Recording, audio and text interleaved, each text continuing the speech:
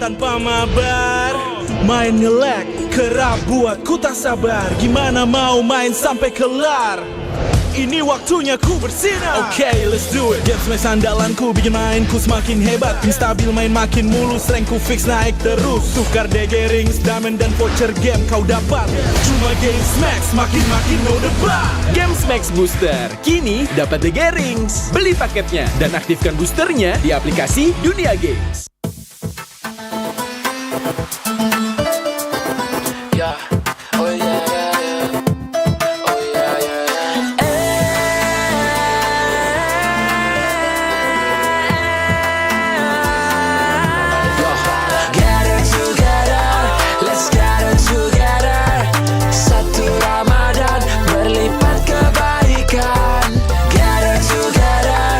Let's get it together. Berubah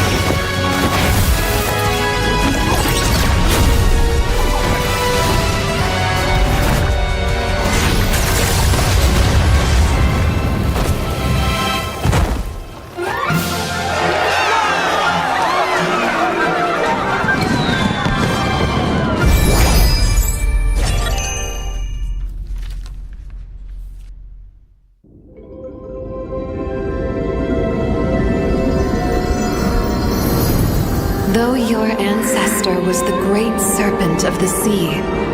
Your destiny lies elsewhere. Your feeble human form shall never wield the great serpent's power. Why can't I?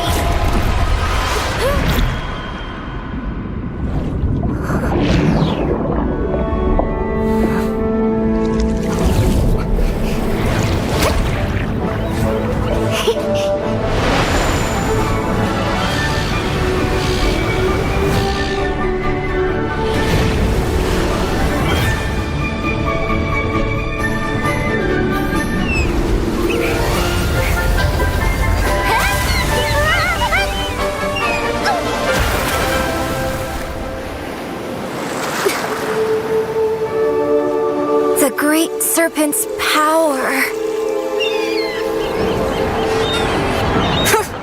Only weaklings live on land.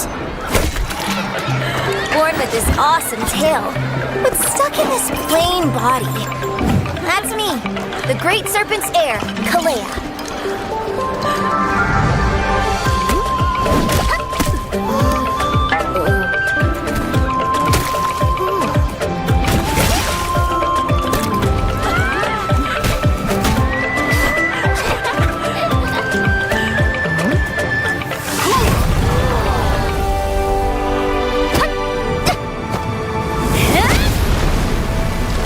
Figures.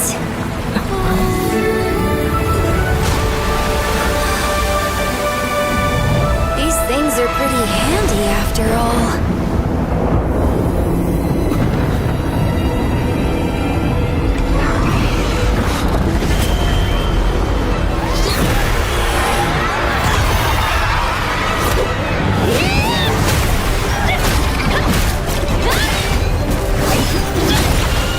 You messed with the wrong island.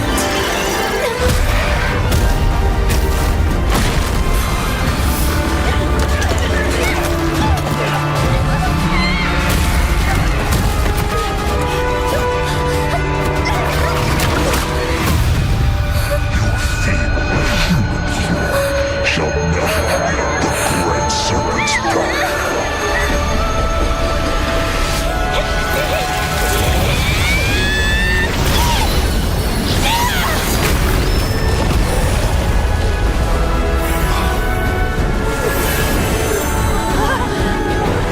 So this is the great serpent's?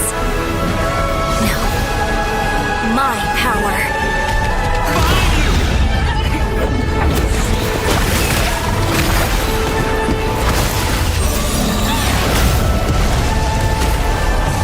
Let me show you the real me!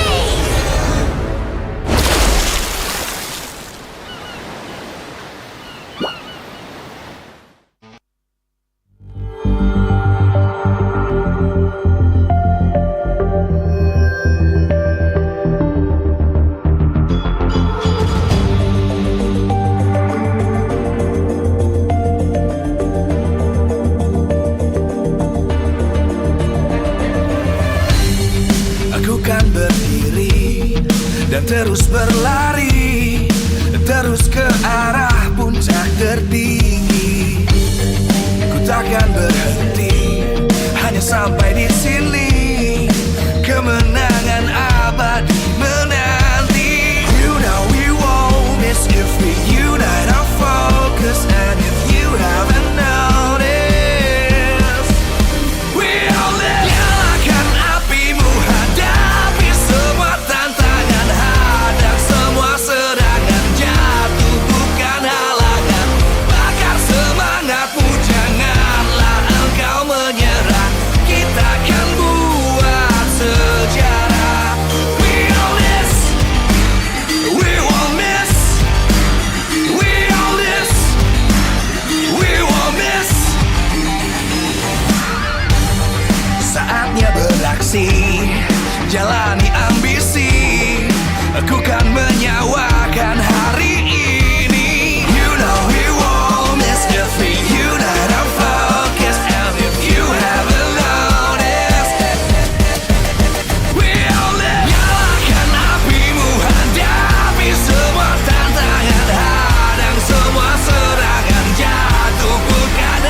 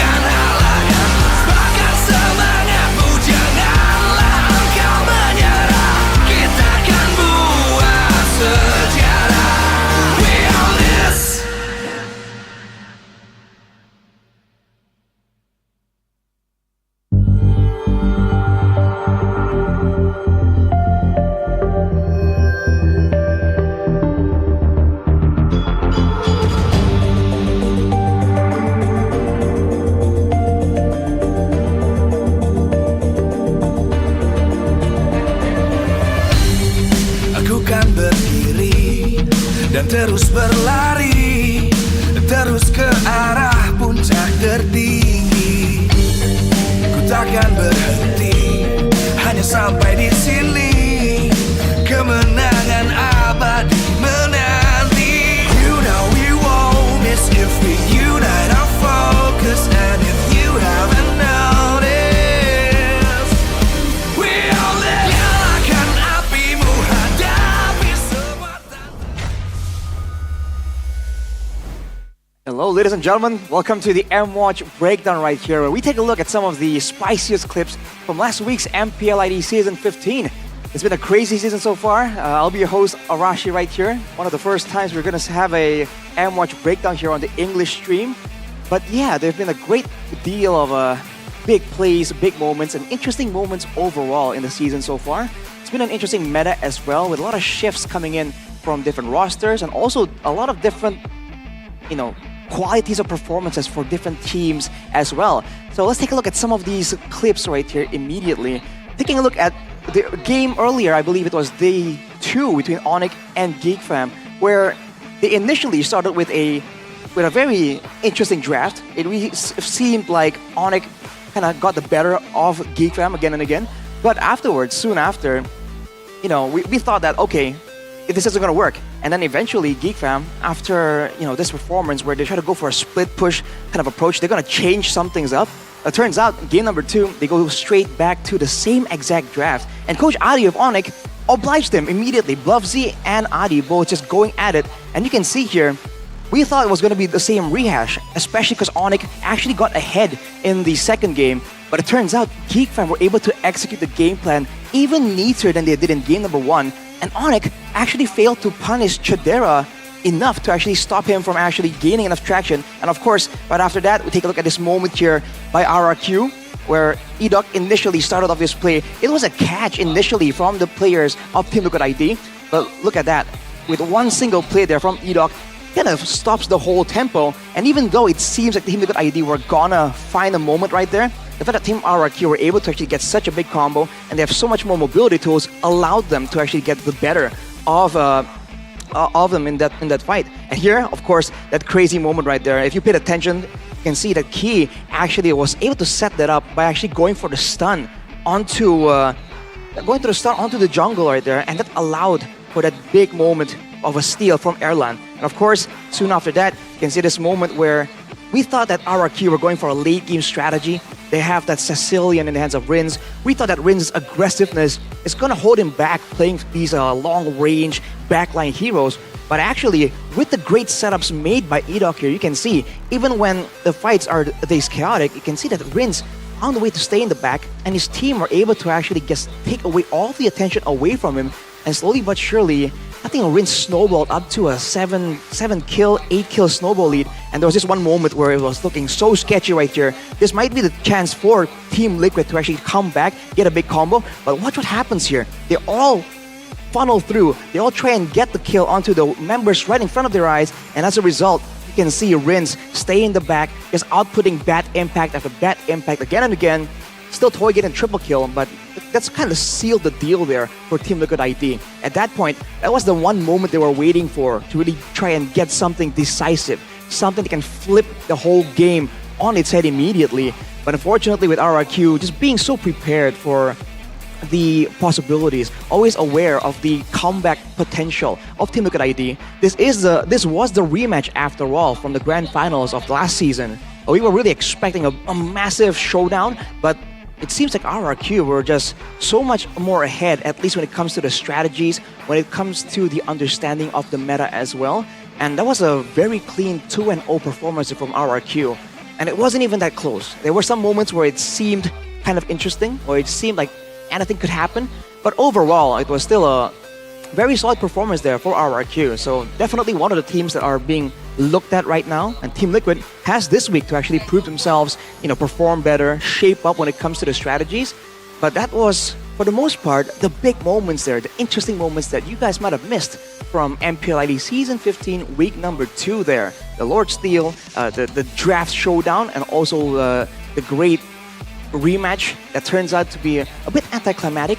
But again, it's only week number 2. So now, going into week number 3, who knows what's going to happen? At this point, I feel like the teams have shown great potential when it comes to adjusting, when it comes to just applying different strategies. And even now with the new patch rolling in, interesting few changes to the emblems, interesting few changes to some of the key heroes as well. I think there's going to be a lot to look forward to when it comes to week 3 right here. So soon after, we're going to enjoy a great day of Mobile Legends gaming for sure, but keep your eyes open for those new heroes making it through. The new hero, the literal new hero, won't be available just yet, but ladies and gentlemen, that was it for the M-Watch. Enjoy the rest of the matches today.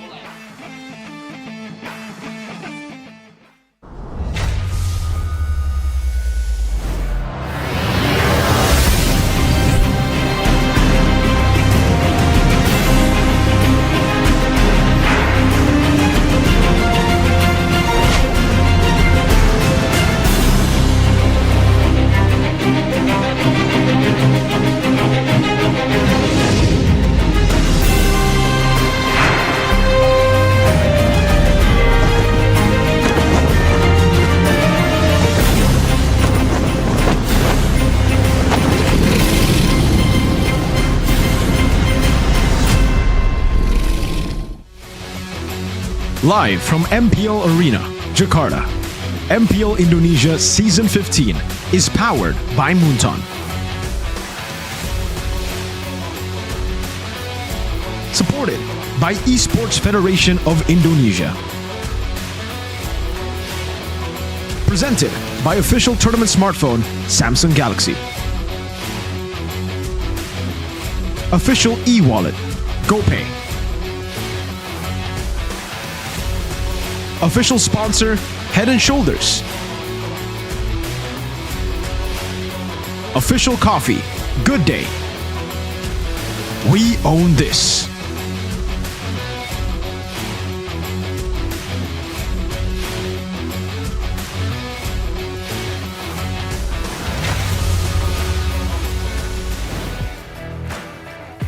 Selamat datang semuanya ke MPL Indonesia season yang ke-15. Dan di sini kayak ada yang baru ya.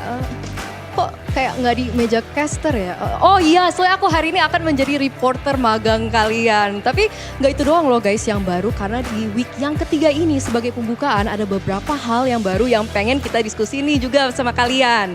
Udah siap? Oke, kita panggilkan langsung ya, kita diskusikan langsung karena selain ada patch baru yang baru hit di week yang ketiga, kita juga kedatangan player baru jauh-jauh dari Filipina. Jadi kalau itu kita langsung aja sambut Ryota, welcome. Dan di sini kita juga ada Watt untuk diskusiin patch yang terbaru di week yang ketiga ini. Jadi Ryota, udah bisa ngomong bahasa Indonesia? Belum ya kayaknya. Oke, Ryota, how are you? And congratulations and welcome to MPL ID. How are you feeling? I feel excited right now. You feel excited? Because it's my first time to play here in Indonesia. Okay. How have you adapted coming into Onyx? Are there shakeups? Are there challenges for you so far?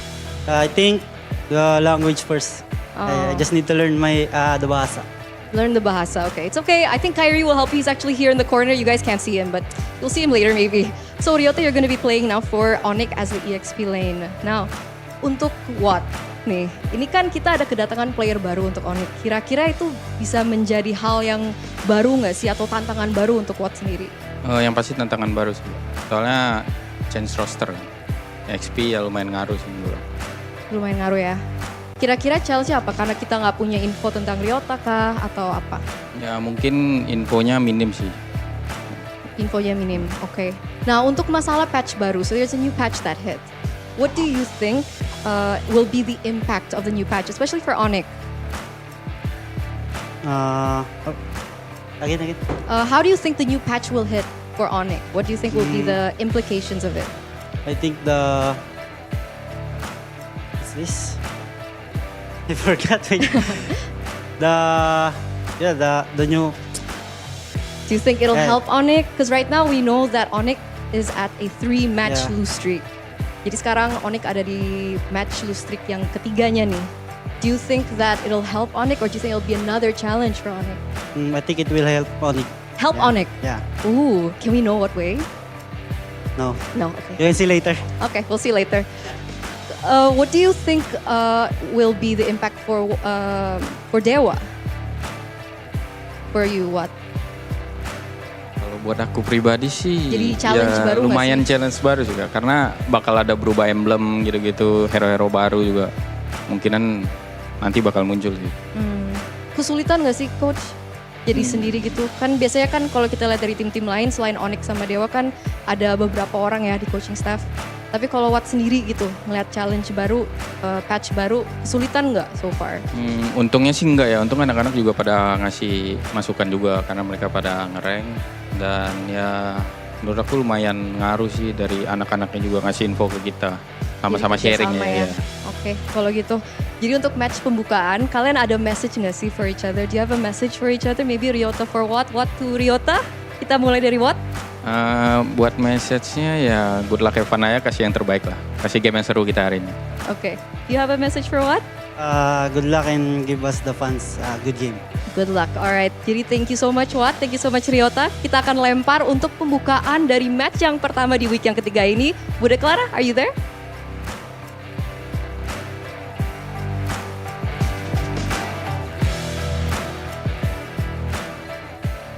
Yes, di minggu ketiga ini tiada tim yang bisa bernapas lega. Dan kita sudah melihat bahwa semuanya harus cepat beradaptasi karena patch baru telah hadir.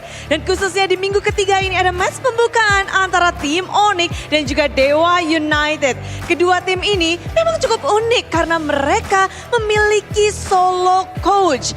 Dan ini akan menjadi tantangan besar bagi para coach yang berjuang sendirian untuk timnya. Dan mereka harus bisa mendapatkan kemenangan demi kemenangan. Dan kalau kita lihat bersama-sama, Bude pun juga penasaran. Kalau tadi di belakang Eterna sudah ngobrol-ngobrol sedikit, di sini kita akan lebih ngobrol banyak, lebih dalam lagi tentang patch, tentang match ini dan berbagai macam hal dengan dua expertise yang akan muncul di panggung ini. Mari kita sambut bersama-sama, inilah Oji dan juga Mirko.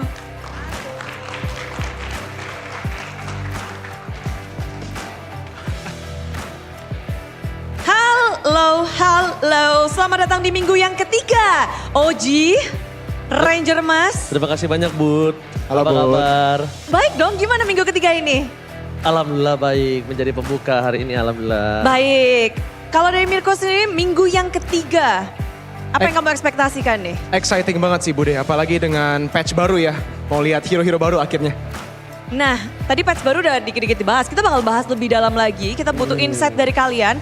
Kalau menurut Bude sih kayaknya ini bakal jadi hari yang barbar gak sih untuk tim-tim? Betul sekali, pertama hari yang barbar untuk tim-tim karena lot dari awal udah harus diperebutkan, udah berbeda sama lot sebelumnya. Hero juga banyak yang di-update, apalagi sekarang gold crab kalau kita bilangnya itu turun beberapa persen Bude. Jadi untuk ada patch-patch terbaru gini untuk para tim tuh gak boleh panic attack. Gak boleh panic attack? Gak boleh. Gak boleh. Panic attack tuh yang gimana tuh? Panic attack itu ketika mereka ini loh, kalau ada patch baru mereka nggak bisa adjust, terus akhirnya jadinya super panik mainnya. Oke, super panik. Tapi kalau ngebahas tentang Battlefield dulu kali ya. Battlefield adjustment yang terjadi di Land of Dawn. Banyak banget perubahan dan mungkin kalian bisa jelasin gak sih apa sih yang benar-benar harus diperhatikan, yang berubah dan terpenting? Ya kayaknya kalau untuk kita lihat ya sebenarnya ini pastinya Battlefield adjustmentnya sih dengan lordnya yang sekarang dari Lord pertama, dulunya kan Enhanced Lord, menit ke-12 onwards baru bisa untuk nge-charge. Sekarang Lord yang pertama pun udah bisa charge dan itu bisa berterus-terusan ya. Jadi bukan cuman base turret atau mungkin satu turret doang. Biasa satu turret terus langsung jalan doang. Ini turret 1, turret 2, turret 3 sampai hancur semua lah masih bisa charge. Makanya itu yang aku bilang kayaknya dari awal akan ada perebutan Lord karena mereka butuh untuk dapetin sideline mereka. Nah ditambah lagi Lord kan biasa kita punya damage tambahan tapi ini reduction. Jadi sekarang Lord itu akan lebih sulit Bude untuk ditumbangkan. Nah ditambah lagi base turret. Biasanya base turret itu kan itu clear minion. Dan ini sekarang itu akan ada 360 derajat dan dia itu dia mendorong keluar. Jadi kalau misalnya ada salah make a move ke dalam, dia kedorongnya ke dalam. Bukan keluar. Oke, jadi nggak dihilangkan ya, tapi lebih di-push gitu. Iya, benar. Berarti ini akan membuat gamenya akan berlangsung barbarly atau Sebenarnya tergantung sih, kita harus lihat juga. Soalnya dengan adanya gold crab juga ya, scavenger crab ini yang balik lagi goldnya di reduce 20%. Ini bukan cuman dari gold crabnya yang di reduce, tapi juga gold minion yang di gold lane. Jadi ketika itu terjadi biasa assassin bisa muncul lagi nih. Seperti mungkin Lancelot Link ketika Suyo atau Joy di ban. Apalagi dengan Hayabusa yang udah kena nerf juga. Mungkin bisa dibilang banyak hero-hero barbar bakal muncul lagi. Dan biasanya di sana artinya early to mid game-nya bakal lebih kuat. Ketika Lord dapat yang pertama bisa langsung seruduk. Turret base bisa hancur dengan Lord pertama. Jadi ya bisa lebih cepat tapi bisa juga lebih lama. Tergantung banget nih. Karena dengan adanya change base turret ini. Kan nge-push semua ya, bisa menjadi mungkin opportunity untuk banyak tim blunder. Bisa terjadi juga. Jadi hero-hero pick over juga akan bisa muncul Bude. Memang dari kemarin kan kurang punya pamor, kurang punya panggung hero-hero assassin. Sekarang karena gold lanernya itu sulit untuk sulit untuk dapetin core item di awal. Power assassin pick over ini bisa muncul. Nah, chance-nya. Berarti kita kalau bisa langsung bahas tentang yang kalian tadi udah bisik-bisik sedikit tentang hero-hero yang berubah. Ada hero adjustment, banyak sekali. Berarti hero yang biasanya kita lihat Shushin jadi langganan band. Siapa itu akankah bisa dilepas dan ada shifting dari drafting? Kalau misalnya menurut aku pribadi, shifting dari drafting mungkin ada. Tapi kalau untuk power pick balik lagi tuh masih bisa Zuxin untuk menjadi priority ban. Tapi tergantung ditukarnya dengan apa. Cuma kalau ngomongin ke arah top tier assassin setelah Joy dan Suyo seperti yang dibilang oleh Mirko. Sekarang ini kalau misalnya dia nggak mau main assassin, mau main lebih early, ya udah dia bisa mainin fighter. Lebih naik daun lagi, fighternya juga bisa. Lebih fleksibel berarti dong Lebih sekarang? fleksibel. Kalau dari hero adjustment gimana dari Mirko? Iya bisa dibilang banyak banget hero yang bakal ada perubahan ya. Kayaknya untuk prio pick-nya gue belum tahu juga kalau misalnya untuk Juice ini gimana. Tapi untuk hero-hero lain seperti mungkin dari Fanny udah pasti sama ya. Fanny ini gak di-touch sama sekali tapi chip yang benar-benar baru di buff. Ini buffnya lumayan luar biasa sih. Dia sekarang bisa teleport di mana saja. Bisa dari base langsung kepada ya portal pointnya ya. Dan itu pasti bakal membuat chip menjadi prio pick kalau mereka udah adjust. Tapi balik lagi, apakah tim MPL sudah adjust kepada patch baru? Karena kalau udah, ini bakal menjadi prio ban. Tapi kalau enggak, mungkin stylenya masih rata-rata sama. Itulah yang kenapa kita bilang nggak boleh panic attack.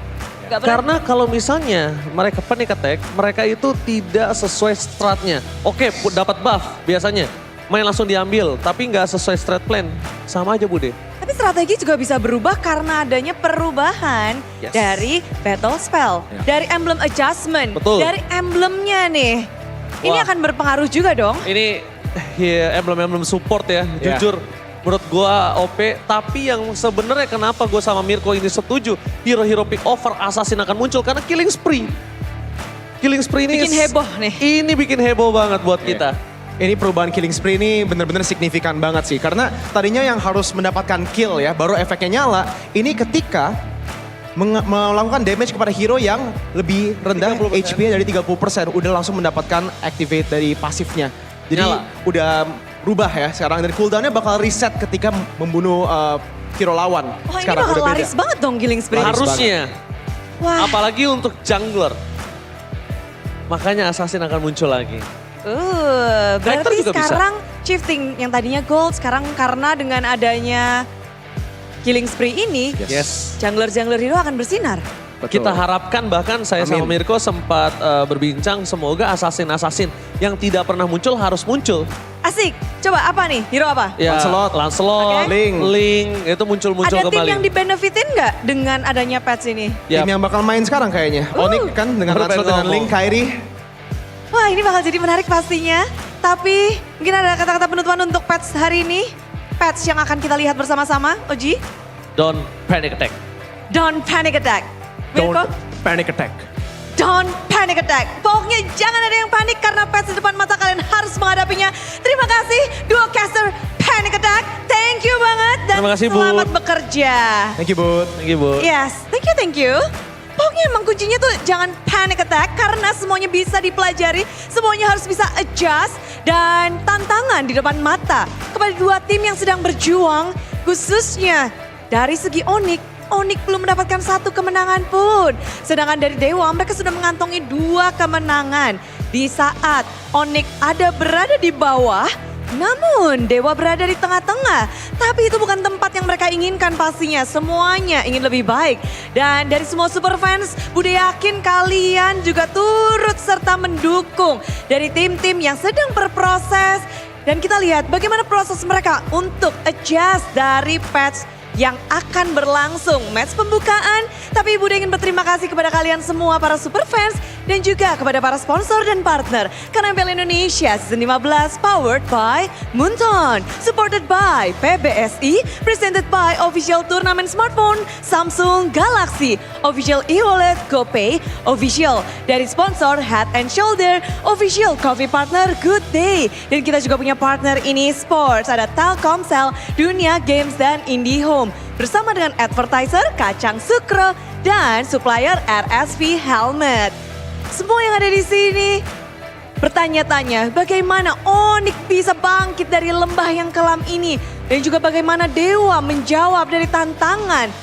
Patch baru dan lagi kita melihat adanya player baru dari sisi Onyx.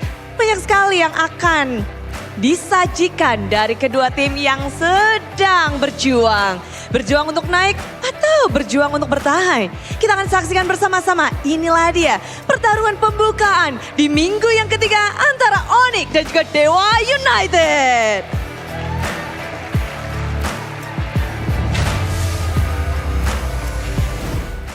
The patch just dropped, ladies and gentlemen, a few days ago, and these teams will have to adjust. Don't panic is the big title right now as we get into week 3 of MPL Indonesia Season 15. With the new patch, it has brought, I would say, a few big changes here and there. The Lord is now new. Yep. We got a Killing Spree revamp, and it's amazing for the Assassin users out there. Welcome, ladies and gentlemen. It's your boy, Mirko, together with Mr. Realize here, and Arashi to accompany you throughout day number 1 of week 3 of MPL ID Season 15. Guys, how are we feeling about this new patch? Lancelot links, come out, right? Is it possible? Is it possible, Arashi? I mean, if the main junglers, right, if the meta junglers are banned out, the Joy, the Suyo, we've seen some interesting junglers already pop up. But with this change, I feel like it's going to be even more legit, especially if you consider that the gold lane as well had the gold crab now gives less gold as well. So now there's more emphasis on that jungler. They can farm more efficiently. But for now, let's take a look at today's schedule first. We got the Sky Kings currently 8th in the standings up against Dewa United. And then we're going to end things off with Na'Vi trying to get their first win as well. 2 winless teams of day 1 here so far in the last 2 weeks. We're trying to get a shot at that their first victory with EVOS trying to stop them there. Regular season standings looks like this per week 2 MPL ID Season 15. Mr. Realize, explain yourself. Why me? Onyx is down in the dumps, man. I mean, yeah, this is, again, a sight that is very strange for Onyx fans. Again, like I said, not the Sky Kings, but for now, we are still the Sky Peasants, unless we get a win today. I guess this is the greatest opening we have against Na'Vi, a winless team as well. And Ryoda now entering, reinstating himself into that roster where he was not apparent for the last 2 or 3 games. And then tomorrow, we're able to add Lutfi and Savero. So, this is the turning point? Should be the turning point? Should be. Should be. Needs to be? Needs to be. I think has to be. Needs to be for sure. But with the changes in the patch here, has it elevated Kyrie's game? Killing Spree got buffed. That means Assassins will be coming out, the Lancelot, the Lings. We've seen Kyrie kind of, forcing himself into the Assassin meta, even without the patch. He's been trying to go for Nolans, trying to go for Joyce. No success yet, but is it time for us to finally see Mr. Kyrie back again? I feel like that's a very valid way to actually shift the focus here. Because for Onyx, remember, a big point is that they don't really have neutral objective control. But now with the changes to the Killing Spree, but also to the focusing mark, to the pull yourself togethers, all of these tools are now just so much better, improved. It's not going to be weird to see teams tunnel in more to go for a kill, for a pick-off, instead of focusing so much on the neutral objective. That's why I think it should be up there when it comes to the audience topic voting headline, right? I mean, big question is, what will Onyx need to bounce back? But I don't see Kyrie adapting to the new patch. I don't see Keyboy adapting to the new patch. Pull yourself together, Killing Spree. It's almost like a patch made for Onyx because the Sky Kings era is shaking. Season 15, Week 2, this is their worst. And this is serious, guys. Their worst performance of all time when it comes to franchise league performance. That means Season 4 to Season 15. They have never started as bad as this. But I'd argue this could be a perfect slap to the face, right? We talked about how maybe they would be complacent on their achievements against 4P champions, M5 finals. They have been too comfortable for so long, and this is where the wake-up call will happen with this man right here on the screen. He looks very confident. He looks ready for today. Definitely does look ready. Onyx, second PH player.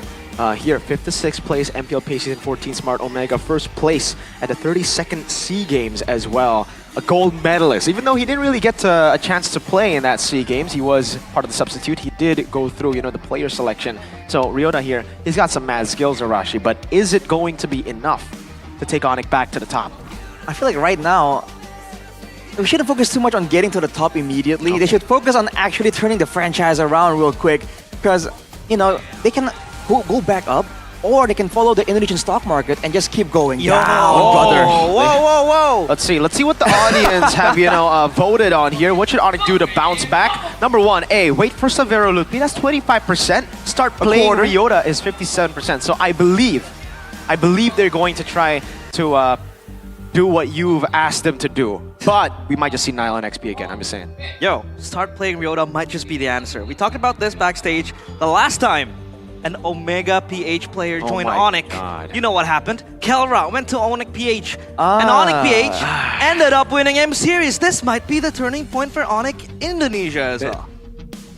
Bit of a tall order there, but hey, one man can dream. Hey, one man can when dream. Kelra joined Onyx PH, it didn't take a season for him to, you know. That's true. It took him 2 seasons. So maybe you're saying he's gonna get it done in a week. Nah, he's gonna do it technically M7 will be next season. Like, Yeah. I mean, okay, I see the timing is vision. there, I the see the timing is vision. Arashi, I got a question for you though right now. For right? me? Kyrie versus Retribution, the fight for carry dominance. So far, Ray's had a better season, I would say, right? Teamfight participation, Lord secured, all higher, but Kyrie's still been deadly on those assassins.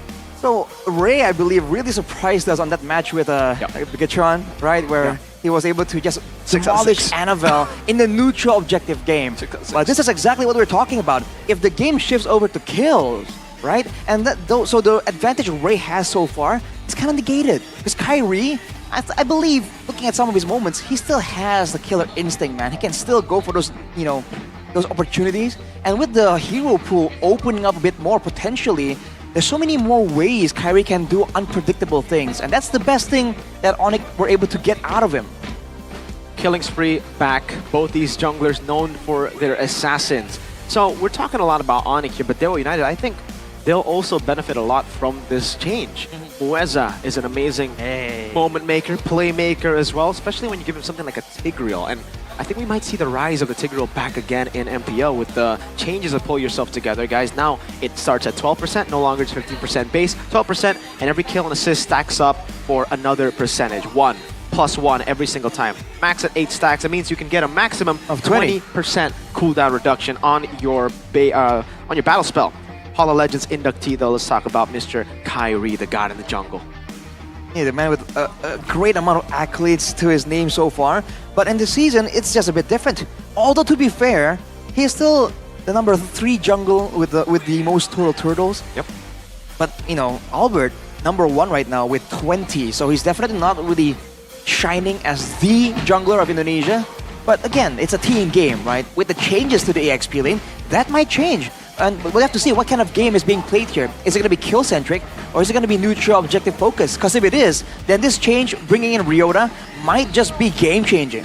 Isn't it crazy that Albert, the guy at number 1, was a bench warmer for Onyx just last season, Mr. Realize? Again, that's true. It feels like he's broken free from the shackles. And now, of course, Retribution standing in front of Kyrie's way. Again, I'd argue that Retribution, of course, Ray, even if he is indeed so, you know, apt in terms of the Retribution and the assassins. I know you're very, very happy seeing Annabelle right there with 10 Lord kills. But Ray has been very methodical in the Lord approaches compared to Kyrie, who is really cold-blooded. He just wants the kills, and maybe the Lord takes does happen when he has support behind his back. I think, again, it depends on the strategies here. And of course, it starts with the drafting phase, right? Yeah. Now, this is where it gets really fun, because now the coaches have a lot of tools to play with. Not just more heroes that can actually fit into the meta, right? But also more threats that they can use for mind games. And we know Onyx has been great at drafting so far, but with Coach Adi at the helm, a lot of people have been saying that it's been a bit more straightforward, and sometimes straightforward isn't always better. Yeah.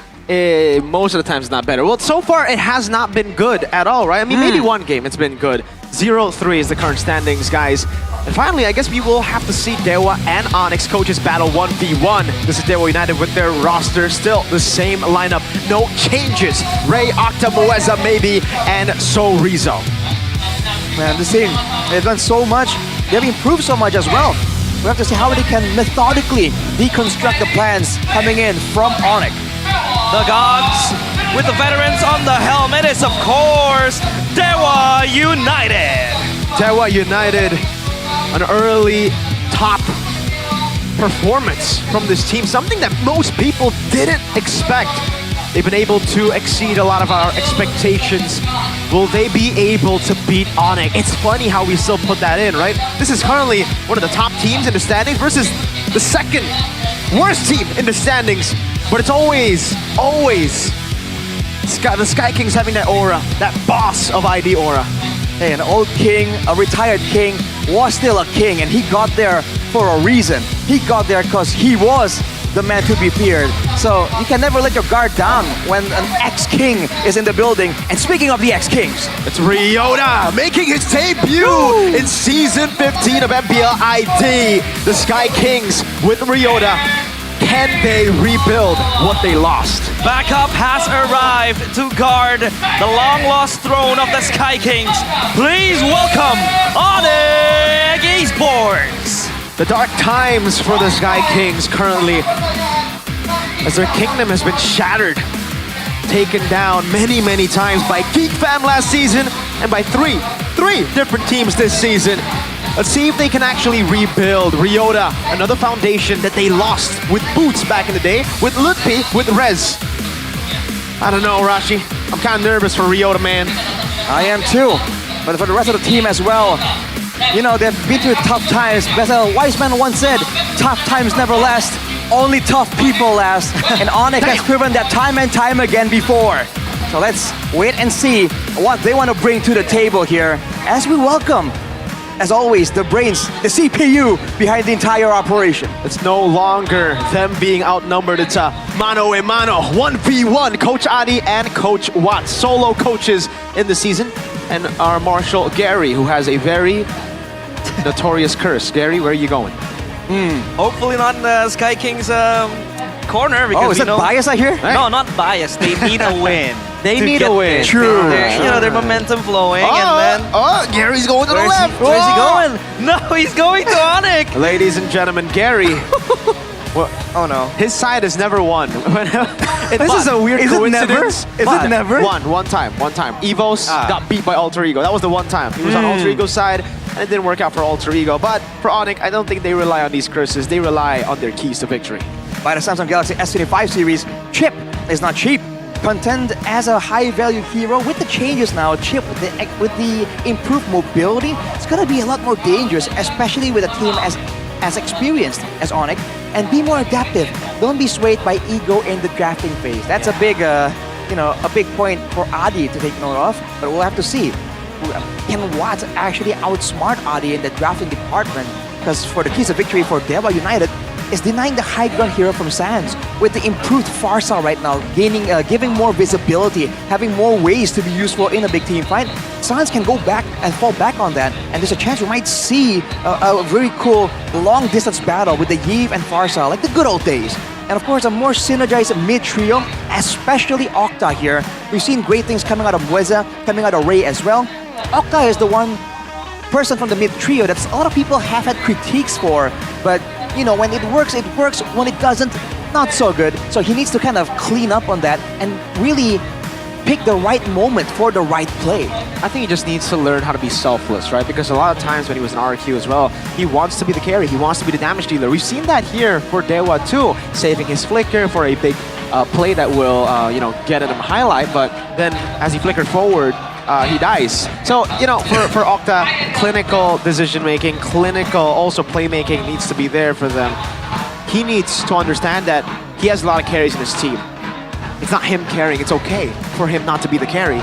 enable Ray, enable maybe. These two superstars have already shown what they've got in MPL. And for Dewa, they'll be placed on red side, 50% win rate there. For Onyx, they were on blue side, and that's the only side where they've been able to find success.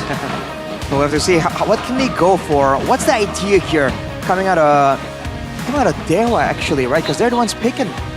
I think they really want to try and see what Onyx wants to offer first, and then maybe try and find counters to it that way, play the more reactive style. It's a safer approach, but if Onyx has the jump on them, has something in the pocket here that they've discovered with the new patch, this could be a dangerous move from Dewa. I think on top of that, I just realized something, guys. Is this Onyx's fourth match with their fourth different lineup too? Like every single match, they've played with a different set of players. So realize, yikes. I mean, on top of obviously the patch, they're gonna have to adapt to Ryota here. It was Nile XP back then, and then they went for Nile Jungle, and Kyrie again back to the fray, this time with Ryota. This begs the question, what will he bring to the table for Onyx? Whoa, very, very interesting start to the draft. Juicin still going to be banned out here with the Yve. That's two mid lane bans from Dewa, but it's Moskov and Harith. They have not gotten, they have not moved on from the PTSD that Chidera gave him. It's Suyo first pick for Onyx. Suyo as a pick now for Onyx. I guess they still want to, this kind of hints that they might really want to go for more of the neutral objective contest. That's one of the strongest suits of the Suyo, the max missing HP damage here. So for Dewa, what's the idea here? Do they still want to go with the Granger? Do they want to go with something else potentially? Do they want to go for prio picks, or do they want to go for the flexibility, the flex picks to really kind of confuse Onyx? The Granger comes through first, but the Gatot, same picks from the previous meta technically. Yeah, I mean, again, Granger, Gatot Kacha, Suyo has always been the top contested hero so far in MPL ID. Even as far as saying as in MPL PH as well, they are toply contested. It doesn't seem to change as well. So now, of course, Joy is still available. That might be picked up later on for Dewa, but they can still hold that because they know Suyo is there. But before it gets banned, they might want to pick it up. Sicilian very early with, again, Granger already being picked up. You would expect an Irithel to come out. You would expect, again, the Moskov, if it wasn't banned out, the Joy gets picked up. Again, folks, we're not going to be seeing new Assassins if Joy and Suyo are up for grabs. We already spoke about that. If Suyo and Joy are not banned, say goodbye to creativity in the meta. We're stuck with this. Not for Dewa United though. The fact that the Harith and the Moskov are banned out, the options in the gold lane are dwindling down. Kyla, by the way, the new hero, is still banned for this patch, so we won't be seeing her for quite a while. I believe 2 weeks. So 2 more weeks. She'll be back after the break, actually. Perfect timing. Great timing for that new hero. She's ridiculous, man. For Dewa, it's just a great timing here to not to actually squeeze down for the gold lane options to make sure that Onyx doesn't really have a good gold lane to kind of work around, and that's the Irithel immediately. Yeah, so Irithel banned out, the Moskov Harith banned by their side. See, they banned more marksmen than Dewa in the first phase. You would expect them to pick up a marksman here to, I don't know, not having the Irithel, not having the Moskov, the Harith, puts them in a very, very tough situation, right? I mean, you already have a Sicilian. So that's a late game hero in the mid lane. Now, what do you want to put in the gold lane? If you go for another scaling hero, it might just give Dewa full prio.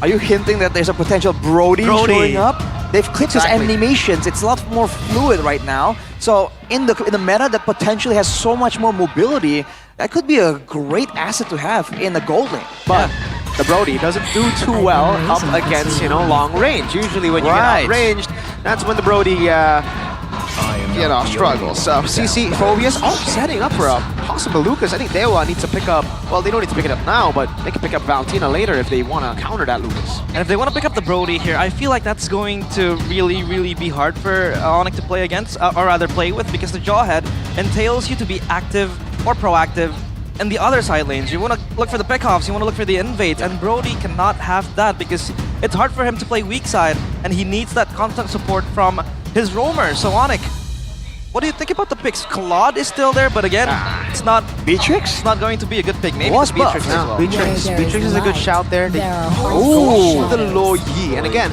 this might be a bait. Again, the Valentina can still go in the XP if Onyx pick up the Lucas. They banned out CC and Phobia, so the idea is pick up Lucas. Yeah. I don't know if you want to pick it up when you see if there's a possible Valentina, they don't go for the Brody, they go for a safe Bruno pick here. And the last pick for Ryota will not be a Lucas, it will be a Hilda. Up against the Joy. But now Dewa can just go for Prio in the XP. They have a Gatot in Rome together with Loyi. They've already secured mid Prio there. Now for XP. What do they go for fast click? Hey, can Dewa go for the Lucas? I believe that they can. And, you know, they still have a lot of utility built into the Lucas right now. He actually does a lot more AoE damage with the changes to his ultimate too. So if they're trying to go for a big combo, AOG into the Yin Yang effect into the blast, oh man, that's a dangerous combo. And Onyx have a backline carry that can be boxed in with the diversions. Oh man, Onyx, it almost seems like they set up for this Lucas pick, for Dewa's Lucas pick. Yikes. Arashi, is this another ego draft for Onyx? Oh man. Can you call it an ego draft? I mean, I'm not quite sure. I feel like initially the Suya Jawhead, it's a great combo. We've seen it come through before. But from the Sicilian pick onwards, it just seems a bit lackluster, man. Oh boy, I wonder how this is going to play out. Bruno's going to have to be a Ballon d'Or winner. He's going to have to show that Ballon d'Or performance, man, if he wants to win out. I mean, the counter index and the lineup rating favors Onyx, so realize it's all smiles. But it is a new patch. Maybe the counter index is wrong. Maybe they haven't adjusted for this new patch. Ladies and gentlemen, you see the wings of MPL ID, and we're going to fly right into the Land of Dawn for Onyx versus Dewa straight off the patch. Week 3, day 1. Ladies and gents, welcome to the Land of Dawn as the Sky Kings descend to face the gods. So far, winless for Onyx, and this is where they want to look for their first win ever in MPL ID Season 15.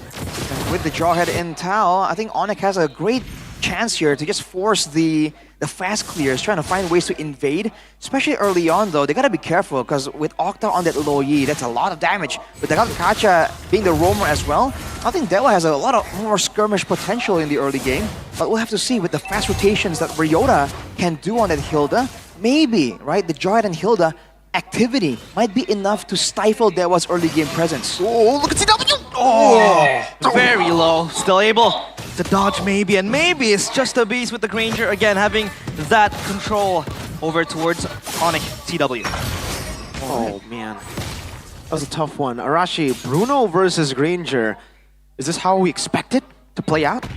I mean, the Granger is still very much a strong pick right here. I think if both teams are trying to bully each other, I think the Granger does have the edge. But looking at the emblems here, Octa running that Inspire that now gives mana, so more spammability in the early game. But along with that, that's a pull yourself together for Keyboy. That's gonna be a dangerous tool because we know Keyboy and those big moments, man. He just knows where to find them. Yep. Also, the Inspire coming down for Mr. Octa in the mid lane. A bit more mana regen.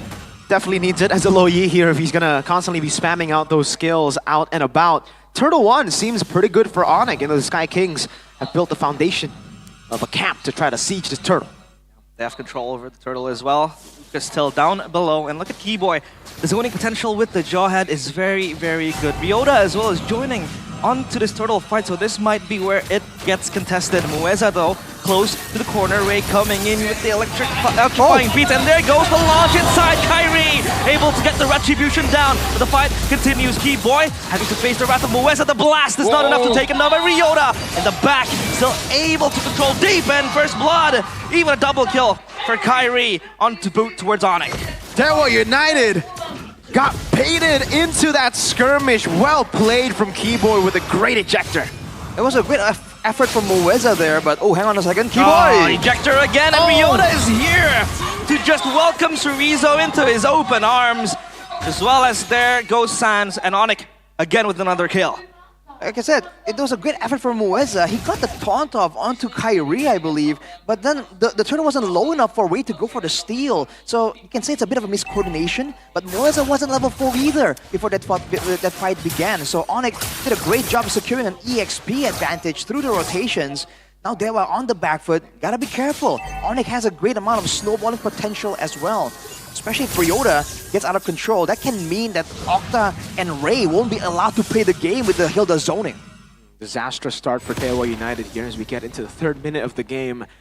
It's interesting to see that Dewa wanted to contest for the neutral objective despite it being a Suyo Jawhead, despite it being, you know, pretty bad on their front for the contest, and especially because Octa just recalled. Yeah, they did. Fun predictions. Wow. Play the new application, go play. I want to try Realize? your way. I want to try your way, Arashi? Miracle. Let's jinx it. Who knows? Right, it's a 3v3. It's me, Ranger Mas, and Owawa against Lim, Kochul, Realize, and Arashi. Well, okay, what's behind this prediction, Arashi? Well, I kind of want to see it happen, right? Dewa Yo. getting the upset against Onyx will be a great storyline. So I'm rooting for the underdog right here.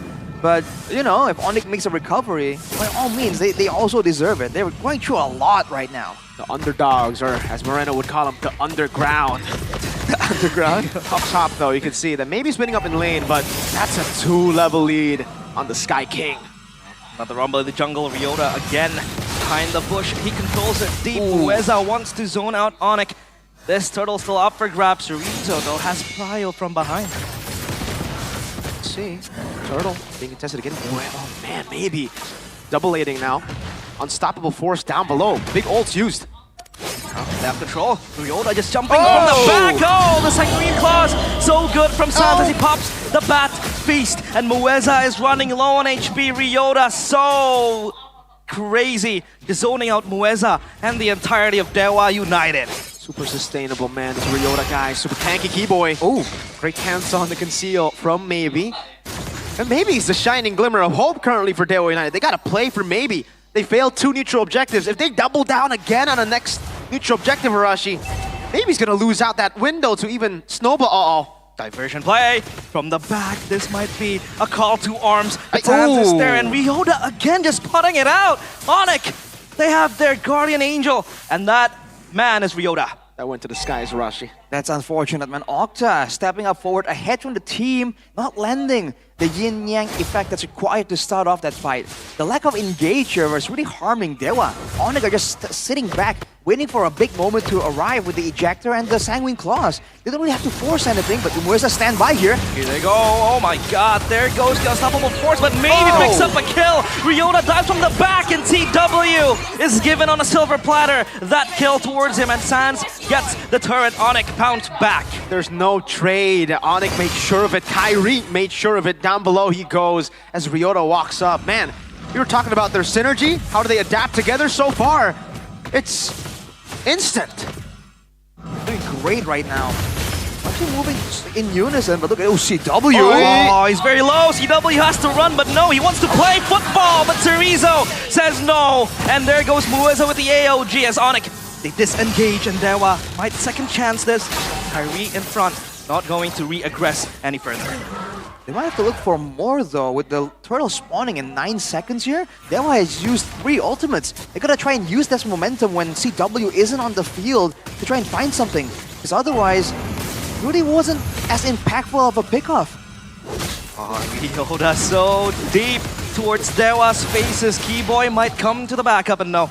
Just trying to toss Ryota back, and another turtle dance on the cards for both teams.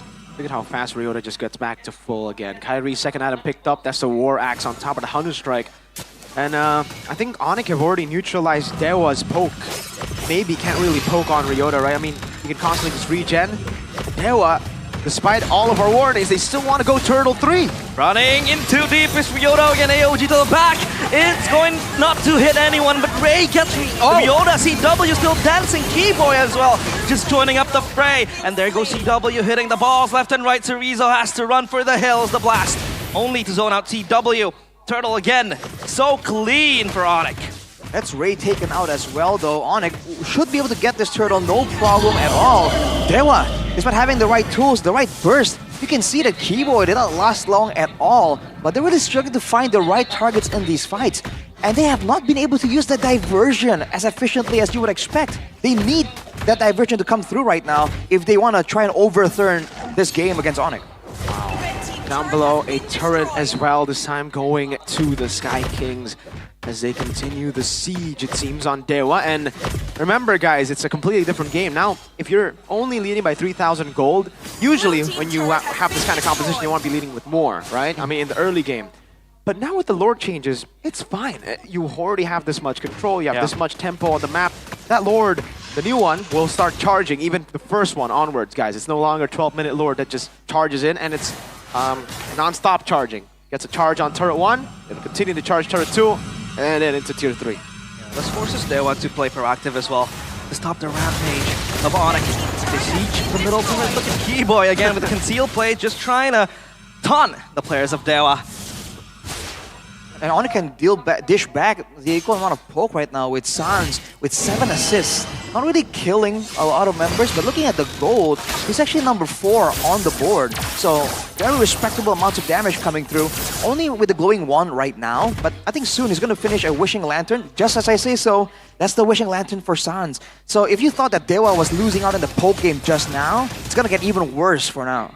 Glowing Wand, Elegant Gem, and then the Wishing Lantern. So, yeah, man, a lot of mana regen for the Sicilian. Never has to recall the below 7 currently. Stat line from Mr. Sans, Mr. James Sans. James Bond. Or Sans Bond, I don't know. You make it up. CW is the only guy who doesn't have a lead in Onyx, but it's completely fine. It's a Bruno, right? All you need to do is farm and farm and farm, and then later you will deal more consistent damage. And if damage has been surmountable, to be honest, in the skirmishes happening so far.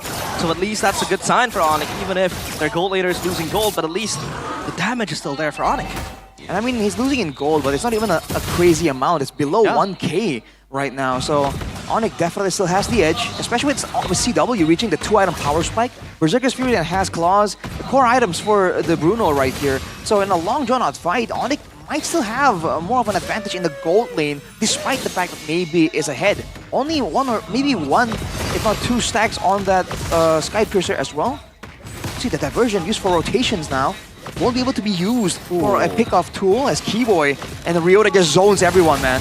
Mueza comes with the taunt. Keyboy so low, taken down by Mueza. Ryota still frontlining for Onyx. The AOG dodged by Sans. He's able to pop the Bat Feast. Still looking for kills, but no. They have to wait for Keyboy to reset because they need that pick-off potential. However, Dewa, they might want to reactivate this Lord. They will try to move an inch closer. Ryota still just running around rampantly, just zoning out Dewa United. A window opened, but it closed instantly. Onyx, right as they lost Keyboy, they fell back. They didn't, make the mistakes that we've seen in week 1, week 2. Way more clinical already here, Onyx. Is it just a change of Ryota that has sharpened their decision-making? Wow. I mean, one member alone can't have that big of a difference. And now the wave on the bottom side has bounced back in favor of Onyx. So now they are the ones working against the clock. And look at the poke coming through. Mueza. Ooh. Half HP. Yeah, it's getting low by the second. Sans also has the same poke. Ryota again just bouncing around. And Kyrie able to grab the first Lord of this patch. We see a glimpse of what Onyx truly is here in Game 1 against Dewa United. Their clinical macro as they play around the map, that perfect neutral objective game. We don't see a 12,000 gold lead. Usually Prime Onyx would have it, but, this is a rebuilding Onyx. They're doing just great right now. And even when they do fall back, like you mentioned, Mirko, they seem to actually know what to do immediately. So the foreplanning is just going so well. But look at this, Ryota, way too tanky, no way. Yeah, he's gonna be fine, just trying to open up the bush, and this is what the Hilda really gives you, right? That vision advantage. If you want to face check the bushes, and here comes their siege towards the middle turret. Unstoppable force towards the backside, maybe steals Keyboy, and Keyboy has gone the AOG flickered away by Sans. The Sanguine Claws will lock Mueza in place, and the double kill for Sans connects, and Ryota just again causing a ruckus in the back line. A bit of a miscommunication there from Mueza and Chorizo. Chorizo went to, 3 members. Mueza tried to go for the solo Sans ult. I don't think he would even be able to threaten Sans there, but definitely a miscommunication, but Onyx capitalized instantly. Luckily for Dewa, they're able to defend though, and Ray, what a play, CW so low. Kyrie comes in with a Soul Sever, not enough to kill the players of Dewa as they try to move back. Defensive maneuver from the gods. All right, knowing the new Lord, Arashi, was that value with the new Lord, or is that not value? I feel like they could have gotten more value. The fact that they were able to hang on to all 3 of their base turrets, despite being at a gold deficit there, I think it's still very good for them. So Onyx, I feel like that initial fight was kind of rash by Keyboy, but because of the reaction of Dewa, like you mentioned, maybe overextending a bit, they were able to actually be fine off the back of that play. But if they want to get a clean finish on this game, they gotta make sure that they're on the same page right there. And maybe rely more on San's poke instead of Keyboy's pickoff. Because he just picked up a lightning truncheon, man. He has a ton of damage right now. And even CW, right before the previous fight, has already picked up a Malefic gun. So when they want to play this slow, long, drawn-out range game, Onyx has an abundant advantage right now. Oh, 226 stacks as well. Got the roam boots too there to, you know, add on to the goal that you get with the assist. He got 7 already, so I mean, that's quite a lot of value that he's gotten with the roam boots. Lightning truncheon now to add on to the list of items that he has.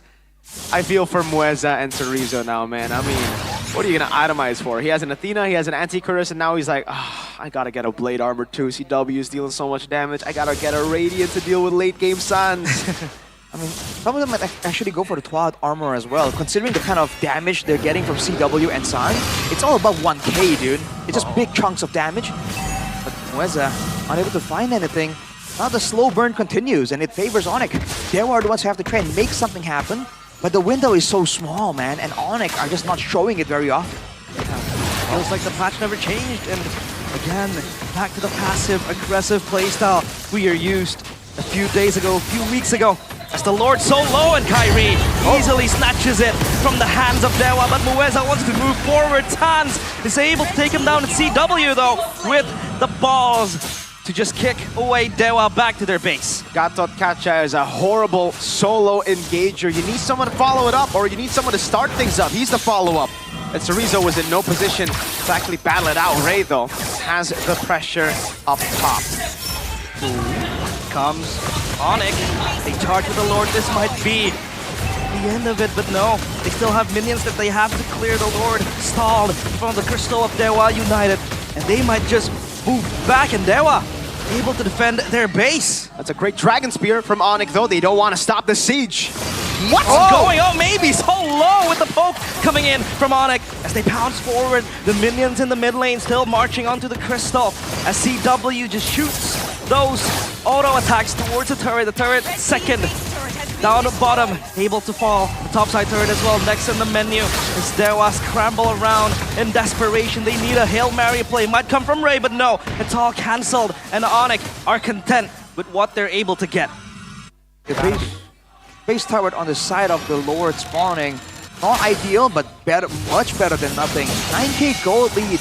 That one bad impact that landed on Maybe kind of forced Dewa to play really passively for a while and allow CW to slowly but surely siege the turret, and they're going for the same approach here. The claws towards Mueza. Keyboy might look for a flank angle, but conceal. But no, Dewa steal! Just locked in place with the claws and the bad impact combo. Sans is just an absolute monster in the late game. The endless siege from the Sky Kings. Dewa United, they're stuck now with a very, very low base turret. And they're just going to be caged in. A diversion goes in, but oh man, that is one very... Oh, Chorizo so low! The evil Queller not enough to take him down, but the ball's just bouncing. The Worldy still able to just let Chorizo go back to the base and a heal for now. It's a lot of stacks for Maybe, but what is the stacks gonna do if the front to back can't even begin? Every single time the front to back looks okay, want to get a different angle. Ryota starts cutting in between. Bloodwings for Sans. Oh man, the Bloodwings and the Divine Glaive as well. 0 deaths and all the damage right now. A full build Sicilian.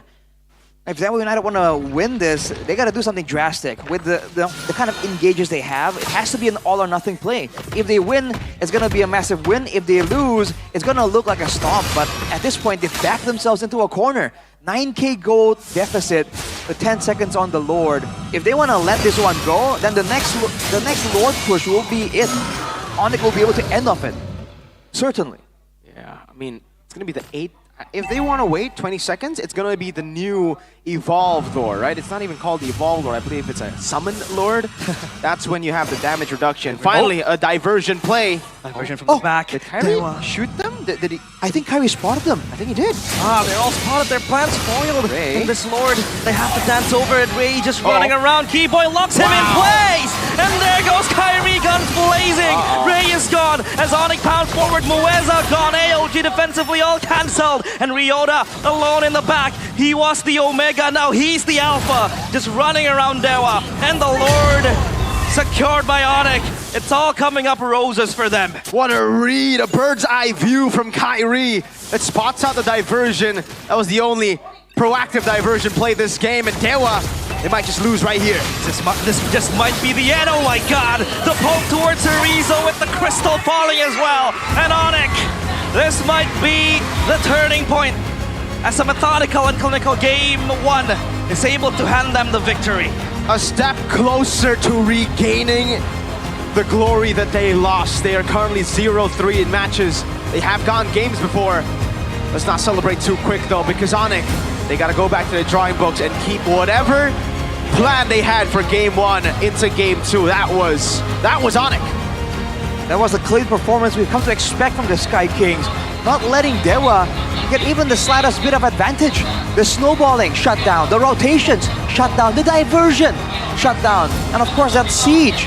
Initially we thought that with the Granger, it's gonna be a siege gameplay from Dewa to stifle Onyx. But with that Sicilian pick that we doubted, that we thought was a bit rushed, that resulted in them having a less lackluster gold laner, it worked out great. Sans was a great equalizer there when it comes to that range damage, and he was just outdoing maybe at every single turn.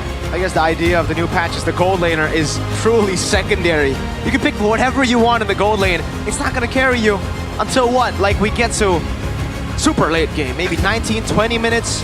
But man, the gold reduction on the minions in the gold lane and that gold crab, usually the Granger would be online so much earlier. But in this game, we saw the patch just play in, play for the neutral objectives, play for the trio mid, and so far, Onyx have been, they've done their homework. Yes. Very nice. Still game number 2 though. You predicted 2-1 Dewa, so I'm just trying to technically, jinx it. I'm just game trying to- Are you a believer? I'm trying to absorb Mirko's, whole Curse? trait. Okay. His Interesting. whole troop. Is that how it works? It's transferable? Maybe, I don't know. But again, you pointed out, right, Mirko? Gatot Kacha is not a good solo engager. Nope. So the question now becomes, was that a misdraft from Dewa?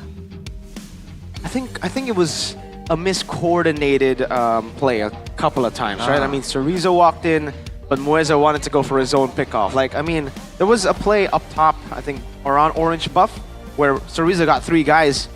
Mueza tried to jump in on Sans alone, so he's trying to make these solo plays that obviously doesn't work out as a Gatot Kacha. You want to be the guy that follows up. But also the Lucas was late to the first turtle, was late to most fights. There was the EXP disadvantage. Yeah. Gatot was level 3 in the first turtle fight as well. It feels like there was potential for this composition to work out. It's a Granger just bullying everyone with the range, and then whenever Onyx tries to make a play, the Gatot comes in, the Lucas comes in, and kind of turns it back around. But first of all, Onyx were able to get the Sicilian and win the long-range battle, and then they're able to get the control advantage as well. You can look at what happens here. Because they have a Jawhead and a Hilda, both very sustainable, both with insane shielding and regeneration, even though they have a Gatot Kacha, they just didn't get the prio, right? Lucas, a lot of damage, a lot of big moments, true. But the Lucas can't tank damage the way the Hilda and the Jawhead can. So they're winning the long-range battle through attrition, by out-sustaining the damage. Keyboy is our player of the game, MVP, presented to you by our official tournament smartphone on the Jawhead. Pull yourself together. We definitely got to see that, man. We got him on 8 stacks for sure. He has a total of 12 KDA, so we got, if there was 12 stacks possible, he would have gone all 12, man. Highlights here. Let's take a look at what Keyboy was able to do with the new and improved Pull Yourself Together. I mean, look at what he's doing here in these team fights. He's frontlining, but he's also taking away a lot of attention right there. Like the fact that Cerezo uses the blast onto Keyboy, right? He just made sure that the calculation is just so precise. And with that combo, the Sanguine Claws is an underrated setup tool. And even whenever he gets punished, whenever his life gets taken, his teams make sure that they will pay the price for it afterwards. So Keyboy is very happy to do this. Throw his life away for the team. This is exactly what Keyboy is known for. And with the zoning, with the better engage tools, even if Mueza wants to try and match him, wants to try and fight him for control, you can see that it's just not enough. in order to secure a kill, they need everything, including the yin-yang effect, including the Lucas diving in. And it's just not enough. And the coordination, like you mentioned, Mirko, needs to be a lot better right here. When they're going in segmented like this is not what the composition is meant to do.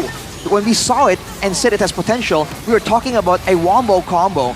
But Onyx weren't allowing any combos to happen for Dewa at all. The spacing and control was so good because they have two frontliners, and because of that, they're getting the information battle in their favor again and again every single time. So even the diversion play just wasn't available to Dewa at all. And at a 10k disadvantage with a full build Sicilian stacking uncontrollably, that was just the end of it for Onyx.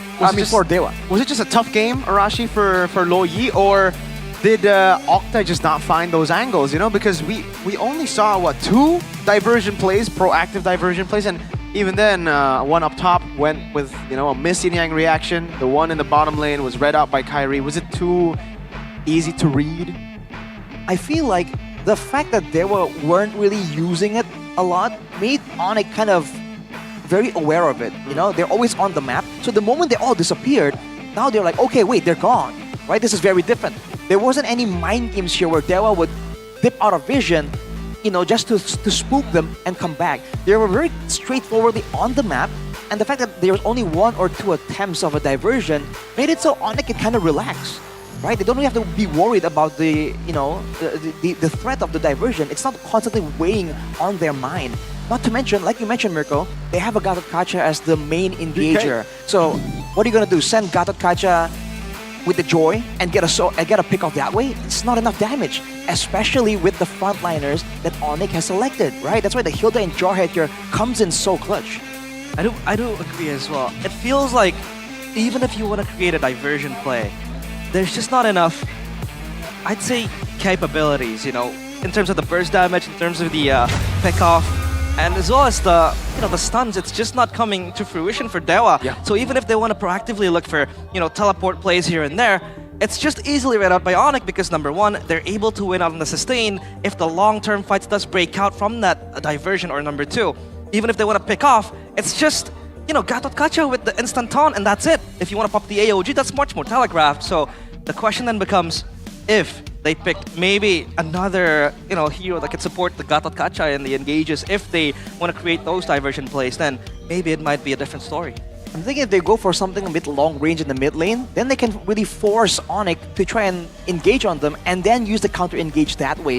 The fact that it went for a Lo Yi that with short range is part of why they were losing the long range battle.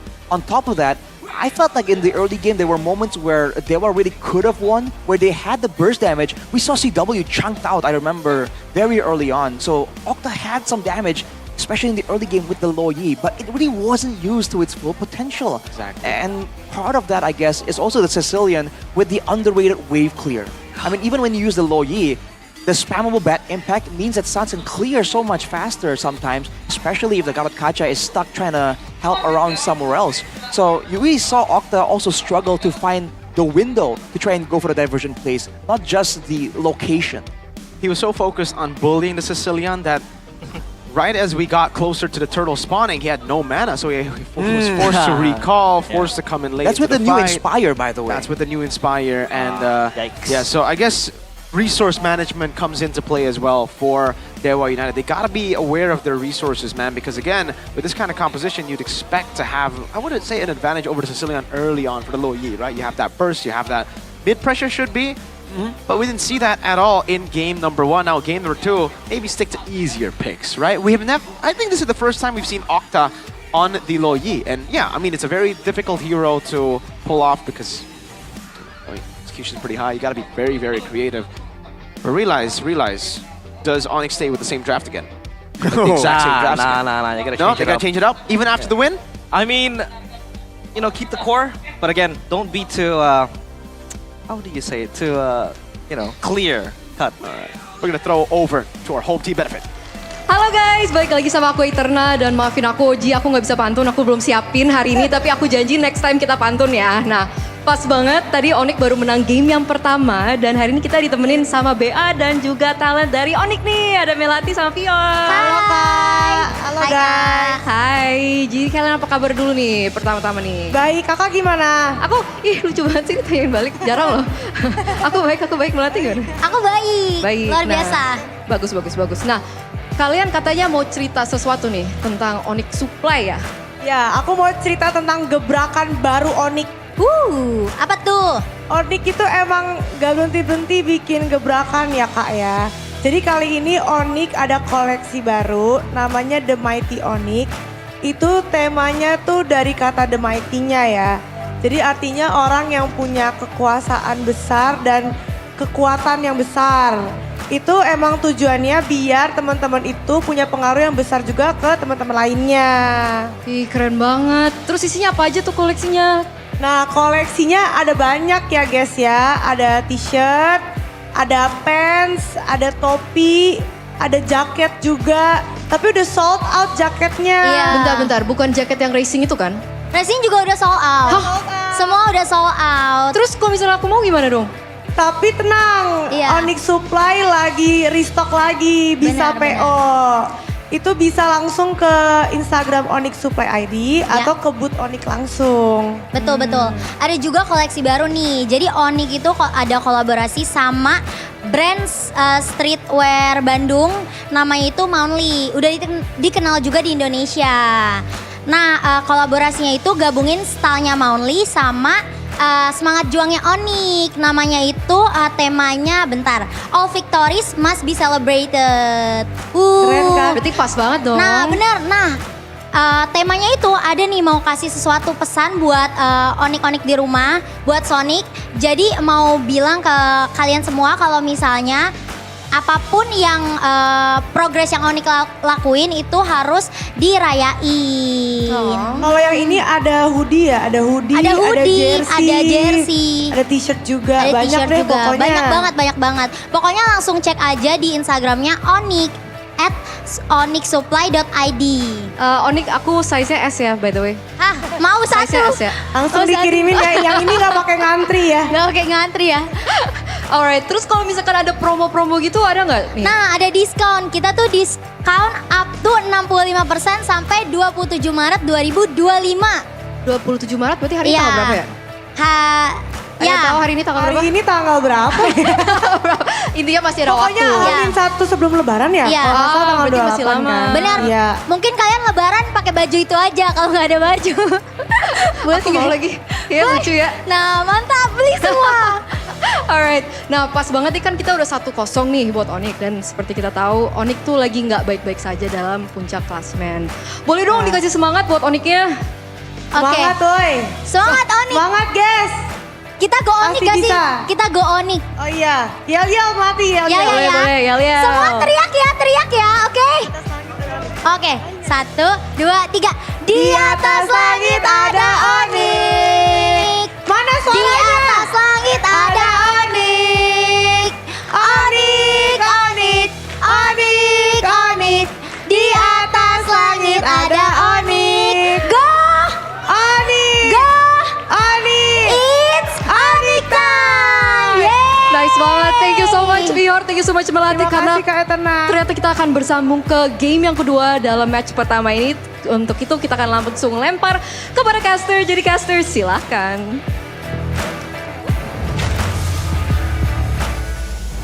Thank you so much to our side stage reporter. It's not stage. side court, right? We don't have Right. a court.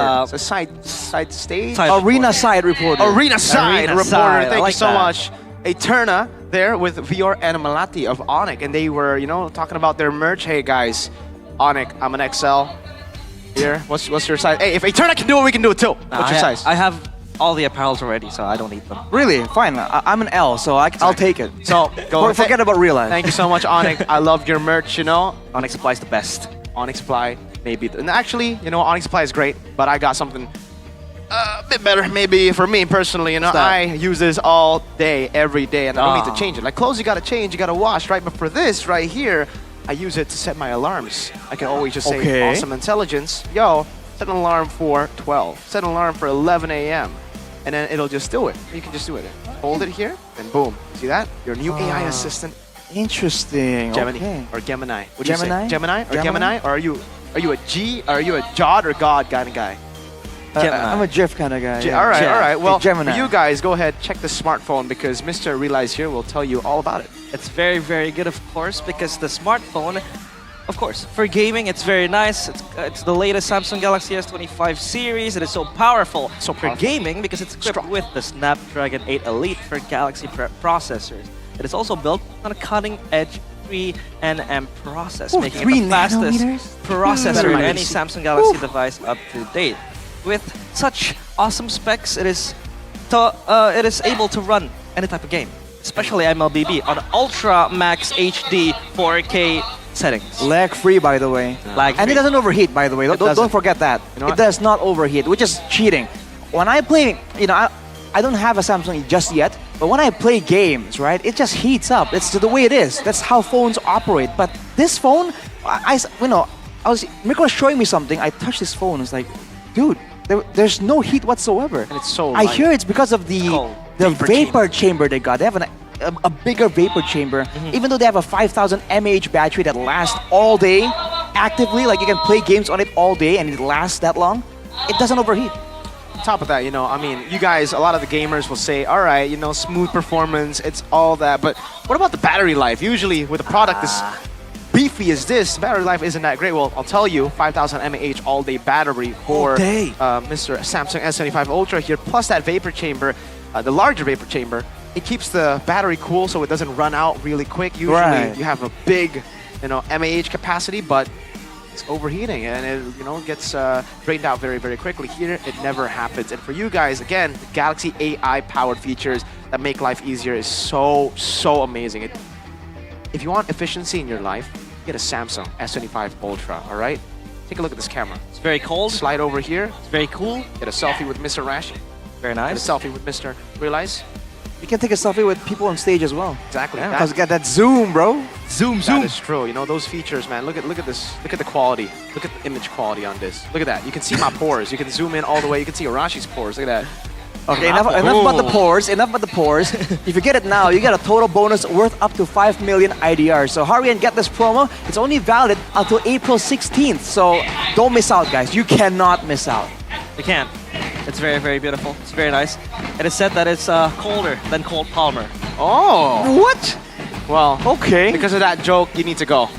Okay, I'll leave. Get out of here. You don't need to go out. Okay. You need to go pay. Oh. Go ahead and utilize your S25. Go onto the App Store or the Play Store and download GoPay. Go ahead and get yourself the WDP. That's the weekly diamond pass that you can get for free with gopay.co.id/games. Flash sale 3 p.m. to 6 p.m. Or you can use the promo code shown during the MPL ID Season 15 broadcast. Here it is. MPL Pasti GG. GoPay games. Mr. Realize uses this all the time. I always use this, of course, to top up diamonds, especially now I'm playing, Magic Chess as well. Oh. My diamond, you get like the skins? Is it the Yeah, I chibi? do buy the skins, the arenas as well. All right. I top up with GoPay to top up my diamonds because it is always cheap and very secure. It's Exactly. legal as well. Yeah. The security is a big factor, man. And make sure that you also you also go for the votes, I believe. Yeah. There's like the whole voting thing going on, right? Yeah. Go and vote for your favorite team right now. You can predict the champion, you can predict the match winners, and you can get special tokens that can be used to spin a wheel that will get you a chance to win smartphones, to win diamonds, or the big prize, electric motorcycles. Motorcycles. I mean, our predictions are also powered by the new application GoPay. Exactly. He's not gonna get a token because he lost. Well, I mean, depends. Maybe they will come back. Maybe they will come back. Maybe. Still a possibility of a 3-game banger, so pull up in the cards. It's all very possible, for sure. Are you still confident after looking at Watt? Look at Watt. Look at Watt. Look at him. He's strategizing. He's thinking. He's watting. First pick selection though. 60% win rate on blue side, Mr. Watt. Look at the watts going through his brain. Exactly. He's electric. Megawatt. Megawatt. Maybe we shall see Megawatt and his mega brain here, or will it be just Adi? 0% second pick selection win rate is definitely concerning. I think, especially when Gary's there. Gary! Oh! Sonic fans are angry. You're angry with us. What do you think about this? 0% second pick. That was Coach Yeb's side. That was the side that would always be higher than blue when Yeb was at the helms. I mean, it's time to change that percentage, right? It always starts from now. But again, it really just shows you that when Onyx has to react, it feels like they're not able to get their comfort picks and they're not able to run their draft smoothly. So this is where they might be able to change it all.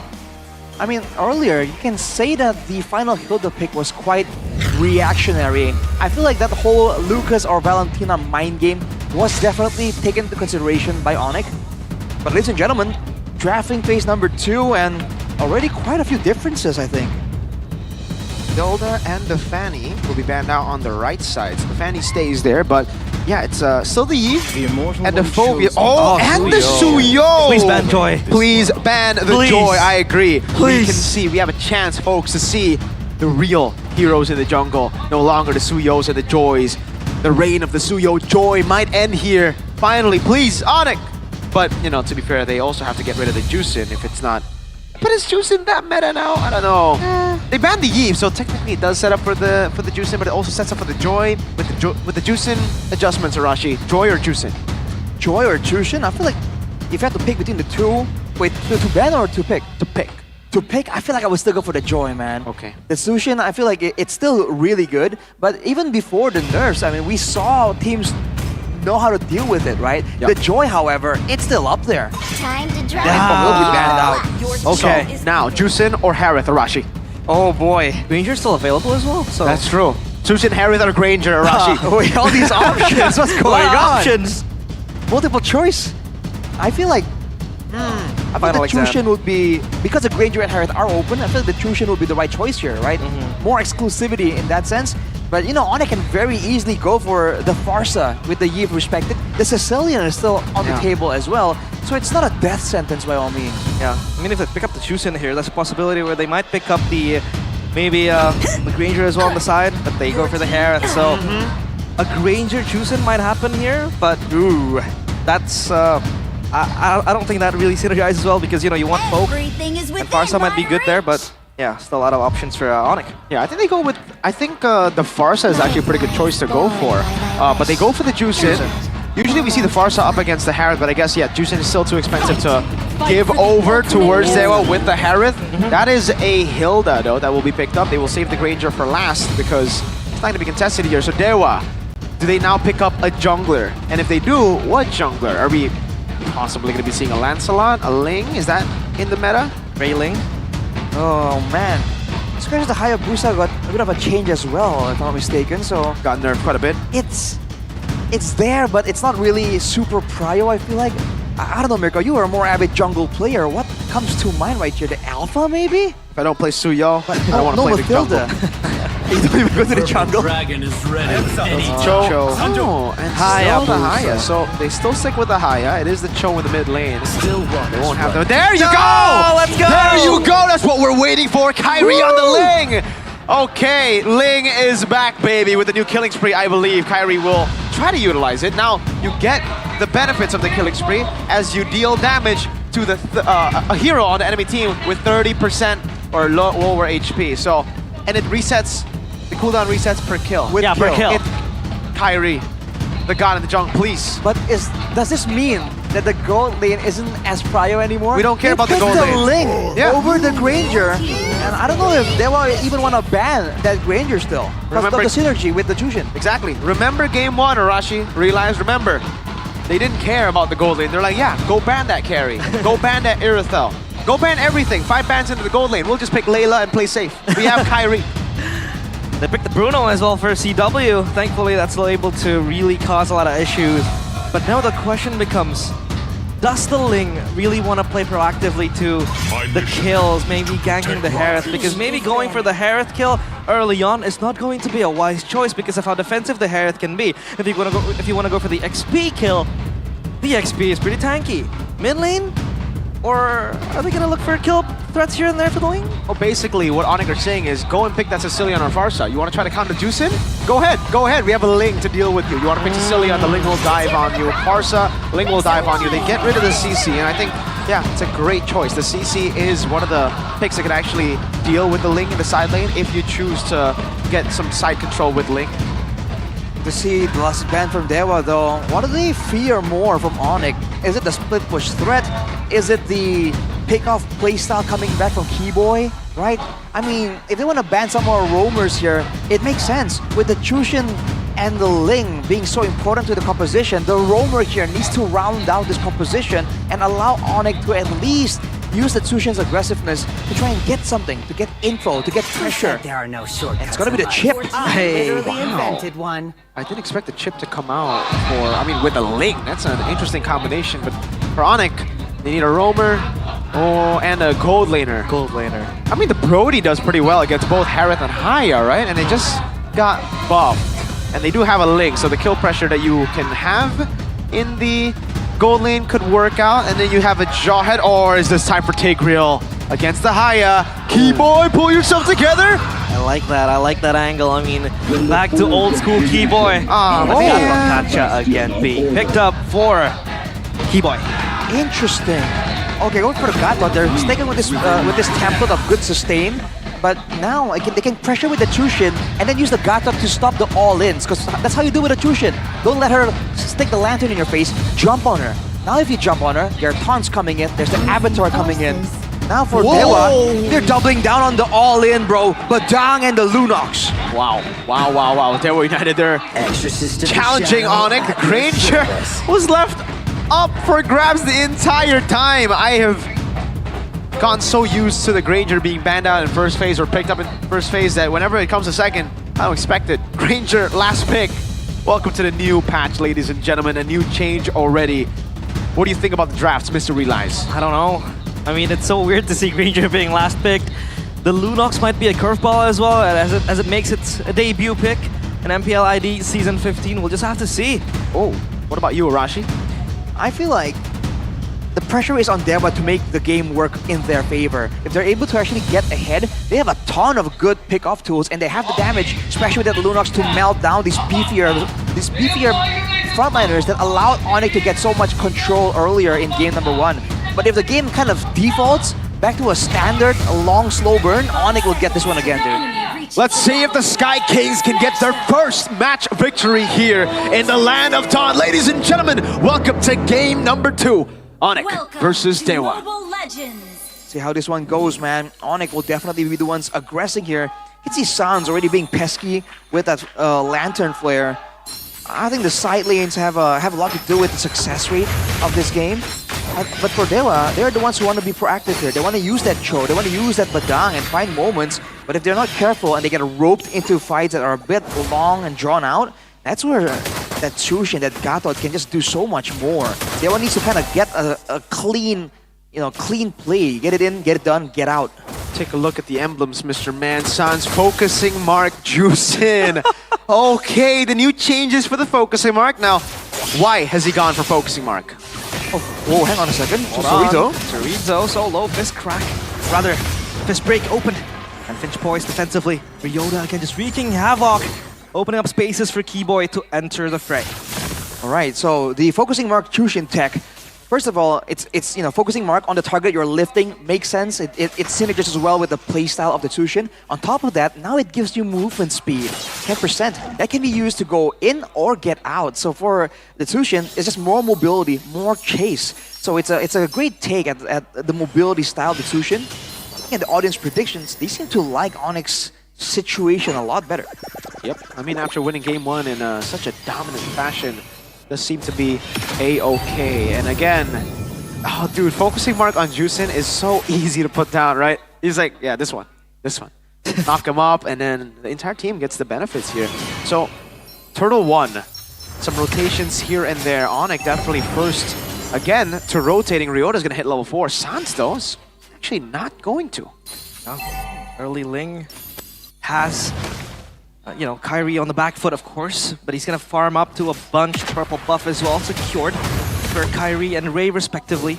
As Keyboy just disengages. Another turtle fight happening soon. As Keyboy might be caught in the process. Octa comes close and Sans might reposition. Keyboy just looking for an angle. but not yet with the AOG, so it's gonna be hard. But Kyrie comes in with the Finch Poise as well, jumping into Fine Blades. He's trying to take down. Brilliance popped by Octa defensively. Turtle, of course, in the grasp of Onyx as they take this away. This time, Dewa United will not force out that battle of the first turtle. Onyx! Oh, Kyrie knocked up, has to run away, but there goes the kick. Perfect fist crack as well to take down Ryota as Dewa strike 2. Calculated Dewa United, already a 180 from game 1. That's the damage we're talking about coming in from Dewa United.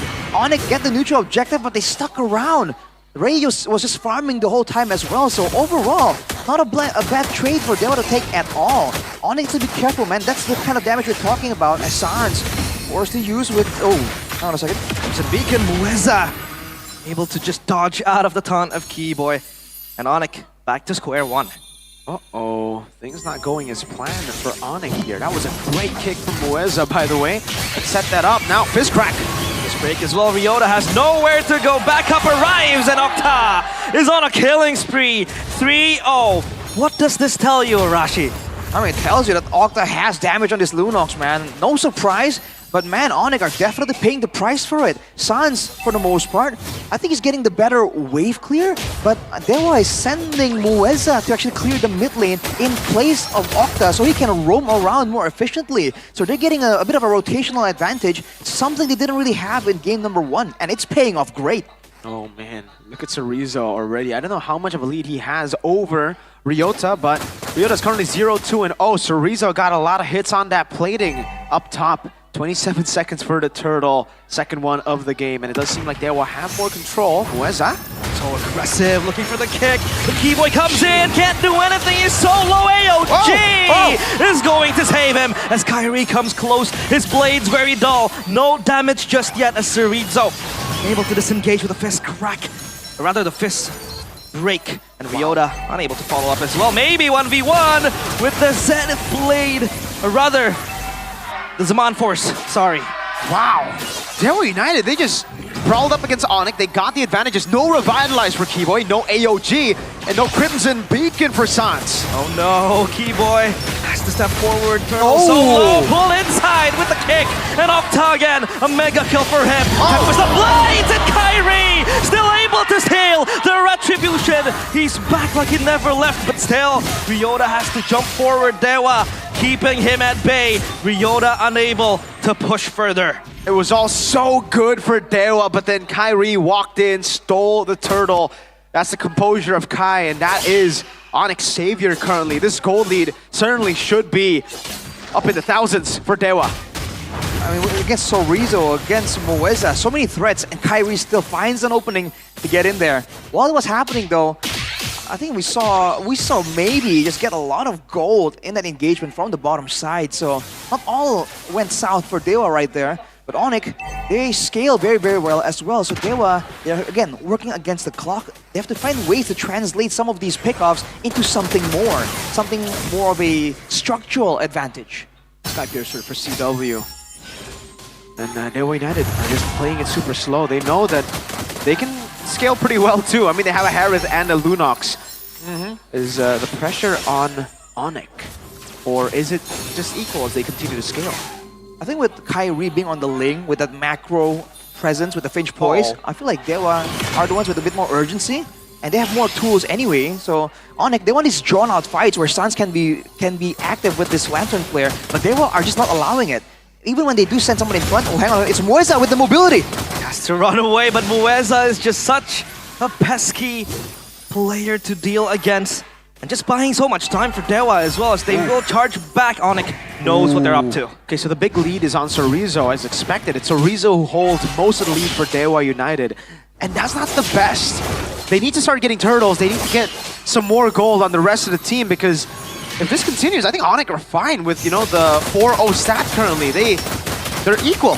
They're literally on par. It's just the XP. And I think Onyx are fine with Ryota being behind.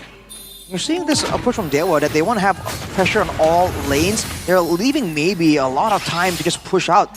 And now look at this, Mueza taken very low. That made me Dewa losing control. So much control relinquished for Dewa as Onyx still holding steadfast closely towards Keyboy with the kick is Mueza coming in. And now they want to pound forward, maybe in the back line. Still dancing around behind the blades and Zaman Force. Cooldown reduction still. Turtle left unattended to. It's the instant burst. You kick someone and they're dead. Even the Gatot Kacha would revitalize. Keyboy couldn't handle that. Chorizo! Uh-oh, Ryota has to run from the hills. And he's so low, maybe gets the kill. But here comes the burst from Dewa. Kyrie solo, tempted to play spot, but CW in the back. Under pressure, maybe! Assassination towards CW. And Dewa, you give them an inch, they'll take a mile. It's a great move there for Dewa, especially Octa there. We criticized his performance in game number 1, but hang on a second, Torizo! Oh, Kyrie, he's gonna be fine. But that's gonna buy time though. Uh-oh, this is First Lord! This is the new Lord! Kyrie's caged away and Dewa. They run away with this Lord. Wow! Retribution, unattended. They noticed how clinical Onyx was in game 1 and they were like, oh, let's just make it chaotic. Let's brawl it out. If you want to play safe, if you want to play clean, we'll make it dirty. And they have the tools to make it happen. They thought that the danger was over, Onyx, when they saw Mueza use the Way of the Dragon. That's where Chorizo comes in.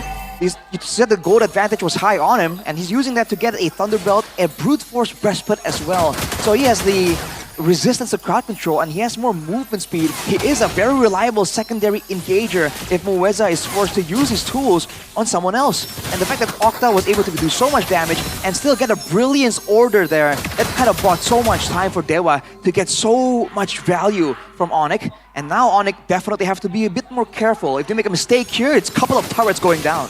Chorizo's just been so clinical, man. XBTR, by the way, he's been playing it so well with the initiations, the pickoffs, just also very patient in how he uses the fist crack. He'll go for the initial CC, but then he will wait for the final moments before popping out the fist crack so that he can get most out of that CC. Look at the siege from Dewa, and the charge. That charge will be continuous, not just one time. This turret falls, and there will be another charge to follow. Chorizo! Oh, they have to put this down. Chorizo just zones Keyboy away. The charge might come in, and there goes the turret. Only half HP, though. But the energy is able to be absorbed by the Lord. And the passive also taken away by Dewa. That's already a great start. On the other side, though, Onyx trying to buy some time with Kyrie's mobility. But again, in the 1v1, it's not really as clear-cut. But technically, Kyrie should have the advantage with the Tempest of Blades output potential. But looking at this game backed by our new application, GoPay. Red team turret has been I mean, Arashi, I'm just looking at it again, and I'm thinking, what if they got Tigreal? What if they got that pull yourself together Tigreal instead of the Gatot Kacha, right? No Purifiers on the board, except for maybe here. Would it have stopped a lot of the initiations from Dewa, or is it just not a good pick here? I feel like it would make Onyx a bit more all-in, and maybe that's what they should avoid, but look at Suns! Suns! Assassinated AOG defensively, doesn't connect, and there goes the fixed cracks. A barrage of punches towards Onyx, and this might be the punch to the gut, the final blow that Dewa might look for, but still Kyrie causing cuts behind Dewa's backs, and they have to run back, no minions to spawn. A base turret without a lord, they just picked them off, and the pickoff is so sure. You get a CC tool on anyone, and they are dead. Now the purple buff also. Kai, wow. Oh. He gets it. Quick hands. Quick hands, but 30 seconds. Lord, Dewa had the tools to burst it down. They have a Lunox. And there's only 7 seconds to go. Kyrie won't have the retribution available. Now there's like an also quite the awkward spot right here. But they seem content to try and go for some kind of contest right here. Sans already scouting it out. But now they gotta be careful. They've already seen what Mueza can do on this Cho. And look at the HP bar of the Lord just going down really quick. 5 seconds on Kyrie's retribution. They have to go big or go home, Kyrie. Reset. Might look for the angle, but yeah, the Lord resets. That means Dewa will move back, and Onyx, they have a moment to breathe. A rebreather, much needed one at that. Dewa, they want to dance this the long way. Yeah, they can play it as long as they want. They are having a good day, and so can you with the new Good Day coffee. Go ahead and get your avocado, perhaps, flavor, or I mean, depends on what you want, man. Dewa definitely like the slower kind of coffee here. They're waiting for the slow push up top to get this Lord. Ryota. Yep, Mueza under pressure. Ryota again slashing the axe left and right. Chorizo just keeping Ryota at bay. Kyrie has to come in. The Lord half HP, but not yet a retreat. And again, Dewa, they know. They know the power, but up top, the minions are pushing in. So smart by Dewa United. Now Kyrie will be the one set. Oh, the Lord secured Dewa. Methodical, clinical, so base, the clean. base, the base, But the base! The minions are coming in, the crystal. So low, but CW is there to clear it down. And they have to push away the minions. A complete forced error by Dewa United sends Onyx back to their knees, on their knees. Concentrated energy for maybe. Longer fights are gonna benefit Dewa right now. They have so much more damage to dish out. Onyx can burst people down, but for the most part, if the fight goes on, with the really hang on a second. Whoa. Oh, Octa. Brilliant close. stopped defensively. As long as the fight takes place in the middle of the Zaman Force, in the middle of Octa's Chaos Order, there's just way too much damage, and that's a Divine Glaive as well. One more item to go for Octa to be full items. Look at Dewa grouping around the Lord. What can they do with it? Dewa. They grasp this with 10 fingers, both hands. CW kick to the back. The Lord is going to march in. Crystal has to be the priority as Keyboy in the back, assassinated by Maybe, and now Dewa wants to come in with the assault. Onyx has to defend this, but will they be able to? So low, Kyrie still dancing, but the Crystal falls. And Onyx again hits the floor as Dewa equalize. Right as the Sky Kings start flying again, they get dragged down to the ground by Dewa. It's not as easy as that. Not in Season 15. Onyx still winless, and Dewa want to continue this streak of good luck, of good fortune in the early weeks. Dewa 1-1, the equalizer. Ladies and gentlemen, we have a Game 3 on our hands. Dewa, despite getting outplanned, outsmarted in game number 1, they come back with a messy yet clinical approach. Messy fights, clinical macro, the forced errors, the wave manipulation, the decision making on the neutral objectives. This is a whole different Dewa, man. They are doing amazing right now. Man, it's just... We were criticizing the Gato Catcher from game 1, and game 2 was the same thing again. It's the Soul Initiator, and it's nothing as a Soul Initiator. The GK... Oh man, both games when he doesn't have, someone to follow up, just falters completely. And Adi took a page out of Dewa's game 1 book. Dewa took a page out of their trump card book. They were like, you know what? I'm done playing video games. I'm gonna start playing this new re-edition of the video game, which is Chaos. Chaos Dewa. I like it. Oh boy. So clean, but so chaotic as well. Sequel. A lot of upheavals happening. They're able to pull Onyx to just play their game dictated.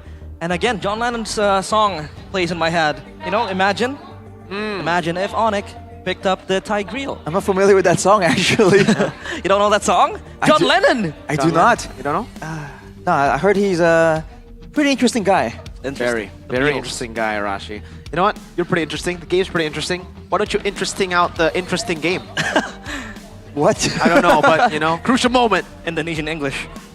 Crucial moment for sure. Man, it's just the engages, right? The synergy. Whenever a team has a great synergy between the roamer and the EXP laner, this is exactly what you get. The opposing team not really quite sure what to expect at every single turn, and today is no different. This is the MVP. Player of the game, it's back-to-back Rome MVPs. Game 1 was Keyboy. Now it's Mueza. Amazing performance by Mueza on the Cho here. Wow, the kicks, the setup, clearing mid, getting pressure all around the board. Let's take a look at it in the highlights presented to you by Samsung Galaxy S25. I mean, it starts here with the fight that Onyx technically won, and they were sticking around thinking, you know what, we're fine, right? What could possibly go wrong? 2 kills almost immediately. And the early game, Octa is just way more aggressive, way more efficient right here in game number 2. And that was a big problem for Onyx. In fact, Sans was the one that got kind of shut down. And because of the all-in nature of the composition of Dewa, it's just Onyx forced to go into all-ins again and again. And they want to play the longer fight. They want to let CW poke. They want to let Sans lift members up one by one, but it just wasn't allowed. Every single time Ryota or Kiwoy gets stuck behind the walls, gets stuck in the way of the dragon, it's a death sentence, man. There's just so much damage. And every single member from the side of Dewa have like an individual solo playmaking tool. So even when Onyx are looking for a chance to try and find something, they can't really compare to the individual playmaking potential from the members of Dewa. So they just keep falling short.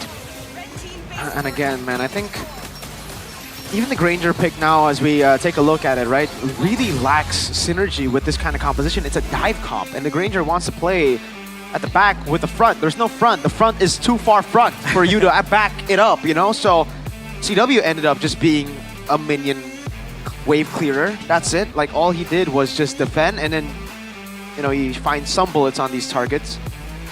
Yeah, I don't know. If they really wanted to go for this kind of kill pressure dive comp, what could have been the better option? The Moskov was banned out. No, Irithel? The Irithel could have been another good option. Heavy as crossbow, well. that's a thing. Yeah, I don't know. Let's take a look at it again here from the emblems. Nothing too crazy from Dewa side, right? No, nothing really too crazy at all. I really feel like the big issue right there was the fact that Octa on the Lunox, first of all, is able to neutralize the same strategy that Onyx were abusing in game number 1. The Gatot, the Hilda, no problem, melted through like butter in the face of Octa, especially because early on he was able to pick up several kills. If Sans was maybe on curve and they were kind of, you know, head-to-head, maybe it would have been a different story. But the fact that Octa was essentially snowballing means that immediately the front line of Onyx are just irrelevant. So now, if there was already a lot of kill pressure because of the Badang and the Cho, now with the Lunox snowballing, it's just elevated even more. And because of that, automatically, right, Sans just lost all purpose in that game. What was he doing there? He wasn't able to do some damage because he was out-damaged back. He wasn't able to get close and use utility because he gets bursted too fast. And he loses out in utility anyways compared to the Cho and the Badang. So Sans was completely irrelevant in this game. So what's the strategy there? You're playing without a mid laner. That was, focusing mark. Focusing mark. You put the focusing mark down, Rashi. I mean, is that not enough for you? Who's gonna capitalize? The only person who can it's just as long as he puts the only person that can kind of target a single member like that is Kyrie. Right? Because even their gold laner is a front to back gold laner. Can't really always take advantage of that focusing mark. But it's just rough. Focusing mark. That's the patch, remember? So they got to use yeah, the new things in the patch. He's moving fast.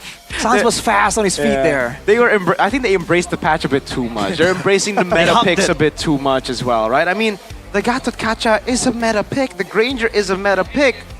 But that lineup needed an initiator. That lineup needed someone in the gold lane to actually help put on more kill pressure as well, I feel. And again, the Granger, the Gatot, 2 last picks there. We were so hyped for the first phase. Second phase kind of dipped quite a bit in terms of hype. I think Realize shook his head quite a bit there. He realized with his real eyes. The real lies. The real lies. Is that draft a real lie? Realize? Tell us with your real eyes. The only real lie is the focusing mark. So you're saying it's reliable? It's not reliable because, again, saying like it's you said, a lie. No damage, so it's a lie.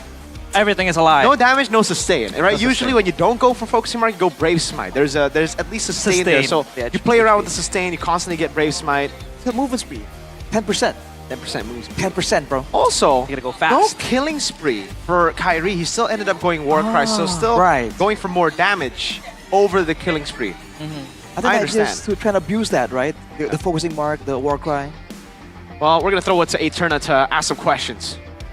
Thank you so much casters, balik lagi sama aku Eterna dan di sini aku ada bareng Kimura. Nih Kimura talent ya sekarang ya? Iya benar sekali. Udah berubah, akan main lagi nggak sih pertanyaannya nih? Main kayaknya. Main. Kapan? Season berapa ya? Next season lah aku Next trial season? lagi. Sama Dewa? Nggak tahu. Oh nggak tahu. Mana tahu Oke. pindah kan. Nah ngomong-ngomong kan Dewa ini udah satu sama nih sama Onyx. Kira-kira ngelihat performa Dewa season ini tuh kayak gimana sih Kimura? Harusnya sih Dewa season ini lebih kuat lah, nggak week 1 doang kuatnya. Harus pastinya karena sekarang kan kami juga udah impor pemain luar kan, kayak dari PH, cuman belum nons saja. Tunggu aja besok nons. Hah maksudnya? Ada pemain rahasia besok. Pemain rahasia besok? Ya. Bisikin dong siapa sih? Oh dia. Iya. Oh menarik nih. Ya TTA. Iya TTA. Nah sekarang ngelihat Dewa performance-nya udah cukup kuat ya kata Kimura. Menurut Kimura sendiri, what menjadi coach? Itu kamu nyangka gak sih? Nyangka sih. Nyangka? Karena emang di sebelum main juga dia kayak udah ada sosok kayak leadershipnya lah. Jadi emang bakal ngarah ke sana juga feelingku karena dia juga udah lama lah di Mobile Legends sebagai player kan. Jadi pasti dia nggak lama lagi jadi coach, nggak analis atau apa. Berarti cocok ya? Cocok. Cocok seorang Watt dari player menjadi coach. Kalau misalkan player-player baru, kan ada beberapa rookie nih yang ada di lineup Dewa sekarang. Contohnya Maybe deh. Maybe gimana performanya menurut kamu? Kalau Maybe, kalau aku lihat dia kan sebelumnya dari Dewa MDL ya. Memang bagus, dia kan kayak gendong-gendong gitu kan di MDL-nya. Jadi waktu trial juga gendong-gendong juga lah waktu trial di MPL. Jadi feelingku juga dia memang udah pasti naik sih ke MPL, Maybe. Berarti bersaing lah. Bersaing Soalnya kalau kita lihat dari data, dia deket banget loh datanya sama cewek, seorang cewek loh. Berarti emang jago ya? Jago. Dia jago. Oke. Nah aku mau nanya lagi nih, udah siap belum tapi? Siap. Siap ya? Melihat performa Onyx season ini, kan kita lihat ya performanya naik turun. Sekarang klasmennya ada di bawah. Bisa dibilang nggak berarti era Sky King itu sudah tiada? Kalau menurut aku Onyx masih penyesuaian, tapi aku yakin juga Onyx timnya tim yang bisa improve cepet lah. Soalnya juga mereka kan sekarang bawa SP baru kan Ryota, kayak dari PH juga pasti bakal lebih kuat lagi ke depannya untuk Onyx. Kan kamu dulu di EXP juga nih, ngeliat Ryota gimana sih performanya tadi? Oke nggak? Oke. Bagus. Dari 10? 9 lah. 9 dari 10? Oke. Cukup tinggi ya dari Kimura ya? Oke. Bagus Om. Kamu ada pesen nggak untuk Dewa yang sekarang lagi berjuang untuk mendapatkan kemenangannya mungkin di atas Onyx di games berikutnya? Buat Dewa ya, gas aja game 3, nggak usah pedulin gameplay musuh, kalian fokus gameplay kalian aja, pede sama gameplay kalian sendiri. Yang penting jangan terbawa suasana aja.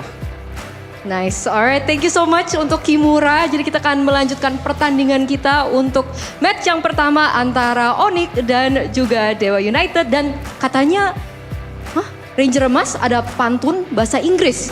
Oke, kita akan langsung dengar pantun dari Oji.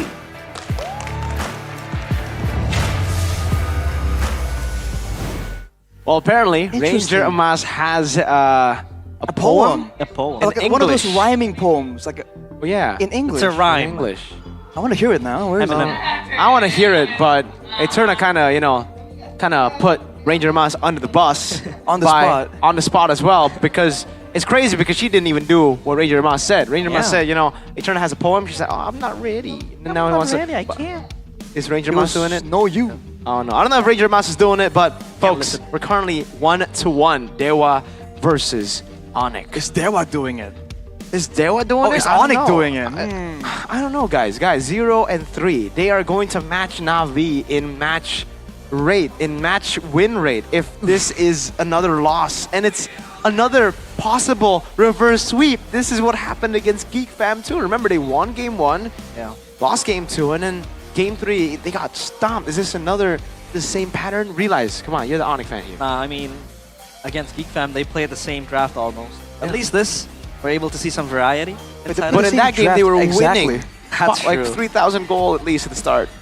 I'm just so confused as to what they really want to achieve with that draft. So I hope they go back to the drawing board and fix up their mistakes for game number 3. They got to be way more efficient, man. Maybe as efficient as us on the desk when we pay for stuff. Be financially responsible with GoPay, folks. Join the MPL GG party by voting for your favorite team in every MPL ID S15 match at GoPay or JoePay, depends on how you say G, .co.id/games, and win guaranteed rewards. For your first vote, you'll definitely get 3 diamonds, 1 token. Use the token to spin, and this is what we said earlier. You can get MLBB skins, GoPay coins, I think smartphones too, and 15 electric motorcycles. That's a lot. So do you say good game or good game? I say good game. That's why I say GIF. Not GIF. No. So you say Gigi. Because it's like GIF. Huh? So you say Gigi, not GG. That's a different language. Oh. Yeah, it's Indonesian. We're speaking GIF, not a GIF. English right now. GIF, right? Huh? GIF, not GIF. Or GIF. Is it GIF or GIF? We have so do you spell? Is it you play the GOD? I pray to God. There you go. So So GIF. He got me there. What are you? Are you a GIF? Are you a GIF? Or are you a GIF? I don't know why you would spell that. I mean, all of us may spell or pronounce GIF differently, but you can all do the same thing, which is go to gopay.co.id/games or open GoPay app and select the top-up game icon. You know what GIF stands for? What? GIF. GoPay is fun. Oh, GPIF? GoPay is fantastic. It's fantastic. Fantastic. Exactly. After you go and click on the top up game icon, click on the trophy icon in the top right corner, click vote now to get a token, click vote for your champion and enter the winning team and the final match score as well. We, you gotta match our predictions too. We're put on the spot for this, so will you. And collect as many tokens as possible by playing Vote Your Champion and spin wheels in the gift arena to get all those free prizes, man. The wheel of life always You know what? spins. I'm trying to figure out what to say, and honestly, I don't know what to say. I'm lagging. Me too. Yeah. We're all lagging here. I'm lagging too. And the sorry. quick solution, I if can you see guys the don't want buffering. to experience what we're experiencing, this lag would be to go and get yourself the Packet G2-1. Yes, the Packet G2-1, 100 Mbps, so you won't see the slow-moving FPS, low FPS connecting, buffering kind of deal. Don't let lag cause you to lose your rank or look stupid. Look smart and win in your rank games, especially because it's a new rank season. You guys need the better connection. Only 375,000 IDR for the 100 Mbps. And all you need to do is go and download the My Telkomsel application, or you can visit tcell.id/nacional. You know, Check it out. that guy who speaks on a delayed voice. Like he goes, hello. Yeah, I've seen that. I've seen that. Yeah, Is he goes, that TikTok? Yeah, it was on TikTok. It's everywhere, right? He goes like, hello. Yeah. Yo! I didn't Oh. see your lips move. How do you do that? GG. Oh, sorry. He said it first and he's gonna, well, Arashi, that is because of lag, Maybe Yeah. if Exactly. you had a Samsung S25 and you had Telkomsel, then you wouldn't be lagging. Maybe you would just be in the Galaxy Zone with these ladies right here. We got Lydia, we have Fior, and we have Melati. Sheffin is currently in the building, and it's strange because usually he's in the building for Head and Shoulders hair cam. Now he's in the building for the Galaxy Zone too. He's upgraded. We all He's know why. upgraded. His phone. We all know why. Mr. Sheffin is in the building. Cheffers. I think everybody at home are currently in the... No, they're at home. They're at home. They're not in the building. They're home. Which one's your favorite? The S25? White one? The other colored ones, Which one? Because mine, I like the... What color is this called? Is it space white? It's more of a blue color. We'll have to check. Blue? Blue. It's blue. Are you... No, it ain't. It's no Folks, blue. Folks, Azure blue. folks. What? We might have to diagnose Lafel has a companion. our buddy here on the desk. How I is think this I have blue? problems with my glasses. Is it blue? It is blue for me. You need one of them Logan Paul glasses, bro. Wait. Am I colorblind? It looks azure blue. I don't think so. It looks white to Snow me. blue. I don't know, folks. When you said white, I mean, was like, look, isn't that bring me the phone. Bring me the phone. It's Yeah, not this like- kind of white, no. I'm just saying, but it's similar, compared to like Head and Shoulders blue, Yeah, I mean, we've seen blue before, and Onyx are not blue. They are yellow. So that we agree on that, or is it a different color? This is orange. Oh my god. Okay, I think we... I'll have to go to the doctor after this. I don't think you need to go to the doctor. I think we can diagnose you on the spot if you think that's orange. But for Onyx, they gotta diagnose some of those problems too, man, in game one. Game two. Yeah, with the... I mean, I feel like we were sort of underestimating Dewa, at least in the beginning of the game. And that's just deadly, man. You can't really afford to underestimate anyone right now. And to be fair, that's kind of what happened with Geek Fam as well, right? Same drafts exactly. Second game, Oh my lord. with the exact same drafts, different conclusion despite having an early lead. Yeah. So I feel like there's definitely a bit of overconfidence coming into it. And in a way, you can kind of understand if that is the case. We're theorizing here, but this is no longer the same Dewa, man. These guys are dangerous. I got some good news. I got some bad news. Okay, what's All the right. good news? Good news is Onyx are back on blue side. Yeah. Bad news is they are still winless on red side. So, again, this pattern will hurt them a lot as we get into the next few weeks and the next few matchups. But for Dewa, they're going to have to deal with being on red side. Watt seems confident. Ray is all smiles, all laughs right now as well. They are enjoying their time. And seems like they're ready. They're ready for whatever Onyx want to throw their way for Game 3. I mean, Adi and Kyrie were also laughing, so at least that's a, you know, kind of a positive overlook of what's going to happen. But again, Onyx, now I want to say they're on the back foot, to be honest. They're why they have the grasp on this game. So Onyx, again, blue side, hopefully everything works in their favor. Oh, hopefully. I guess you would say that, realized. You know, it is what it is. It's easy when our team is up there. I mean, you know, that's the truth. That is the truth.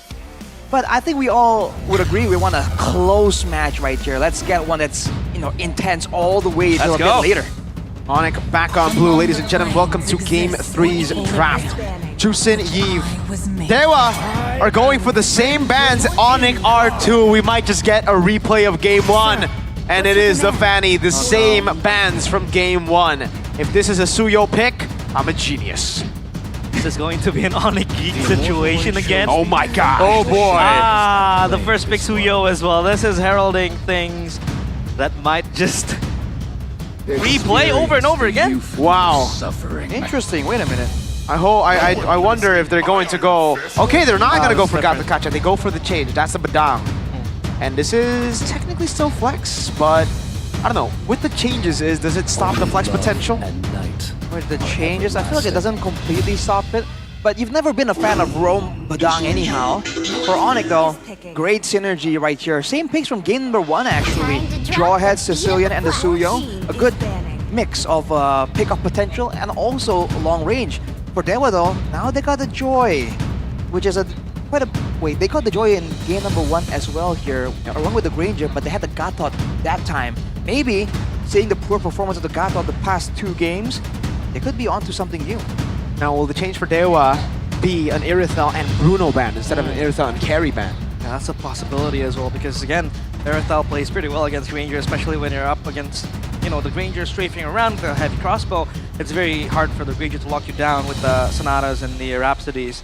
So that's a good ban again, but I mean, CW can run back to Bruno. It did wonders for him. Difference though this time, there's going to be a Badang locking him down, so he has to be wary of that as well. Irithel ban, again, just trying to tone down the pressure that Onyx can bring if they pick up the Irithel later on. Okay, that's a Cho ban coming in from Onyx, so already a change as well. In game 1, they banned out CC and Phobius. Here they banned out Cho. So, what's the next ban going to be? Is it a Gatot ban? Because technically they will already have initiation. Phobius actually will be taken out by Dewa, so they're not concerned about the Bruno.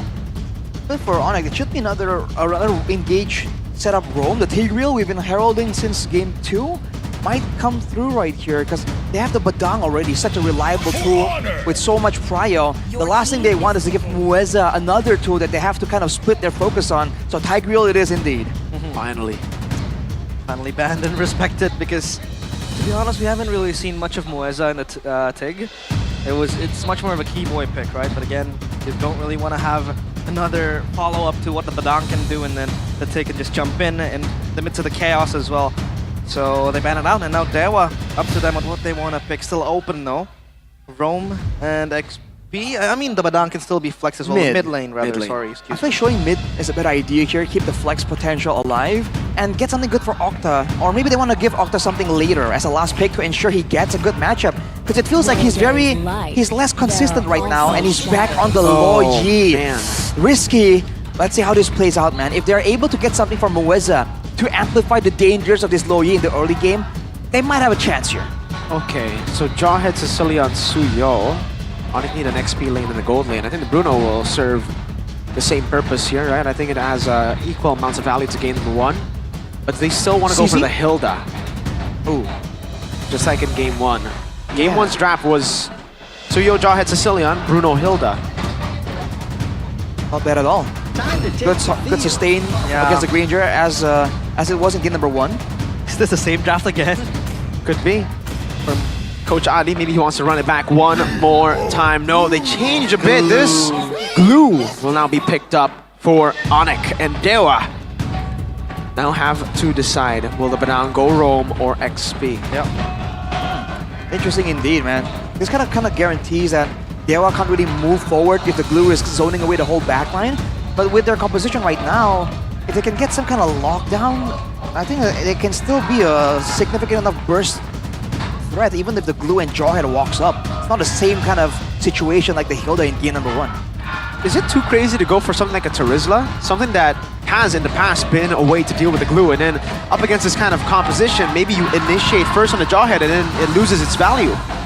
I think something with more spammable would be great. The Terizla is cool and all, but only the ultimate as a playmaking tool ain't enough. The Guinevere is gonna be with the spatial migration. Okay, I mean, same idea. You want to go in first. Yep. Guinevere roam Mueza. We saw Guinevere roam earlier this season. It was Baloyski who picked it up. Didn't get a win on it. Mueza, an ex-Geek Fam Junior player, wants to try the same thing. Still possible to make plays with the Gwyn as well.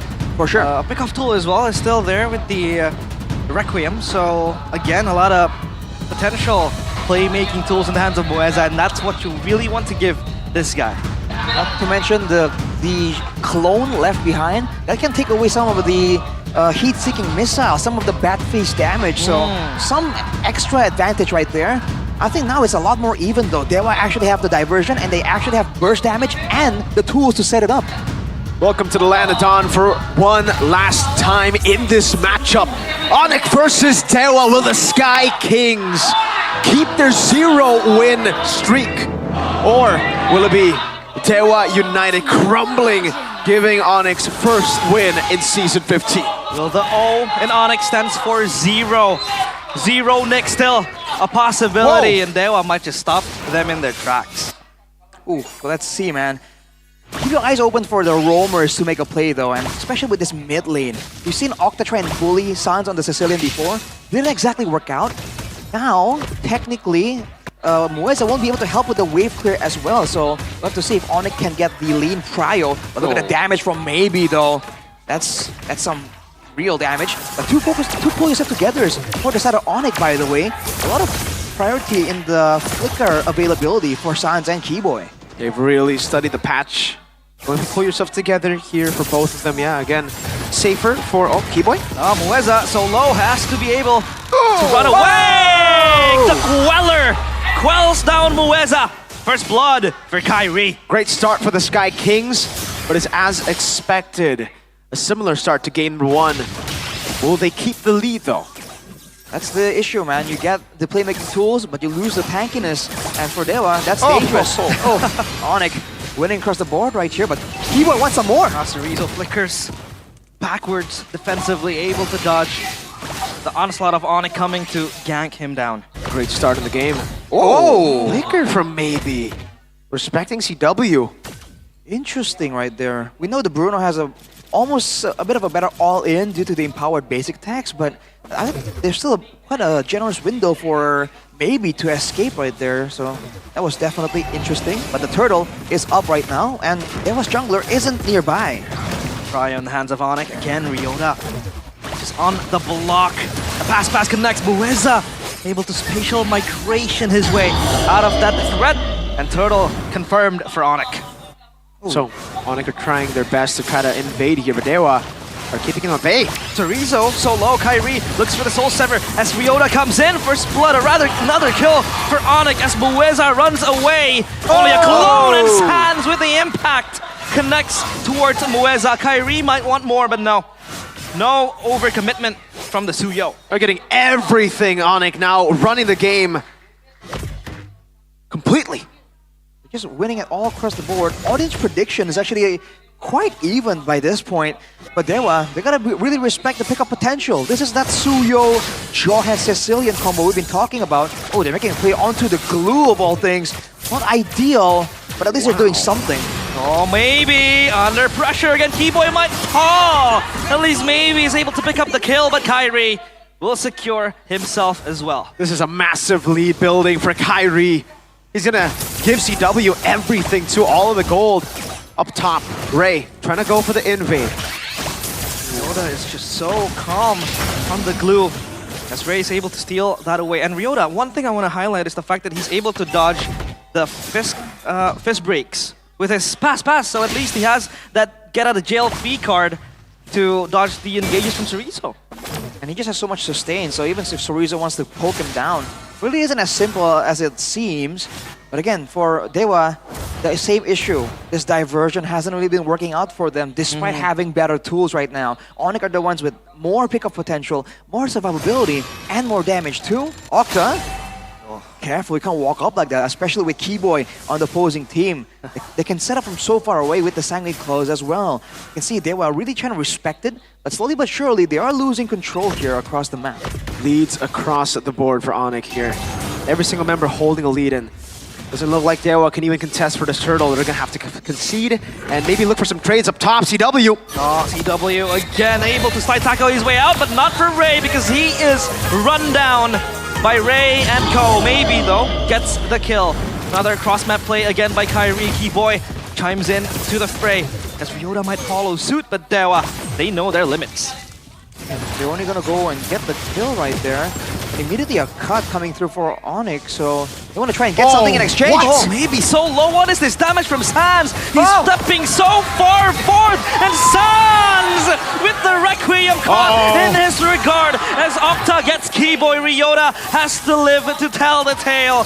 The tale of gods running rampant in the face of the Sky Kings. Back in the day, you see Onyx with a 3,000 gold lead and you think it's done, it's over. Now you see them with a 3,000 gold lead and you somehow expect the throw. It's not over till it's over now, and that lead has just been depleted by themselves. They forced that. Especially with Sans going in aggressively there, going with the flicker. It's a great outplay by Maybe, 3-1-0. But look at this play though. Keyboy, again just tossing to the back. Octa is gone as Ryota might want to follow suit. Dewa, they retreat, and retreat. Conceal play might just not turn down the pressure for Onyx as Keyboy might look for more. Too deep towards the turret is Cerezo running away, but he is going to be fine, and Dewa lose Octa. They recover. They recover. That 3,000 gold lead is basically back again. They doubled down on the fight up top, and Kyrie got the objectives down below. Great solution there by Onyx, but that was a beautiful engage by Keyboy. The unstoppable force into a sideways flicker right onto Octa, knowing that the threat of the low Yi in the early game. Looking at some of the items right here, Octa, not even a single item completed just yet. Sans opting for the more conservative option, going for the Blood Wings early, knowing he's dealing with the Joy. He's dealing with a potential Badang set behind him as well. So Onyx definitely wanting to play this game a bit better, a bit more fun to back, but Dewa failed to engage right there. Yep. Sans flickered out though, so it is a flicker burnt for a flicker. Two flickers, Moeza and Sans up top of the turret, traded for the turtle. Still definitely valuable for Onyx as they get another perfect turtle. Almost an imitation of game number 1 where they were able to slay all 3 turtles. Now Onyx get that map control down in the jungle. Dewa has to reclaim this. I think the diversion kind of hovered over by Octa right there, but the pressure, so much. Ray! Oh, so low, has to run back, but the worldie is there. It's just gonna bounce, and the defenders of the Dewa players, as Keyboy might want to re-aggress, but Dewa create their boundaries. That was scary, man. Now the purple buff targeted by Onyx, but Dewa trying to strike back. This is a lot of pressure towards the purple buff. Ray needs this. Ryota jumps in. Kyrie stuck in the middle of no man's land. The fist crack lands as well. Onyx are disintegrating one by one. Maybe shoots his bullet from the back. Ray runs forward. Cerezo is able to dive to the back. It's just Sans alone, having to be the lone wolf. But the wolf is just fed by the predators, and Dewa, they win that skirmish with no players falling. The Sky Kings thought they recovered, but again it happens. The curse of the Sky Kings continue. Every time they're in the lead, they walk up and they get punished. Dewa playing now in the mid game with a choke point, with their win condition. It was just pure AoE in that brawl. For Onyx, they have the pick-off advantage and they've been using it beautifully throughout the game. But right there, with a 3k gold lead, they went for a fight in the nooks and crannies of the jungle against a Lo Yi, against a Guinevere, against a Joy and a Badang. So much AoE, so much setup, and that was the wombo combo that Dewa were waiting for.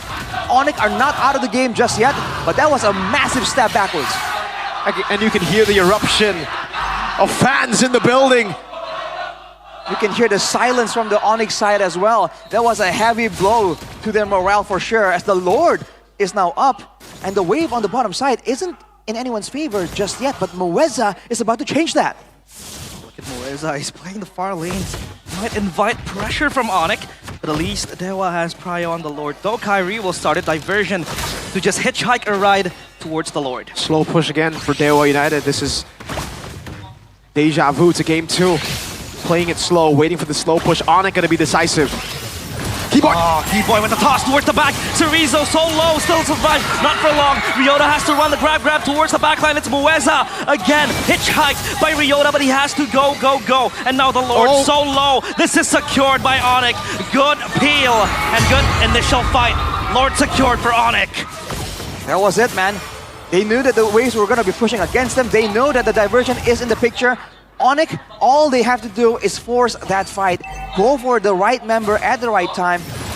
By all means, they didn't really get the backline members, but it was just so sudden that Keyboy was able to get things started off for his team. Just like that, that wave on the bottom side neutralized. The diversion, useless in that fight. And Onyx now can siege with Sans picking up the Wishing Lantern. Look at the damage. Aggressive play towards Keyboy, but they will move back the worldie as well. Next, the Evil Queller is there, and Cerezo has to run for the hills. Ryota again becoming the forefront of the push. And Onyx, they stabilize everything. The bleeding stemmed, and the Lord marching towards the bottom side turret. In a forced error like that, you just had to be decisive. You have to force a fight or go and commit on the Lord. They decided to go for the fight. Keyboy got them out of that tough situation. And now it's a siege for Onyx. Mueza. So deep. With the spatial migration unpopped just yet. Violent Requiem rather. And now another base defense for Dewa. And a tier 2 for Ray. Ray just went for the split push angle right here. Wow! Base. Ooh, the base passive looking way more effective right now. Wait, Ray, wait a minute. He's gonna get the Holy Defense as well, so it's 1-for-1 Holy Defense. Oh! What is this macro coming out from Dewa, dude? And the diversion to the back. This might spell trouble. Ryota is not even aware of this. He's oblivious, and the fist crack connects. Ryota is gone, as now Mueza jumping around Zansing. It takes 2 to tango, and Sans wants to ballet his way out of this fight as Octa advances forward. Maybe still chipping the damage. Sans so low, and Onyx crumbling one by one. Kyrie has to survive. The remaining Sky King has to run for the hills as Cerezo chases him down, but the pursuit is over. Once again, the Sky Kings have to bank on Kyrie to save the game. What a play by Dewa United, and they're gonna get a few turrets off of this one. 11 minutes, but it feels way longer. This battle has gone on for such a long time. Let's take a look at that replay. What happened? Diversion into the instant pickoff of Ryota. No frontline available, no frontline for the backline member to Sicilian, for the Bruno to allow the damage.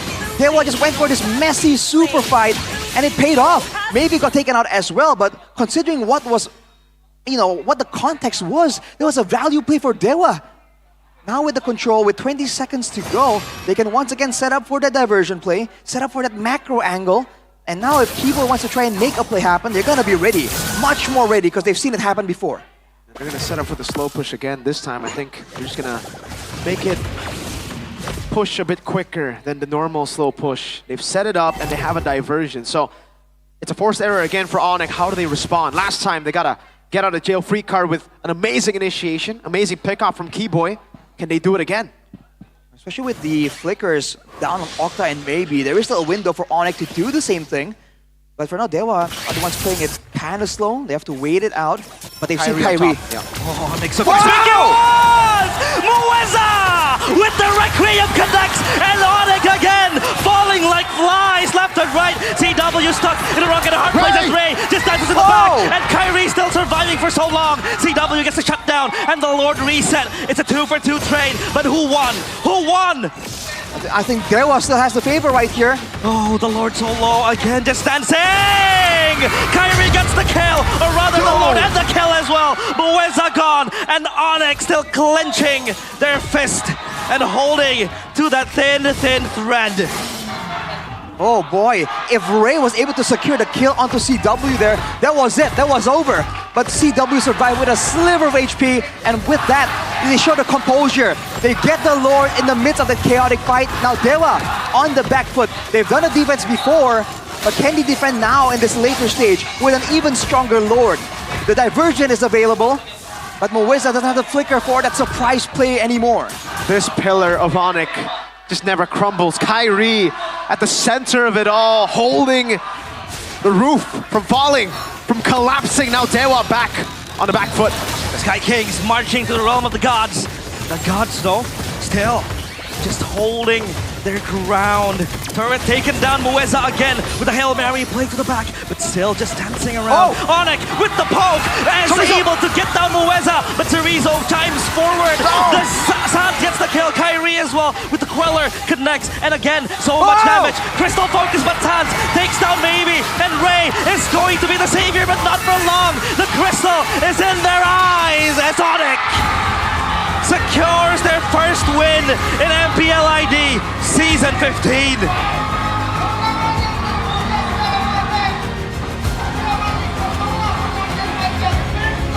The Sky Kings end their 3-match lose streak with a win. 3 weeks. And finally, we get to see that one win for Onyx. 2-1, hard-fought battle up against Dewa United, who pushed them to their limits. And man, I gotta say, Kyrie.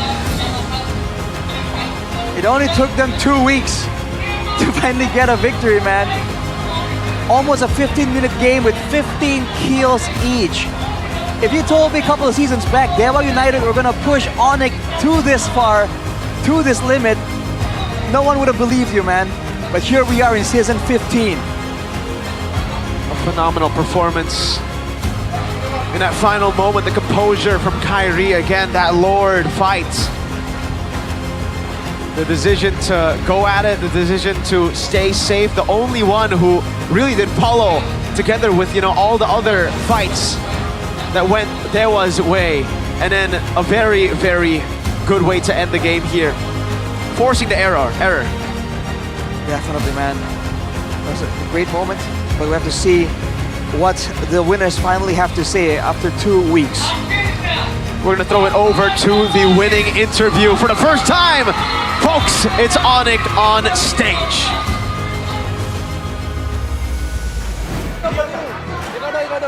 Dan akhirnya kita akan tumpengan bersama dengan Onyx. Kemenangan pertama, akhirnya yang dinantikan.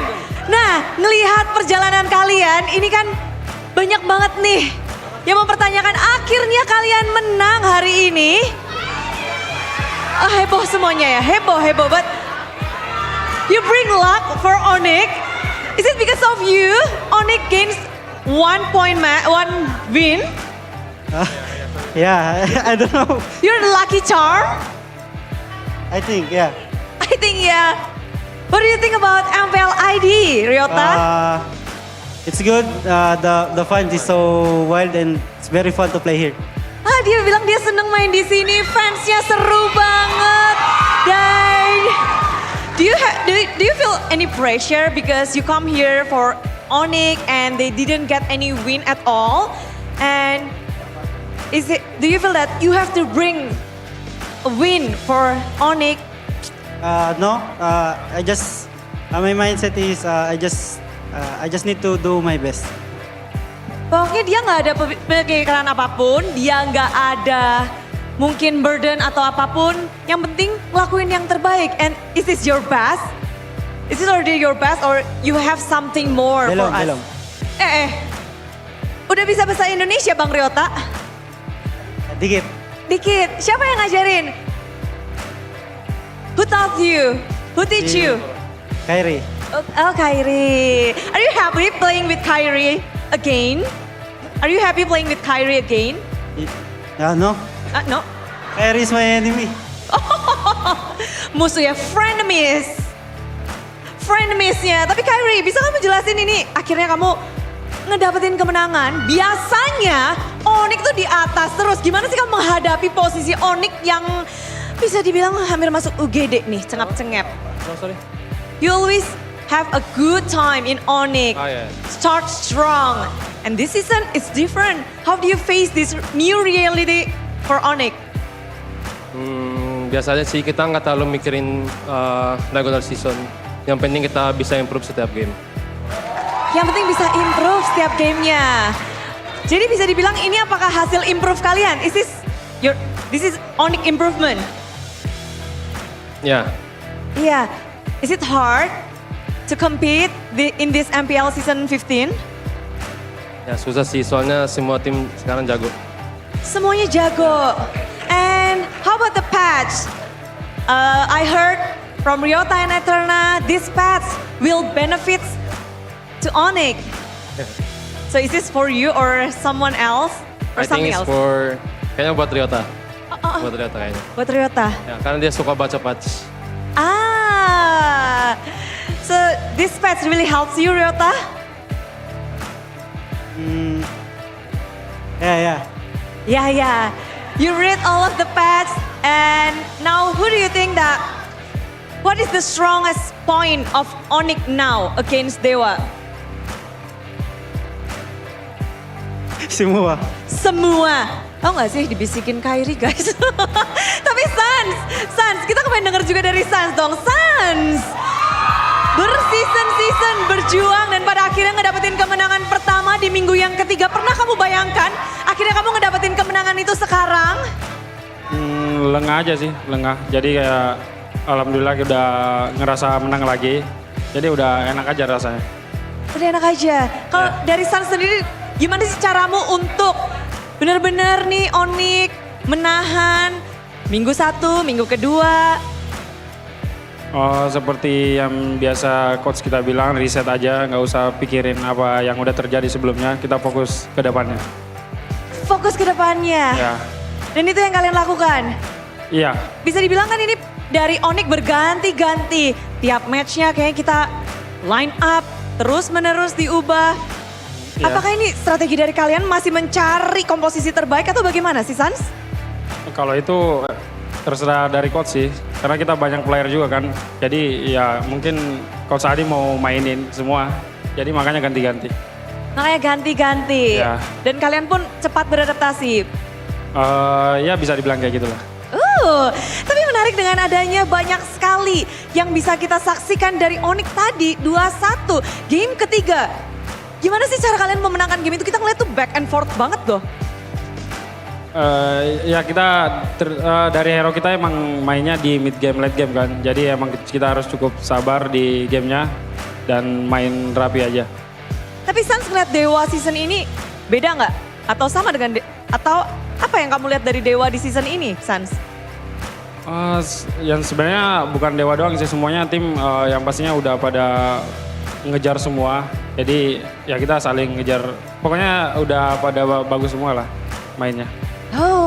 Makin ketat kalau di MPL ini Indonesia. Kita tahu banget ada yang namanya anak baru juga, ada yang namanya anak lama, ada veteran, ada rookie. Dan kalau dari cewek sendiri, kamu harus menghadapi satu nama, satu player, young blood, maybe dari Dewa. Gimana sih cewek menghadapi satu player anyar ini? Apa ya? Ya yang blood aja kan aku juga masih young. Oh iya, dek cewek gimana tadi? Oke sih, bagus main. Bagus main ya? Iya.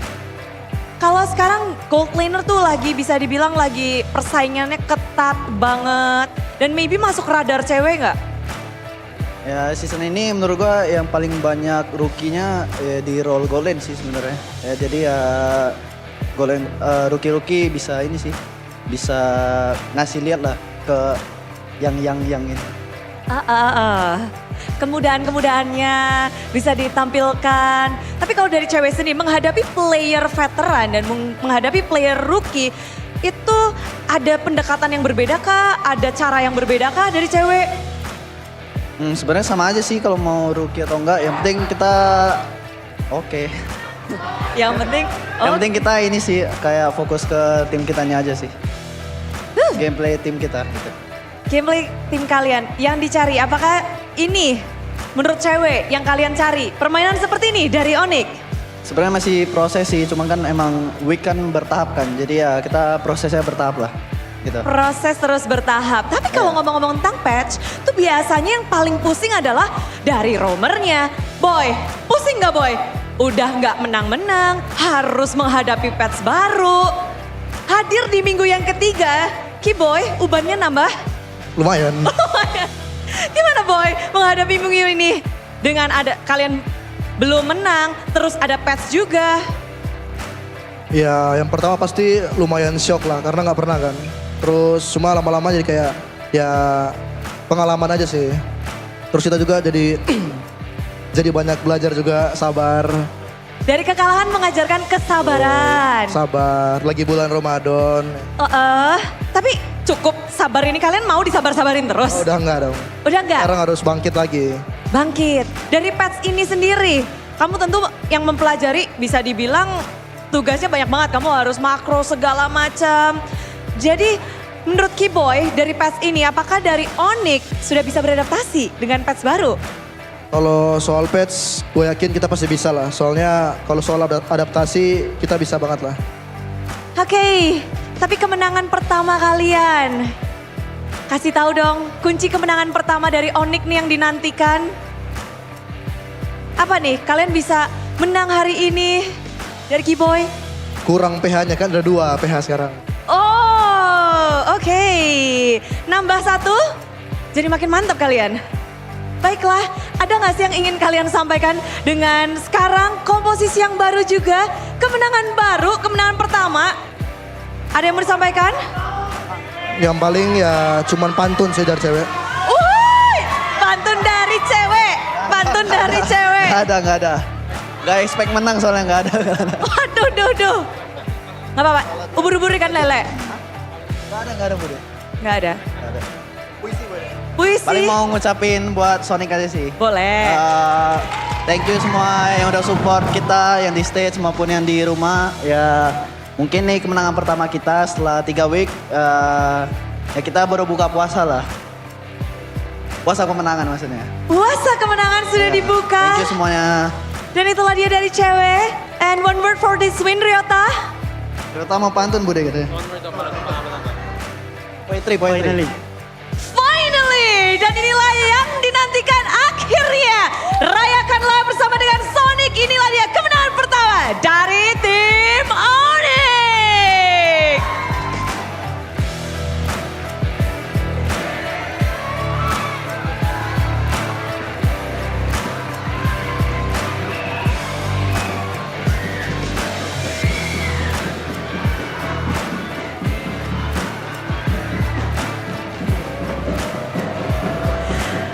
Sonic di sini pasti lagi pada kepengin tumbengan karena pada akhirnya yang dinantikan datang juga dari kesabaran mereka mendapatkan kebesaran, menang 1 poin. Dan sebelum kita memasuki match kedua ataupun break, Bude akan bagi-bagi nih bersama dengan GoPay. Ada GoPay hadiah GG. Caranya gampang banget untuk dapetin GoPay Coin secara gratis. Kalian tinggal download aja dulu aplikasi GoPay. Tapi Bude yakin di sini semua udah pada punya aplikasi GoPay. Jadi siapkan semua device kalian untuk bisa mendapatkan GoPay Coin secara gratis yang bisa kalian gunain untuk apapun. Mau buat apa aja itu bisa. Jadi caranya akan Bude kasih tahu nanti, dan nanti ada kode yang harus kalian masukkan secara cepat, tepat, dan pasti dapat. Udah pada siap nih? Siap. Yuk, jadi sekarang kita akan kasih tahu bagaimana cara ngedapetin GoPay hadiah GG. Dan caranya adalah yang pertama pastinya buka aplikasi GoPay kalian. Lalu klik icon voucher saya, lalu masuk klik ke daerah voucher. Semuanya tinggal diikutin aja ini yang ada di layar. Lalu klik kolom punya kode promo. Nanti kalian harus mengisi kode promo yang akan Bude buka, Bude reveal setelah ini. Dan kalau kalian memasukkannya cepat, tepat, pastinya GoPay Coins akan langsung masuk. Otomatis. Udah diikutin caranya, udah? Udah buka GoPay-nya? Wow, belum. Udah. Banter kali tuh, cepat kali. Sonic makin happy nih. Anak Dewa juga jangan mau kalah. Semua super fans boleh. Karena di sini siapapun bisa dapetin GoPay Coin secara gratis. Udah siap ya? Kita akan reveal bersama-sama. Kodenya inilah dia. Kodenya GoPay hadiah GG. Kode promonya GoPay pasti GG. Waduh, hati-hati itu bukan A. Itu adalah 4. Hati-hati itu bukan I, tapi 1. GoPay pasti GG. Setiap hari ya kita bagi-bagi GoPay Coin secara gratis. Tapi bener-bener deh, kebahagiaan kalian tuh yang kita ikut seneng deh. Kalian pasti GG kan? Siapa nih yang paling GG nih? Yang udah paling cepet gercep? Woi, pojok sana dapet. Congrats yang udah dapet. Wah, seneng banget di minggu ketiga ini kita bisa ngedapetin banyak sekali berkah. Apalagi ada GoPay hadiah GG. Dan setelah semuanya dapet ini banyak banget yang pada dapat. Congratulations buat yang dapat, yang belum dapat tenang. Masih akan ada lagi, jadi pantengin terus MPL dan juga GoPay. Saat ini kita udah ngedapetin banyak banget informasi, banyak banget GoPay Coin. Saatnya kita dapetin hal-hal yang mungkin kita pengen tahu. Akhirnya Onyx memecahkan listrik mereka dan kok bisa? Langsung aja para talent, monggo.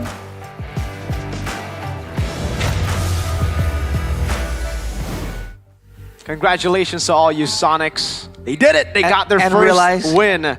And realize he cursed Dewa, I guess. You ready? Call your families, call your friends. King Onyx is back. I mean, another Sonic also had strong words, man. I believe he said, look, man, it's over. Now Onyx will stay undefeated all the way until the end. Maybe this is claim. This is the power Maybe spike. this is why Onyx decided, you know what, guys, our fans kind of need humbling for a bit. Let's not win the first 3 weeks. Because even Kyrie said, you know, regular season, it's whatever, as long as we learn from the game. So I guess they're not taking regular season seriously. But still though, they need wins, right? Like, it doesn't matter. I mean, you could say that, but if you don't make it to playoffs, then regular season does matter. Exactly. They have to actually be in the safe zone to say things like that. But the fact that they're not really tunneling on their mistakes, they're actually improving a lot. I think it's a great, approach. But look at who it is. The god in the jungle, 8-1-4. Oh man, Kyrie's back. Kyrie's back. I'll say that. I'll say Kyrie's back. I don't think Onyx back just yet. Their members need to improve a lot. A lot of repeated mistakes, man. So many times. Like I think here, no, not here. Up top and then here later on in the purple ball. It just seems like they have a bit of an over-aggression issue almost. I feel like they're able to actually get those big moments, but then they're taking some risks that we are not used to seeing Onyx taking. Of course, it makes for cool moments like this where, okay, make a big moment or lose the game, and they come through and win, in face of adversity. But at the same time, it's no longer the clean Onyx that we have come to expect. And I think it's also credit to Dewa for actually making creative plays, making good macro decisions to actually push Onyx to the limit right here, because there are some moments where it really seemed that close. But in the end, of this one moment right here, it was a great engage by Mueza.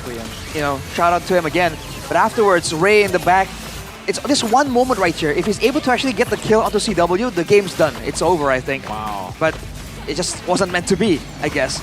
And with the composure, with the Suyo and Tao, Kyrie just does Kyrie things. Unfortunately, they were trying to make some more unpredictable plays, but at that point, with this composition, Onyx slowly but surely go for the W. Yeah. I like the constant follow-up of Dewa. Very good engages, Requiems left and right, and then Cerezo follows in to the fray, either with a fist crack or a fist break, and it just sets the stage for Dewa, but Onyx, they have Kyrie. We can take a look back at the item builds here, 15 and 15. But Kyrie was 8-1 and 4. He only died once, and again, throughout this game, whenever Onyx made a mistake, Kyrie was on the other side, recovering, saving that mistake from being a fatal one. Funny enough, you can say the same thing about Ray on the Joy too. Whenever things don't go Dewa's way, he's immediately off to split push. Wonder if that's that's gonna be the go-to approach right now for these assassins, especially with the whole, Lord's difficult to deal with 5v5. Might as well take some pressure and take it to the other side, the other opposite end of the map. But yes, Kyrie, I mean, this guy, how does he do it, man? It feels like every time it's always either, oh man, Kyrie, what happened to him? He's gone. And then he's back out of nowhere. Run it back, baby. Just like that. From run season 10, 11, 12, 13 back. Actually, maybe not 13, just 10, 11, 12. 12. The peak. But man, I don't know. It was so good for Dewa. Like the combo actually happened this time. But I guess we're gonna take a look at the mic check here. Listen in to what Onyx was saying in the game. Nggak tadi ini boy, dia sabar boy. Gua clear mid dulu, sabar. Ada orang di goto guys. Udah tunggu midnya aman santai. Pelan-pelan guys, pelan-pelan guys. Jaga guys. Lagi. Mati. Kait. Masih bisa. Gas lagi. Liatin ya, Gatot nih. Gua lu ya. Masih bisa ya? Lagi. Gua lu. Balik. Udah pelikir. Lu ya, bisa pelikir. Santai guys. Guys, majin. Maju. Kocel. Udah. Kita orang. Lawan Guys. Orang aja. Masih bisa. Jonya ke gue ya. Masih bisa. Ada gue ya. Joy lo Pesan. Mana Joy? Gue bener kait lagi guys. Gue nggak ada flicker ya. Ada nih nggak flicker? Gak ada. Coba. Ada flicker juga kayak nggak ada flicker kayak. Gue ada live maju. Dia mau lompat tuh. Cover guys. Tebain. Kau tebain. Cover. Udah lah. Santai. Cukup. Wow, Ryota is speaking Indonesian and there's no English comms at all. Full Indonesian. Ryota, how long have you been here, brother? I feel like it's a wow Filipino skill to master the Indonesian language. But even then, it's not everyone. I mean, Yaoi, Ryota, and right? Yeah, Beloyski took time. What about Jana QT took Lord time. JM. Hades. Lord JM took a lot of time. Kyrie took a lot of time too. It took him like a year before he was really like, wow. They're trying to accustom the language maybe to Ryota.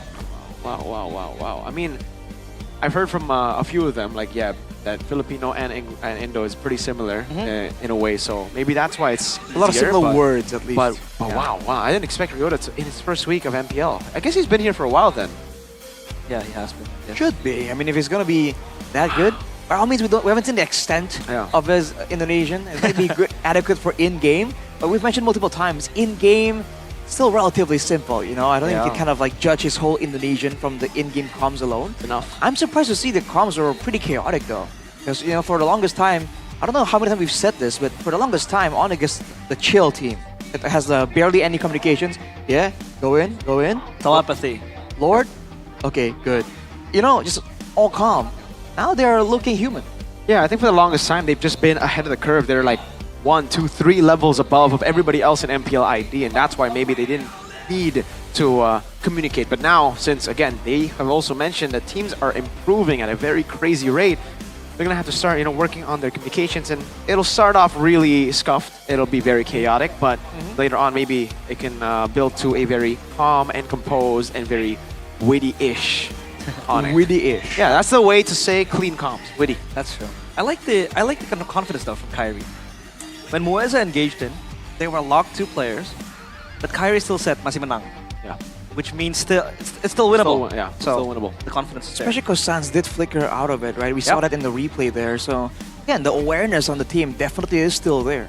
If you want good awareness, pro-level awareness, you got to listen to the loser interview that we are going to be showing you guys with Dewa United. I believe it's Eterna to ask the questions. Terima kasih para casters. Di sini ada Eterna di Losers Team Interview dan sayang sekali Wat, kita bertemu lagi ya. Yeah. Jadi gimana what happened? Apa yang terjadi? Ya di game terakhir tadi sih kebaikan blunder sih. Kebaikan blunder. Parah blundernya banyak. Berarti dari sisi eksekusi ya. Eksekusi. Oke, tapi gimana rasanya menjadi tim yang memutuskan lose streak dari Onyx? Jadi apakah cuma blunder doang dari sisi Dewanya atau emang Onyx jadi lebih kuat? Kalau dari aku pribadi sih ya dari anak-anak aku aja sih yang blunder terus dan nggak enak juga. Jadi apa ya? bahan mereka buat menang sih sebenarnya. Gak enak ya? Pasti gak enak sih. Gak enak, gak enak. Selain blundernya kenapa sih? Gara-gara komunikasi kah? Atau emang benar-benar pure in-game decision making? Atau apa gitu? Decision makingnya sih. Terlalu pada buru-buru dan apa ya? Terlalu overhype juga. Terlalu overhype. Apakah karena melawan Onyx jadi overhype atau emang? Enggak sih, dari kemarin sih kelihatan dari ya? kemarin kita yang di week sebelumnya yang pas lawan Liquid juga sama. Jadinya sama. Oke, selain execution dari anak-anak dan decision making dari anak-anak, menurut Watt ada efek dari patch baru nggak sih? Kalau efek dari patch baru enggak sih, palingan hero doang kan yang baru. Hero. Tadi ya kita lihat ada Link keluar, terus oh itu dari sisi Onyx ya? Dari sisi Dewa Ada tuh Lunox. ada Guinevere sama Lunox. Nah itu gimana tuh? Itu Ya, emang udah di planning atau? Emang udah di planning sih. Udah di planning. Harusnya works. Works, tadi kan kelihatan works. Cuman karena blunder kita aja. Guinevere juga? Iya. Oh oke. Nah next team yang kalian akan face itu Alter Ego. Dan kita tahu Alter Ego tuh lagi kuat-kuatnya. Menurut Coach Watt sendiri apa sih yang harus dibenahi selain execution dan decision making dari anak-anak? Ya paling ini sebenarnya chemistry anak-anak sih kalau dibilang nyatu udah nyatu. Cuman ya itu decision making sama pada pengen buru-buru cepat end aja sih itu yang buat masalah. Oke. Aku mau tanya juga dong. Kata Kimura ada player baru kah yang akan terjun? Apakah itu juga akan menjadi senjata rahasia Dewa untuk next game-nya lawan Alter Ego? Ada. Ada player baru? Ada. Player baru. Oke, Mungkin kalau nggak gitu. week ini, mungkin nggak week ini. Nggak week ini. Alright, berarti kita tunggu ya gebrakan baru dari Dewa untuk next match melawan Alter Ego. Dan itu aja dari aku, Eterna dan juga Watt. Jadi kita akan langsung balik lagi ke para caster. Silakan.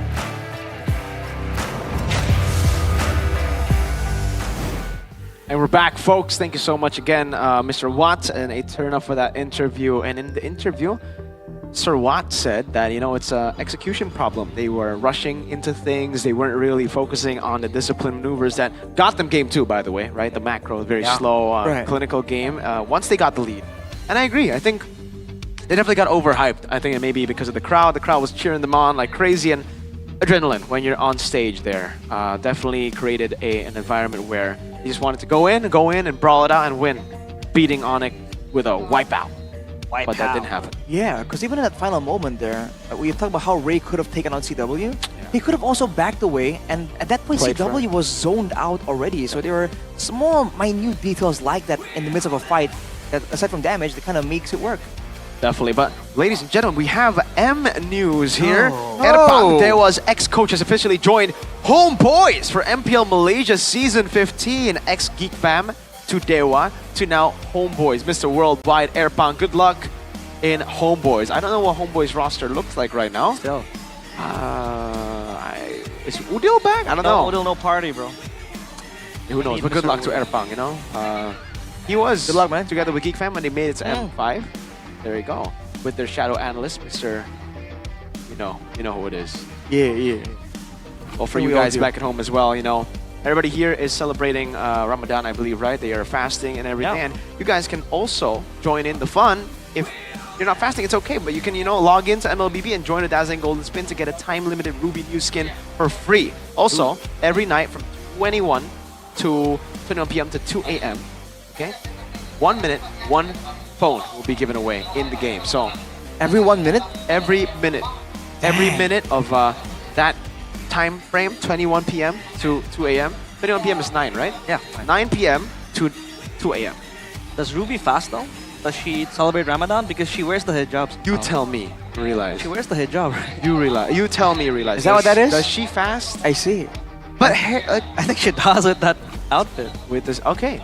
Who knows, right? I mean, The green hijab. go ahead, guys. Start fasting as well, man. Yeah. Very soon you get to break your fast in 30 minutes-ish. Unlike some people on this desk. Who is that? Who's that? I mean, who could it possibly be? Who could it possibly be? I mean, Arashi is talking to me that he's hungry. Mirko's is trying to quench his thirst, and yeah. Well, realize maybe you can tell them about your experience when you went to Umrah. You have to pay for yourself, right? That's true. They can get it for free. get it for free because MLBB will send 10 lucky players and their chosen companion on a free Umrah trip. Maybe your friends and families. How to join that is very simple. You can post a video or picture about your Ramadan daily life. Any kind of good content works. Don't forget to edit it out, make it as exciting as possible. And don't forget to use the hashtag Hadiah Ramadan MLBB in your post. And that's it. Everyone has a chance to win. Everyone has a chance to step their foot on the Holy Land for Umrah. 10 lucky players and their chosen companions. So you can bring your mom, you can bring your dad, you can bring your sister, whoever you want, man. Go. Your best bud. Your best bud too, Maybe someone that, even if you don't have friends, you could just be like, yo, you want free Umrah? Umrah with a stranger sounds good. Yeah, right? And then you can bond over there, and then you'll be like, interesting. Maybe this is my best friend. Yeah. Maybe this is the guy who I've been missing, my best friend. That's true. Find new friends. Find your friends. Again, I want to ask the question. Are you going to join? No. I don't think I qualify. You're not qualified. We had this I don't think I conversation with qualify. Chef and realized Again, same exact that's why. The thing is, I don't qualify. If I get it, I'll probably give it away to people who, who want it more than me, right? Do you want to qualify? To give it away, sure. True. Again, to help other people to get. Yeah, that's good. Oh, you know what? I think Arashi wants to break. This guy wants to break his fast. He's been fasting all day. Realize did not fast today. Me and Arashi did though, and we will take this break very, very quickly before we get into our final match of the day. It's Na'Vi versus EVOS, another winless team. Can they win? We'll see. Can they?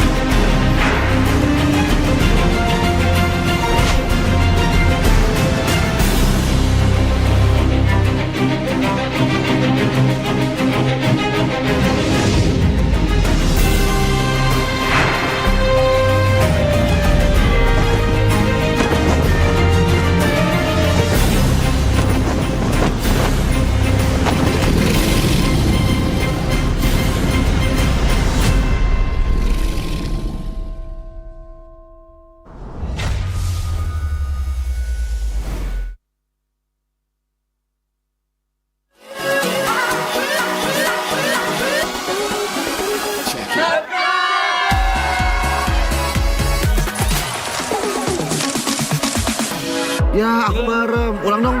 Gak perlu.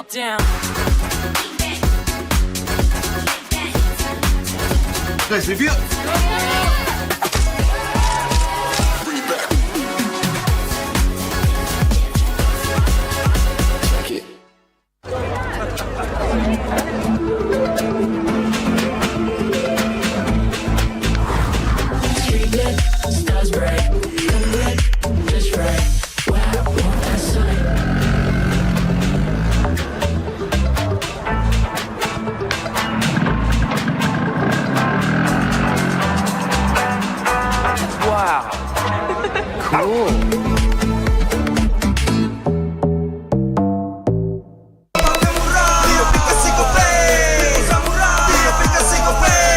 Walau yang lain terus berubah, Gope konsisten, kasihnya pasti murah. Tagihan murah, di aplikasi Gope transfer 100 kali per bulan. Download aplikasi Gope baru, nggak pakai lama. Dompet andalan gamers banyak damage-nya.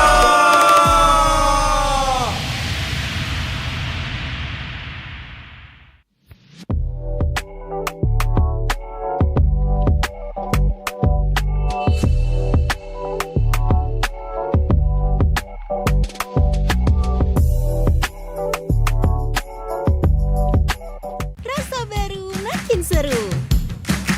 Pertama di Indonesia. Kopi susu rasa cookies. Always ready, warnai harimu. Good day groovy cookies. Nikmati sensasi asyik kopi cookiesnya. Tak ada hari tanpa mabar. Main nge-lag, kerap buat ku tak sabar. Gimana mau main sampai kelar? ini waktunya ku bersinar. Okay, let's do it. Games Max andalanku bikin mainku semakin hebat. Tim stabil main makin mulus, rankku fix naik terus. Tukar DG rings, diamond dan voucher game kau dapat. Cuma Games Max makin no debat. Games Max Booster, kini dapat DG Rings. Beli paketnya dan aktifkan boosternya di aplikasi Dunia Games.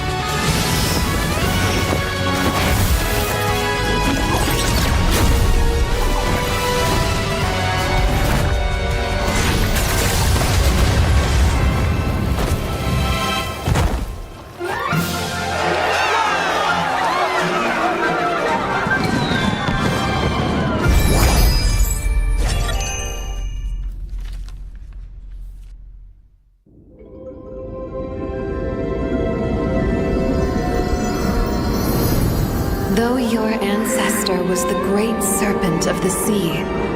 Your destiny lies elsewhere.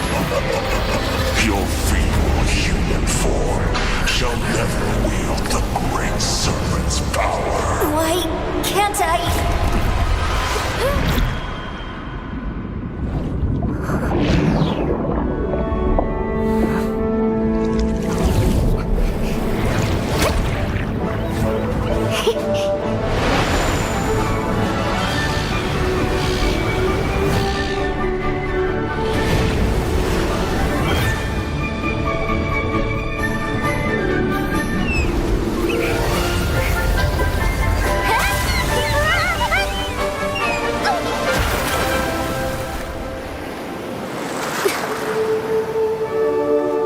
The great serpent's power.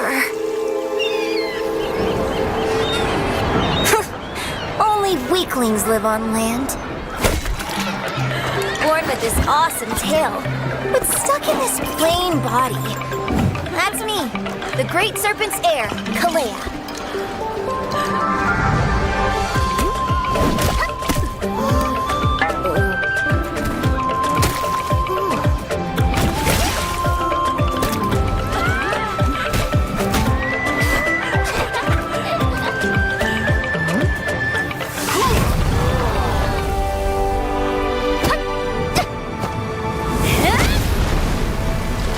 Figures.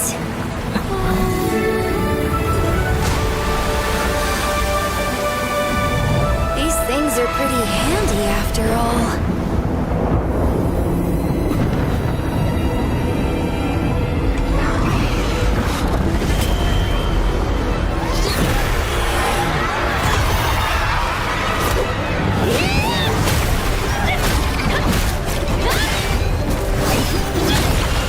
You messed with the wrong island.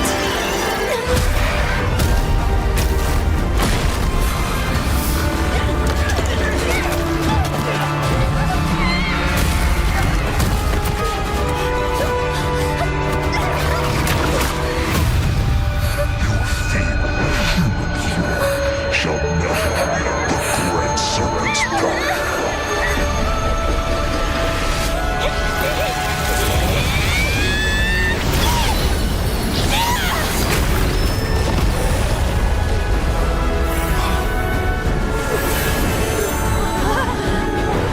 So this is the great serpents?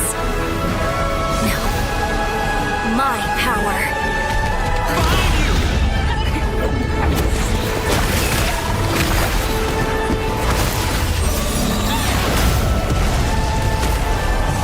Let me show you the real me!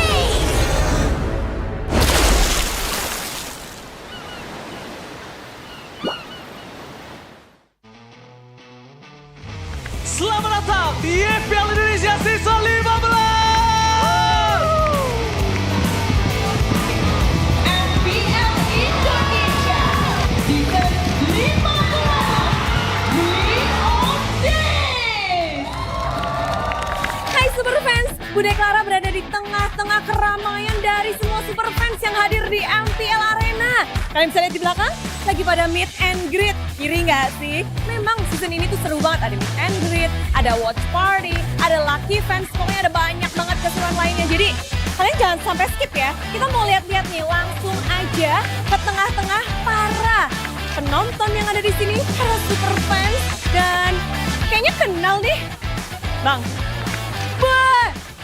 Maul is in the house. Yo Maul, kemenangan pertama buat RRQ nih. Alhamdulillah Bude, berkah bulan puasa ini. Berkah bulan puasa, tapi rame banget gak sih? Ini lagi, kamu ngantri meet and greet? Iya Bude, sebenarnya nemenin temen doang. Mereka pengen ketemu player-player ya kan. Memang, ini kesempatan spesial ya buat para Kingdom. Hadir langsung meet and greet. Coba buat kamu sendiri gimana suasana MPL ini? Kalau aku ngeliatnya ini ruangannya kayak lebih adem lah. Di luarnya lebih adem, lebih enak, lebih nyaman lah kita buat datang ke sini, nggak rugi juga sih. Kalau kalian mau seru-seruan bareng kita, datang aja ke MPL Arena. Jangan lupa beli tiketnya. Jangan lupa beli tiketnya. Buat Kingdom dan semua juga, semua Superfans, lah dan seru-seruan bareng. Thank you Mamu. MPL Indonesia We are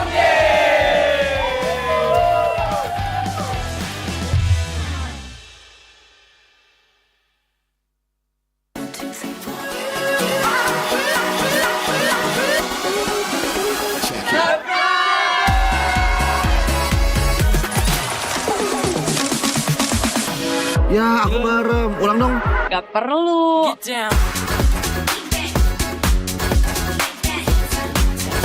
Guys, review.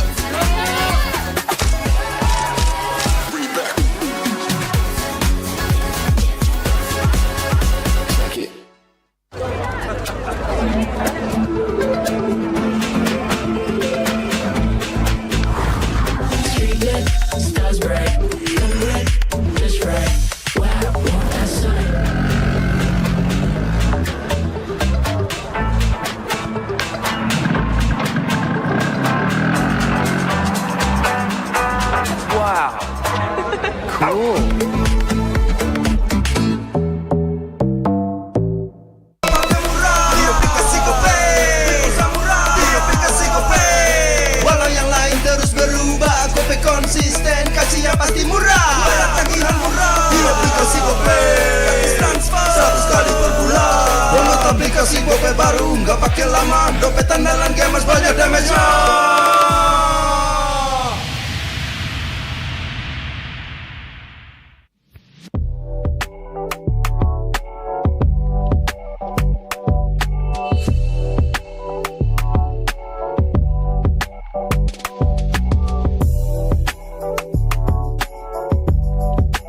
Rasa baru makin seru.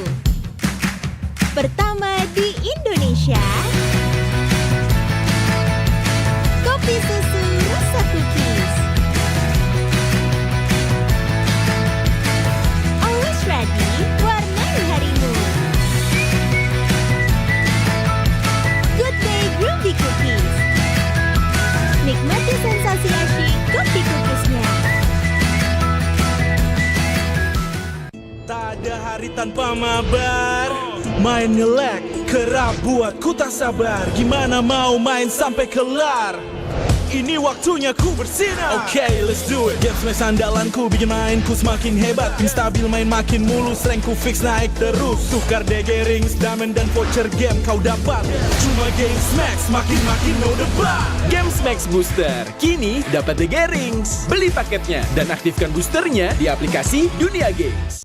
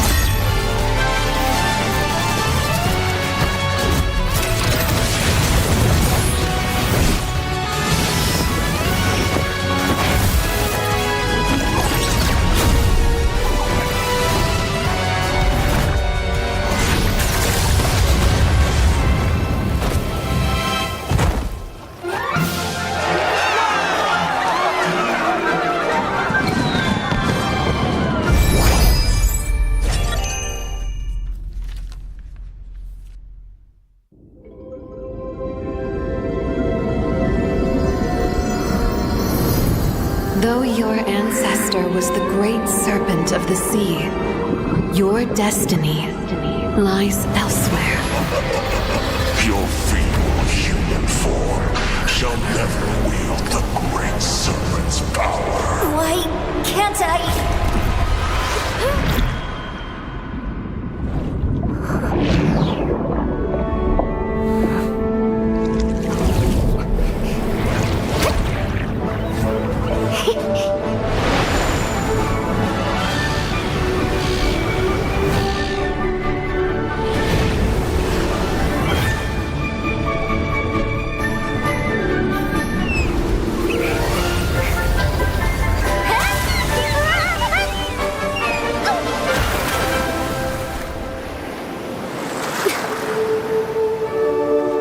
The great serpent's power. Only weaklings live on land. Born with this awesome tail, but stuck in this plain body. That's me, the great serpent's heir, Kalea.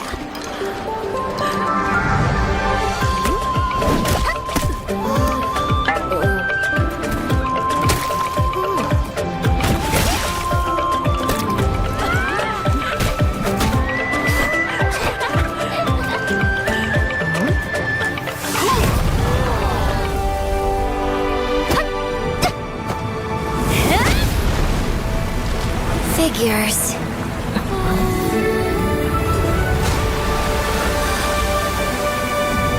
These things are pretty handy after all.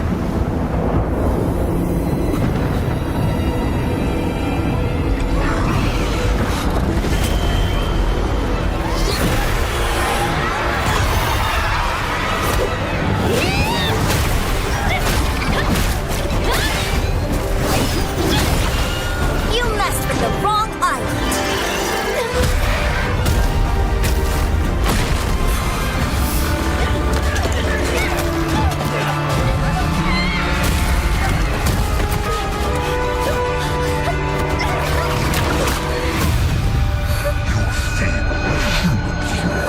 Shall never wield the great serpent's power.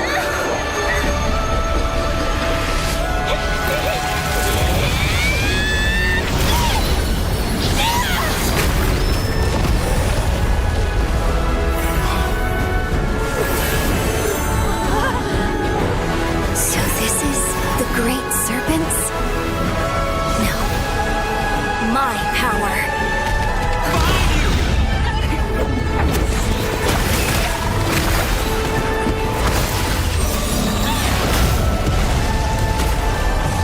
Let me show you the real me!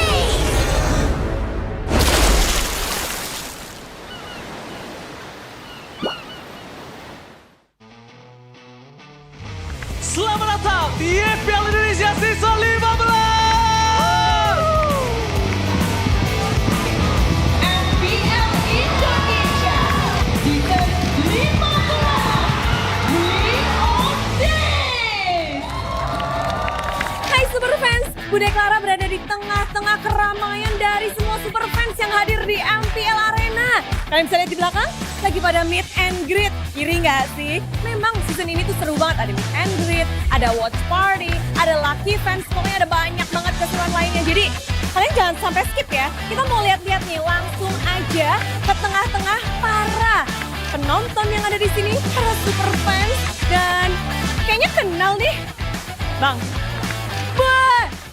Maul is in the house! Yo Maul! Alhamdulillah Bude, berkah bulan puasa ini. Berkah bulan puasa, tapi rame banget gak sih? Ini lagi, kamu ngantri meet and greet? Iya Bude, sebenarnya nemenin temen doang. Mereka pengen ketemu player-player ya kan. Memang, ini kesempatan spesial ya buat para Kingdom hadir langsung meet and greet. Coba buat kamu sendiri gimana suasana MPL ini? Kalau aku ngeliatnya ini ruangannya kayak lebih adem lah. Di luarnya lebih adem, lebih enak, lebih nyaman lah kita buat datang sini, nggak rugi juga sih. Kalau kalian mau seru-seruan bareng kita, datang aja ke MPL Arena. Jangan lupa beli tiketnya. Jangan lupa beli tiketnya buat Kingdom dan semua juga, semua super fans, lah dan seru-seruan bareng. Thank you Mamu. MPL Indonesia. We are game!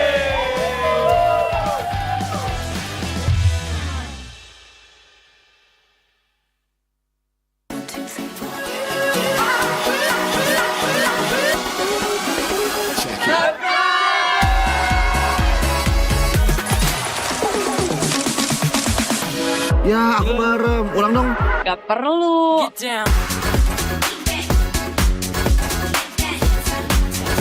Guys, review.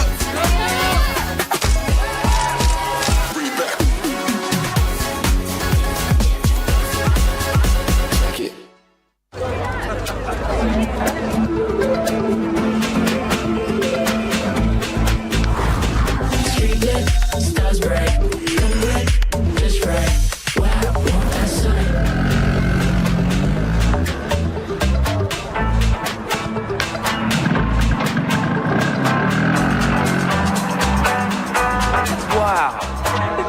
Cool.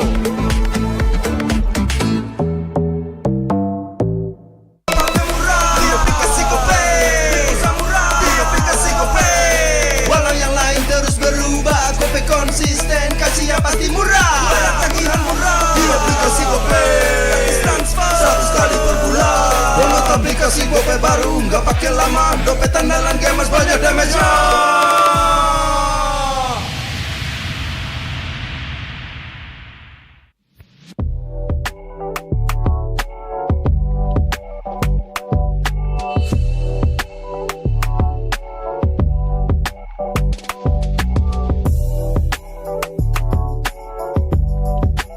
Rasa baru makin seru. Pertama di Indonesia, kopi susu rasa cookies. Always ready, warnai harimu. Good Day Groovy Cookies. Nikmati sensasi asyik kopi cookiesnya. Tak ada hari tanpa mabar. Main nge-lag, kerap buatku tak sabar. Gimana mau main sampai kelar?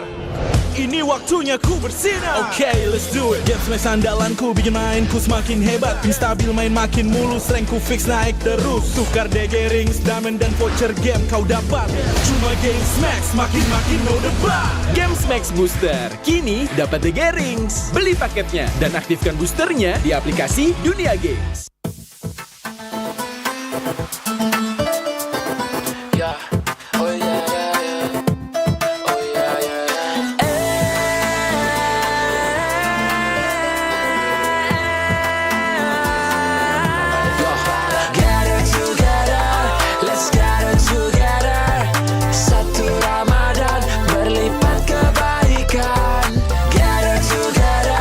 Let's gather together, berubah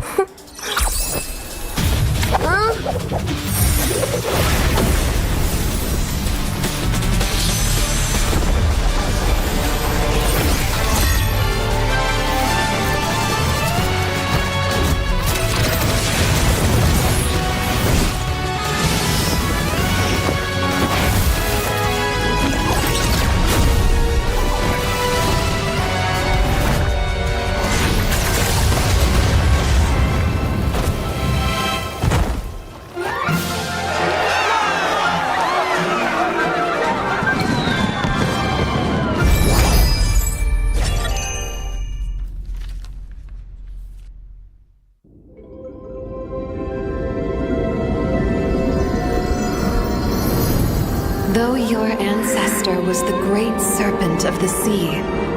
Your destiny lies elsewhere. Your feeble human form shall never wield the great serpent's power. Why can't I?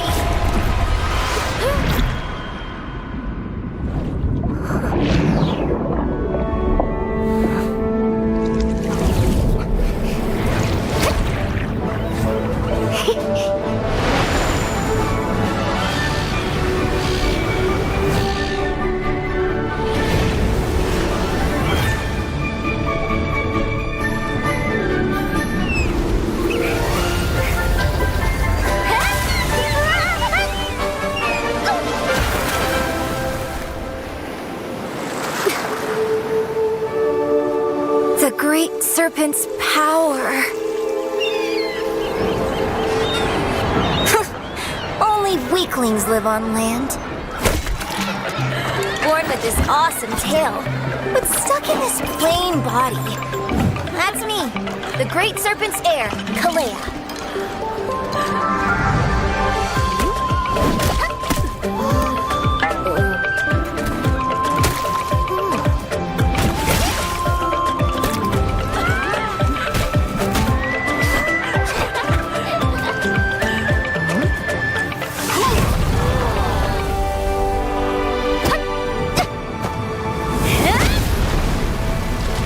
Figures.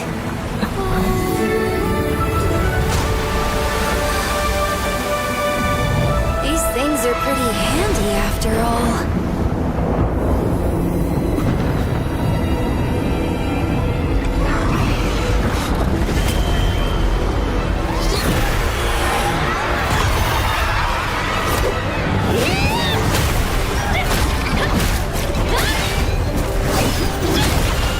You messed with the wrong island.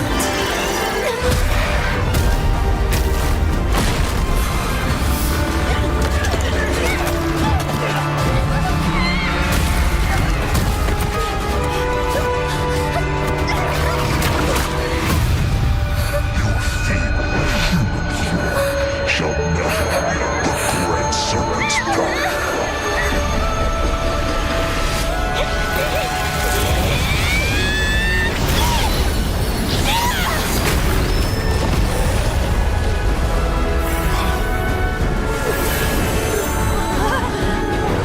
So this is the great serpents? No. My power.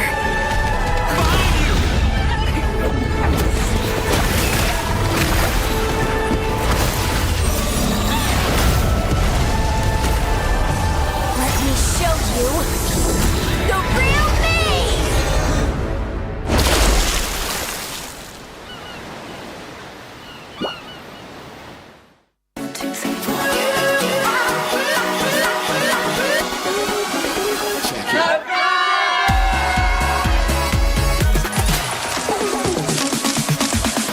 Ya, aku merem. Ulang dong.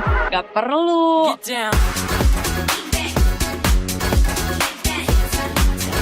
Guys, review.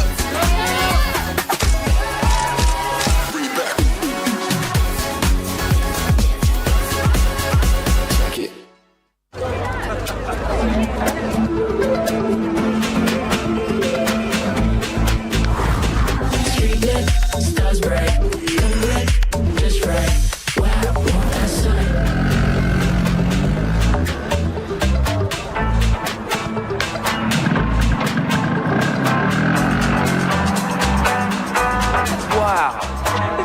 Cool.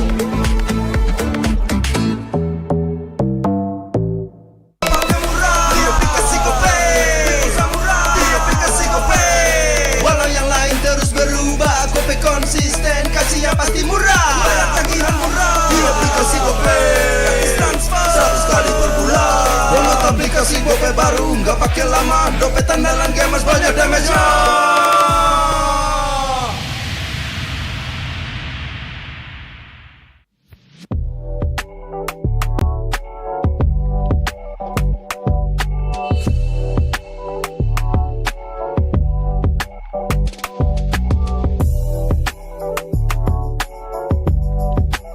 Rasa baru makin seru.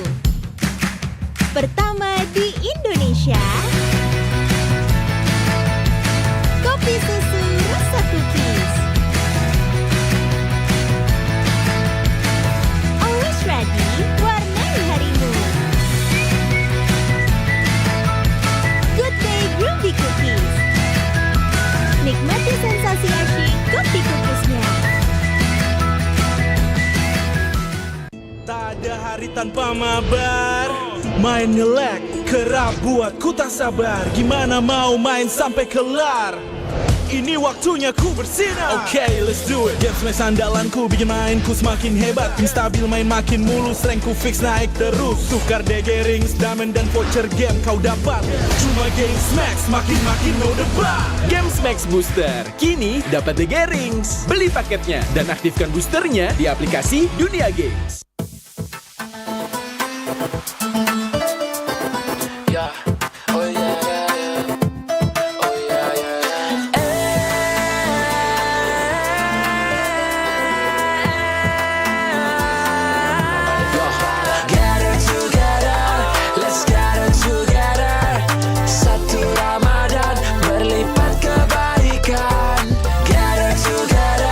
Let's get it together. Peluk dan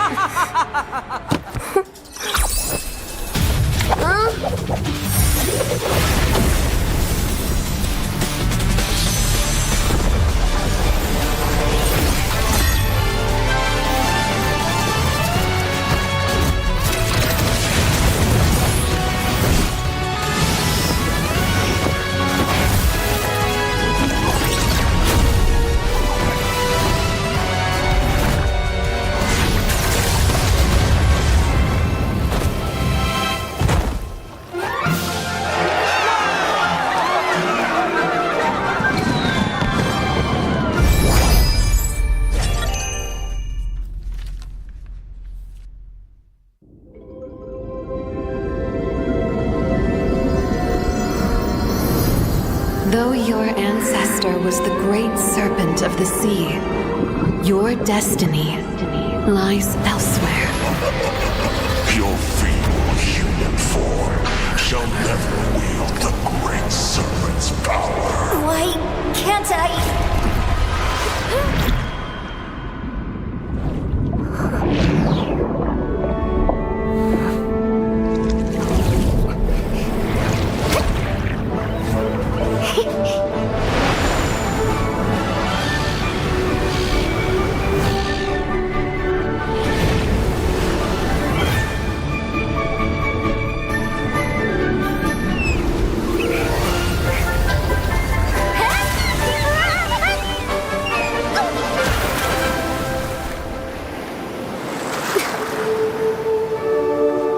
The great serpent's power.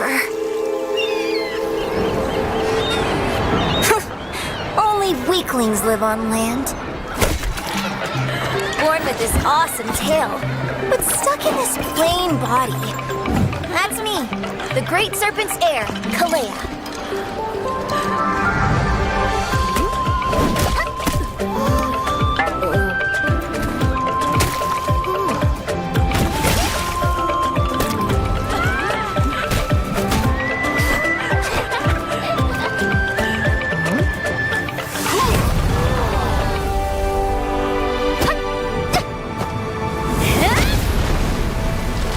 Figures.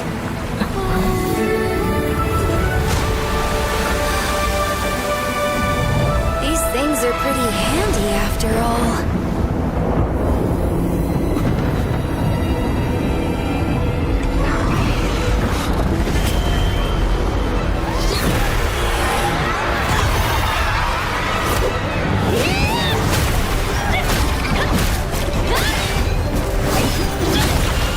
You messed with the wrong island.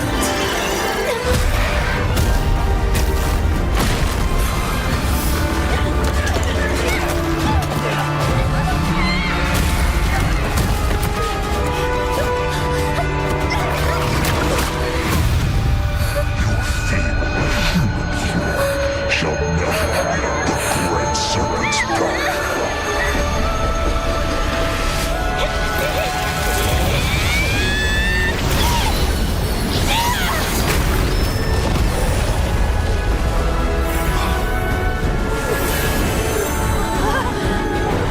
So this is the great serpents? No. My power.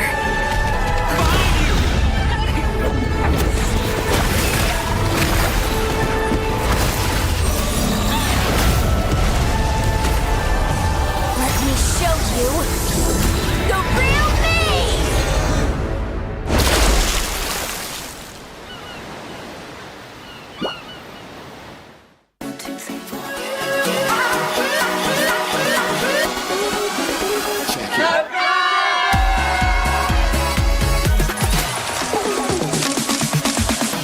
Ya, aku merem. Ulang dong.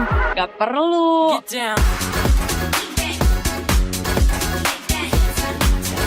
Guys, review.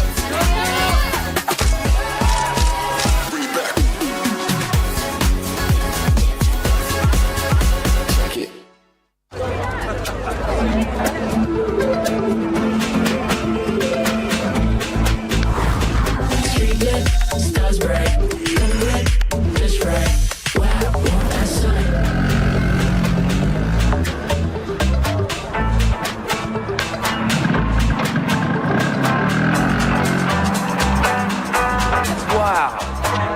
Cool.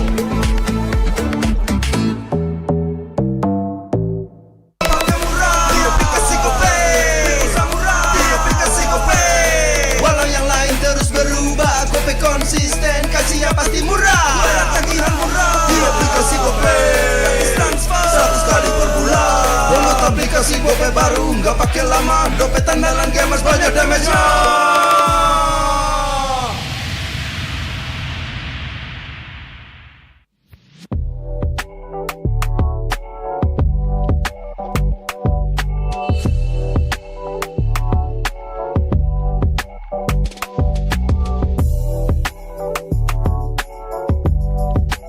Rasa baru makin seru.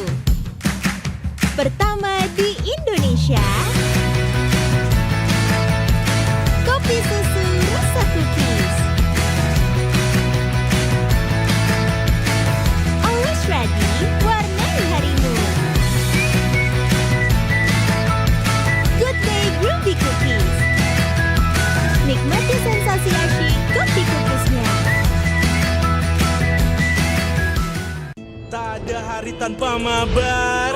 Main nge-lag, kerap buatku tak sabar. Gimana mau main sampai kelar? Ini waktunya ku bersinar. Okay, let's do it. Game smash andalanku bikin mainku semakin hebat. Tim stabil main makin mulus, rankku fix naik terus. Tukar DG rings, diamond dan voucher game kau dapat. Cuma game smash, makin no debat. Games Max Booster, kini dapat DG Rings. Beli paketnya dan aktifkan boosternya di aplikasi Dunia Games.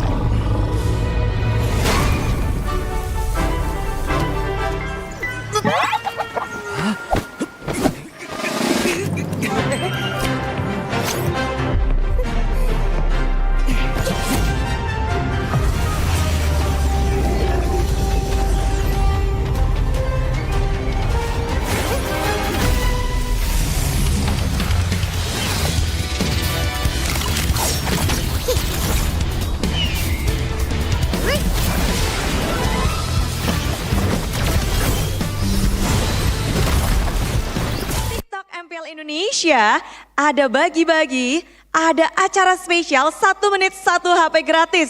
Caranya sekali lagi itu gampang banget, tinggal jawab pertanyaan dan pertanyaannya akan kita berikan. So, inilah dia pertanyaan pertama. Selama event Golden Month MLBB, skin terbatas dari hero apakah yang bisa kamu dapatkan secara gratis? Pasti kalian tahu kan? Yang bunyinya, auuu. Ayo, hero apa tuh? Nongol juga kok. Ayo di kolom komentar pasti ramai banget nih pada langsung ketik yang cepat dan tepat ya. Tulisannya juga nggak boleh salah. Nama hero-nya harus tepat. Ayo, ayo, ayo, ayo. selama event Golden Month MLBB, skin terbatas dari hero apakah yang bisa kamu dapatkan secara gratis? Banyak sekali yang bisa didapetin ya. Memang bulan Ramadan banyak acara, banyak hadiah bersama dengan MLBB. Ayo, ini setiap 1 menit pertanyaannya akan melanjut lain. Nanti akan ada selanjutnya. Jadi pastikan kalian tulis jawaban yang tepat dan cepat. Oke, ayo siapa ayo? Ini masih belum ada yang benar atau kurang jelas nih kalian? Hero-nya tuh biasanya bisa jadi EXP lane, bisa jadi roamer. Huruf depannya R gak sih? Ayo. Siapakah dia? By the way, mungkin buat yang ada di platform lain jangan lupa langsung ke TikTok dari MPL Indonesia. Karena ada 1 HP untuk 1 menit. Jadi 1 menit 1 HP gratis hanya di TikTok MPL Indonesia.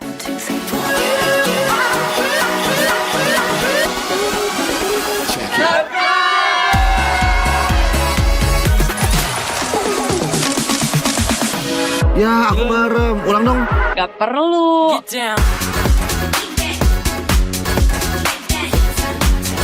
Guys, review.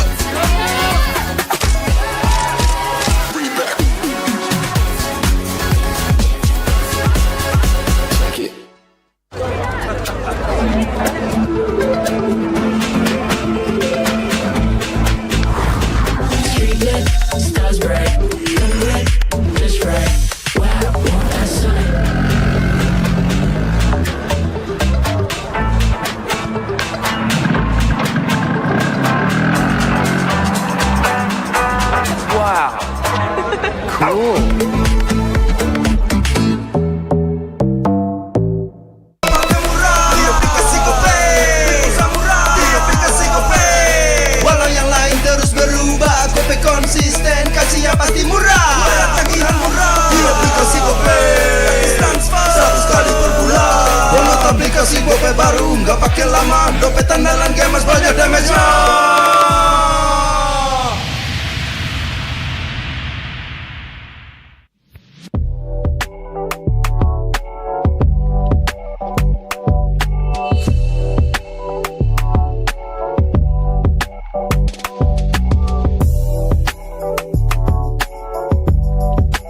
Rasa baru makin seru. Pertama di Indonesia. Kopi susu rasa cookies. Always ready, warnai harimu. Good day Groovy Cookies. Nikmati sensasi asyik kopi cookiesnya. Tak ada hari tanpa mabar. Main ngelek, kerap buatku tak sabar. Gimana mau main sampai kelar? Ini waktunya ku bersinar. Okay, let's do it. Game smash andalanku bikin mainku semakin hebat. Tim stabil main makin mulus, rankku fix naik terus. Tukar DG rings, diamond dan voucher game kau dapat. Cuma Game Max makin no debat. Games Max Booster, kini dapat DG Rings. Beli paketnya dan aktifkan boosternya di aplikasi Dunia Games.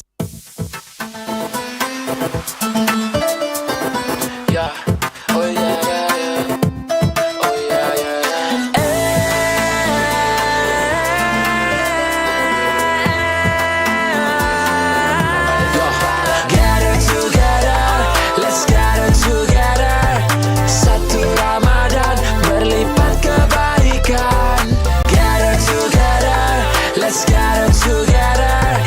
Peluk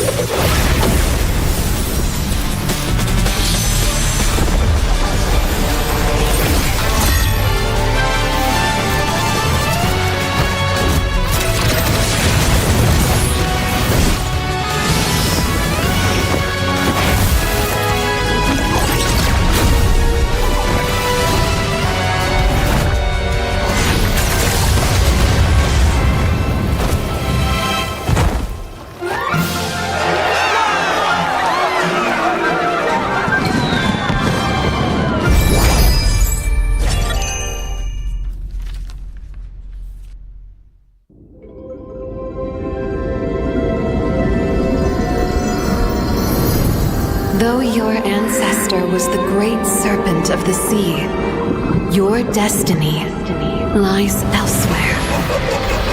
Your feeble human form shall never wield the great serpent's power.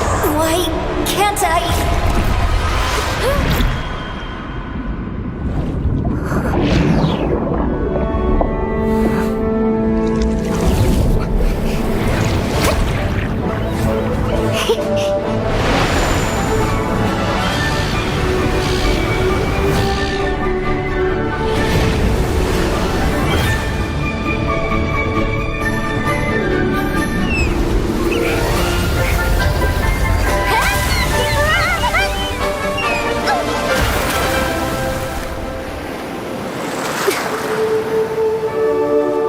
The great serpent's power.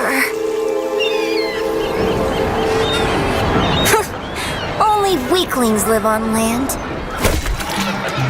Born with this awesome tail, but stuck in this plain body. That's me, the great serpent's heir, Kalea.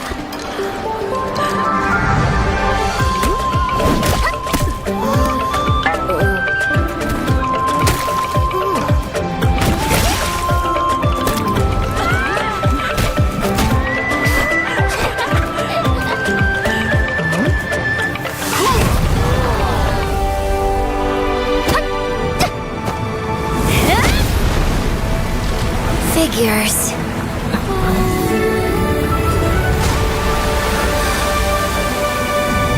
These things are pretty handy after all.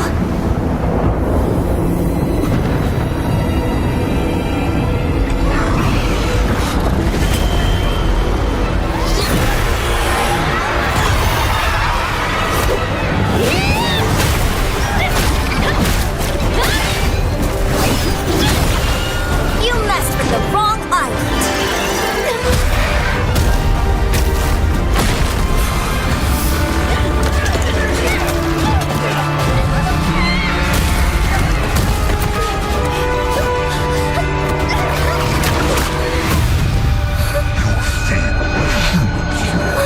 Shall never wield the great serpent's power.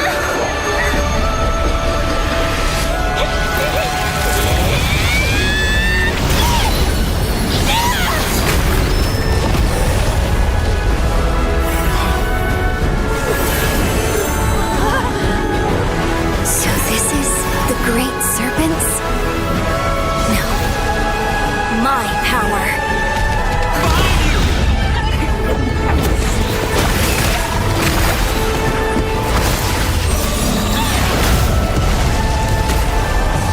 Let me show you the real me!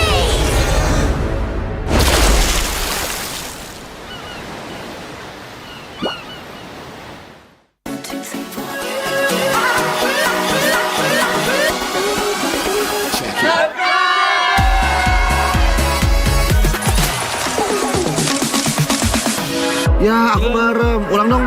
Gak perlu.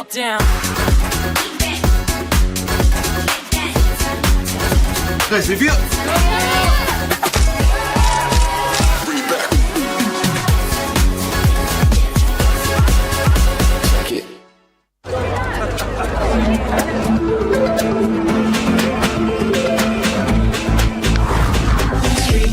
Stars bright, just right. Wow, that sun.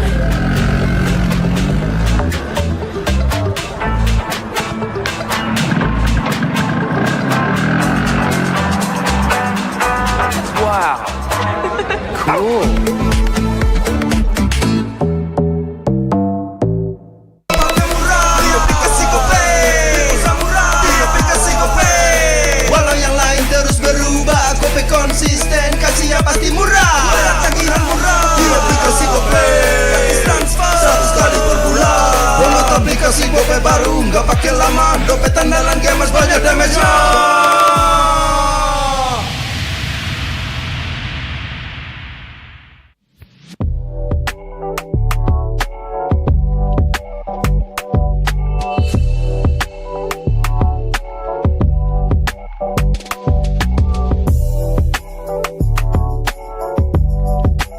Rasa baru makin seru.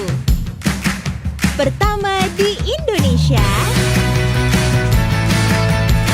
Kopi susu rasa cookies. Always ready, warnai harimu. Good Day Groovy Cookies. Nikmati sensasi asyik kopi cookiesnya. Tak ada hari tanpa mabar. Main ngelek, kerap buatku tak sabar. Gimana mau main sampai kelar? Ini waktunya ku bersinar. Okay, let's do it. Games match andalanku bikin mainku semakin hebat. Tim stabil main makin mulus, rankku fix naik terus. Tukar DG rings, diamond dan voucher game kau dapat. Cuma Games Max, makin no debat. Games Max Booster, kini dapat DG Rings. Beli paketnya dan aktifkan boosternya di aplikasi Dunia Games.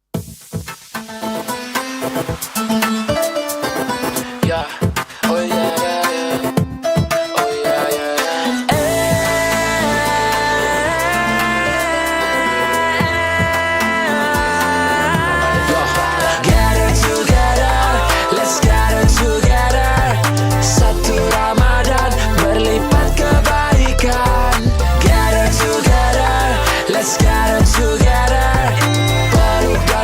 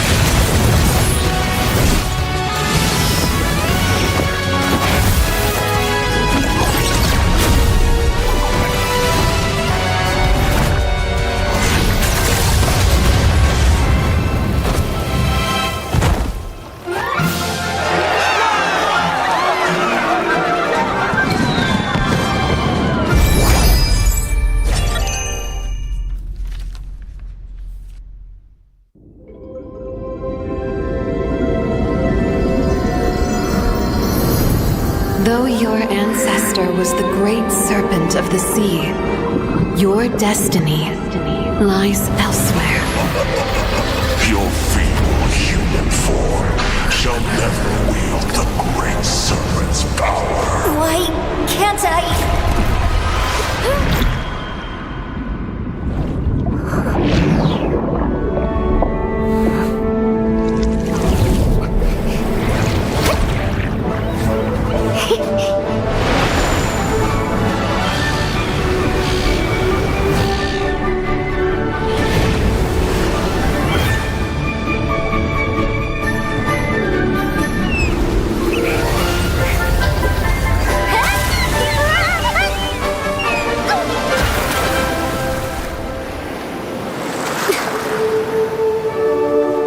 The great serpent's power. Only weaklings live on land. Born with this awesome tail, but stuck in this plain body. That's me, the great serpent's heir, Kalea.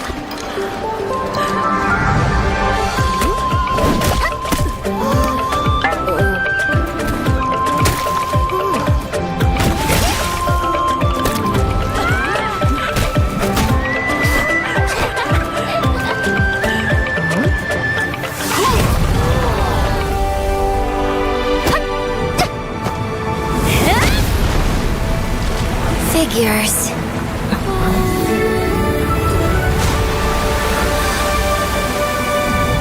These things are pretty handy after all.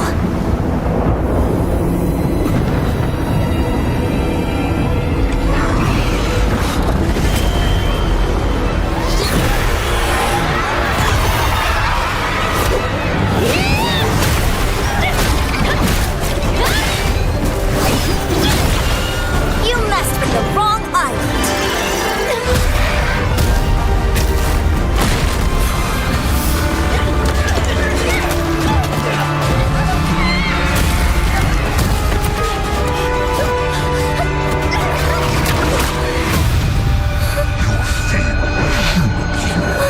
Shall never wield the great serpent's power.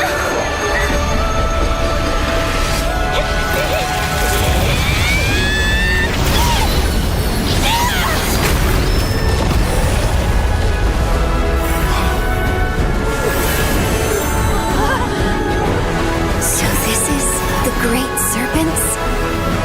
No. My power.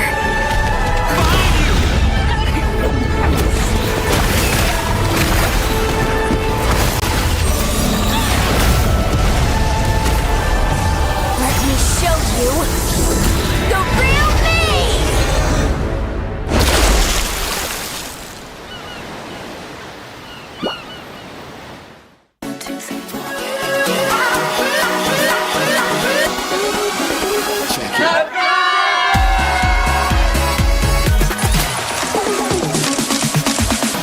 Ya, aku merem. Ulang dong. Gak perlu.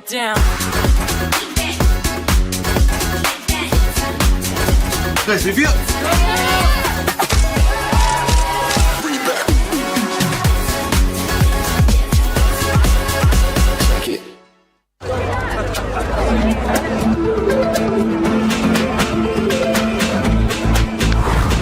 Street lit, stars bright, lit, just right. Wow, want that sun.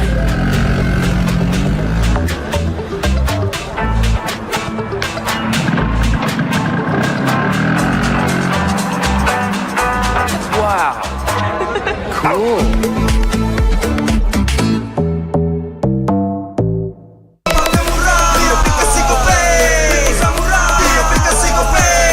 Walau yang lain terus berubah, kopi konsisten, kasih yang pasti murah. Bayar tagihan murah di aplikasi GoPay, transfer 100 kali per bulan. Download aplikasi GoPay baru, nggak pakai lama. Dompet andalan gamers banyak damage-nya.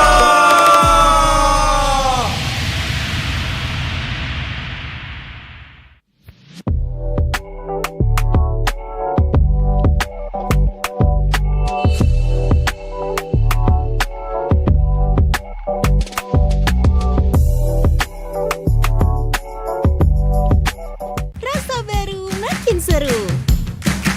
Pertama di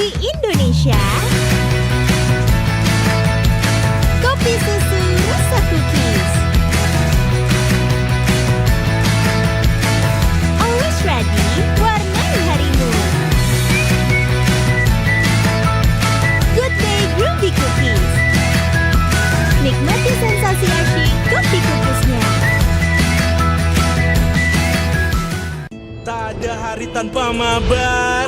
Main nge-lag, kerap buatku tak sabar. Gimana mau main sampai kelar? Ini waktunya ku bersinar. Okay, let's do it. Game smash andalanku bikin mainku semakin hebat. Tim stabil main makin mulus, rankku fix naik terus. Tukar DG rings, diamond dan voucher game kau dapat. Cuma game smash makin no debat. Games Max Booster kini dapat DG Rings. Beli paketnya dan aktifkan boosternya di aplikasi Dunia Games.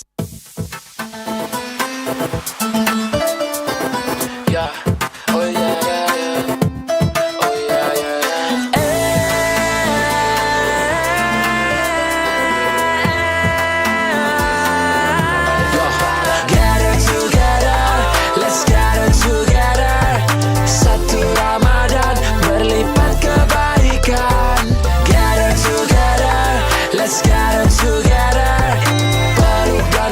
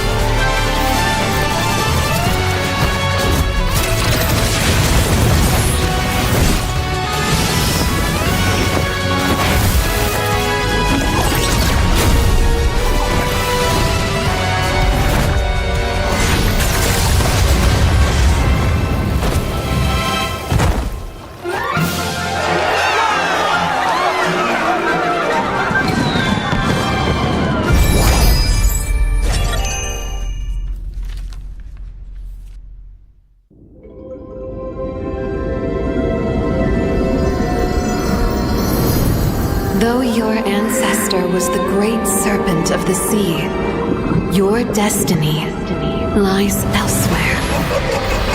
Your feeble human form shall never wield the great serpent's power. Why can't I?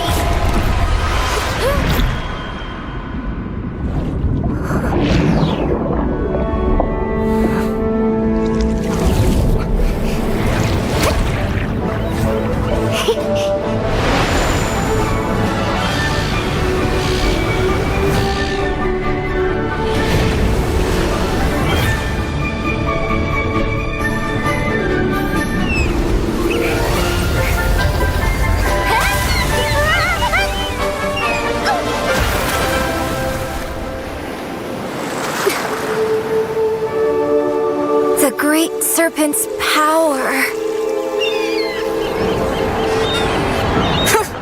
Only weaklings live on land. Born with this awesome tail, but stuck in this plain body. That's me, the great serpent's heir, Kalea.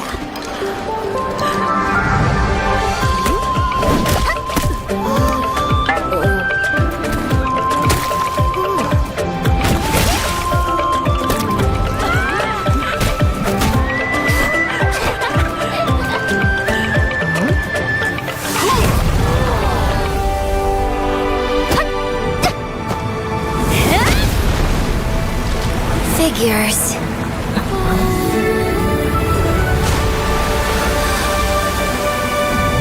These things are pretty handy after all.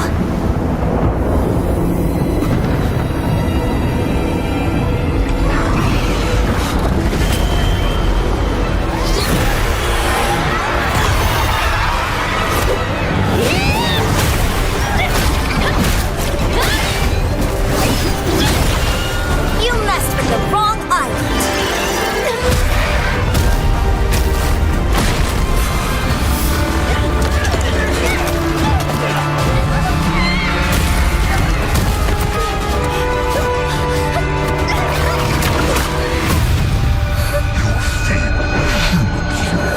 Shall never wield the great serpent's power.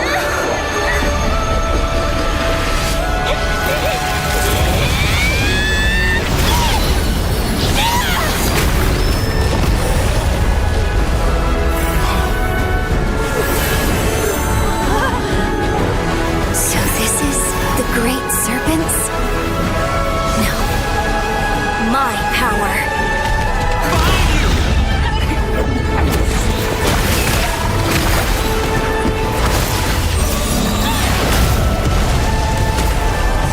Let me show you the real me!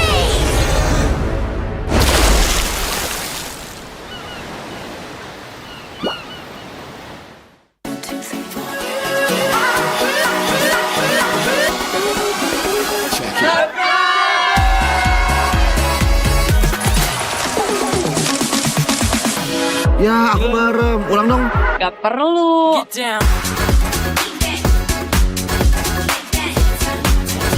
Guys, review.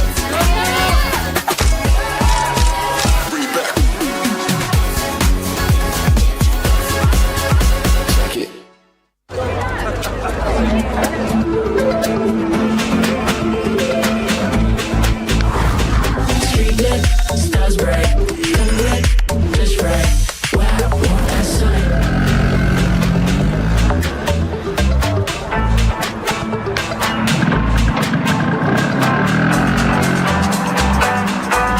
Wow.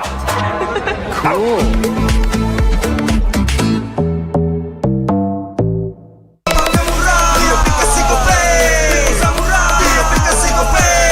Walau yang lain terus berubah, kopi konsisten, kasihnya pasti murah. Bayar tagihan murah di aplikasi GoPay.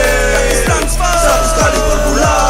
Download aplikasi GoPay baru, nggak pakai lama. Dompet andalan gamers banyak damage-nya.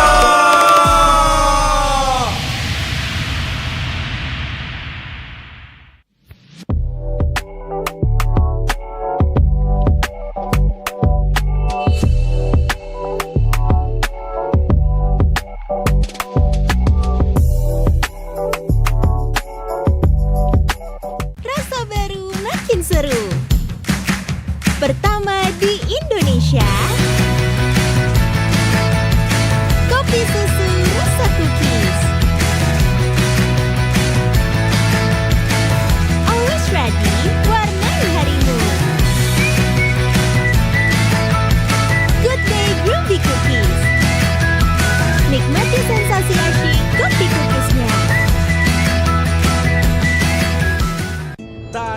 hari tanpa mabar. Main nge-lag, kerap buat ku tak sabar. Gimana mau main sampai kelar? Ini waktunya ku bersinar. Okay, let's do it. Game flash andalanku bikin mainku semakin hebat. Tim stabil main makin mulus, rankku fix naik terus. Tukar DG rings, diamond dan voucher game kau dapat. Cuma Games Max, makin-makin no debat. Games Max Booster, kini dapat DG Rings. Beli paketnya dan aktifkan boosternya di aplikasi Dunia Games.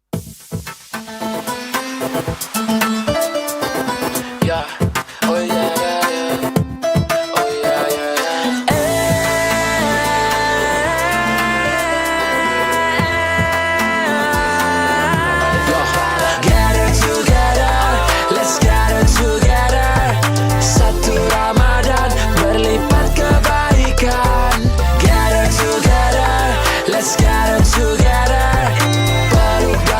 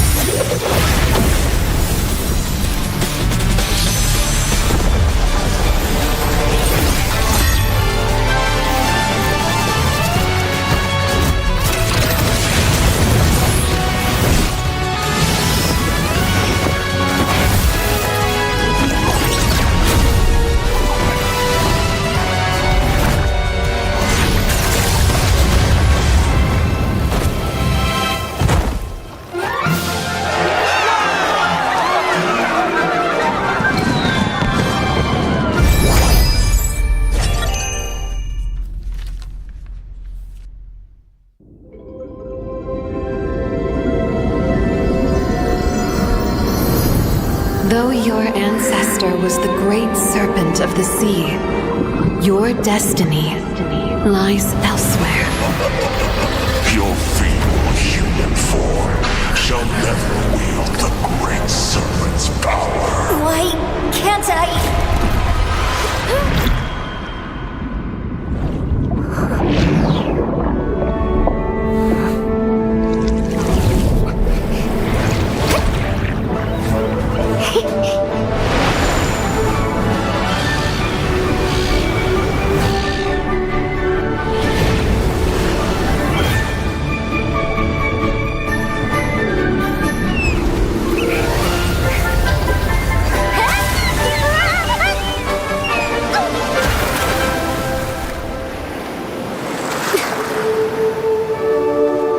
The great serpent's power.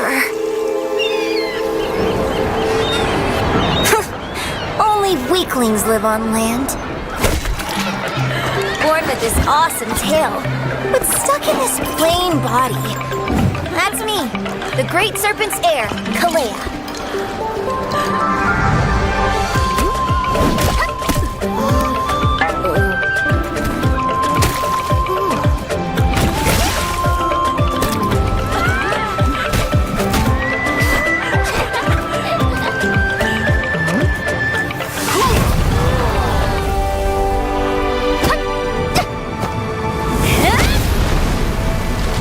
Figures.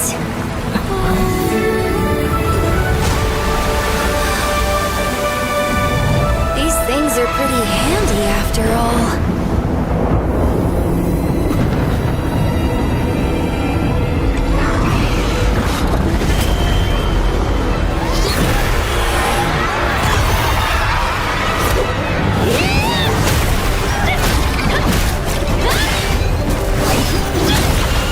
You messed with the wrong island.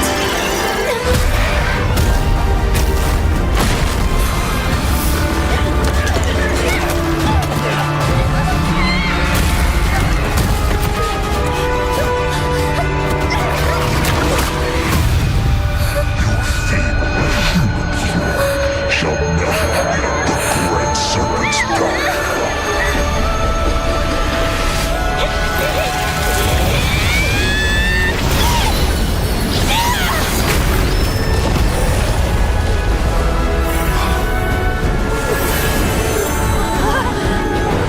So this is the great serpents? No. My power.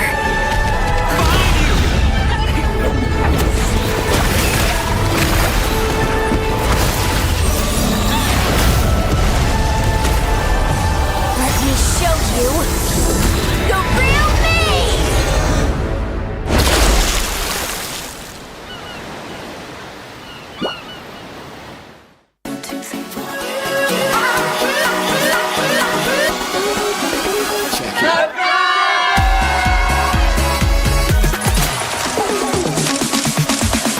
Ya, aku merem. Ulang dong. Gak perlu.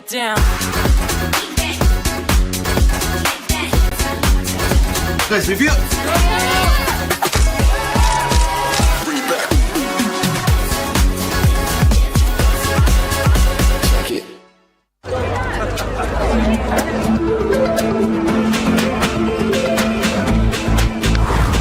Street lit, stars bright, come lit, just right. Wow, that's sight.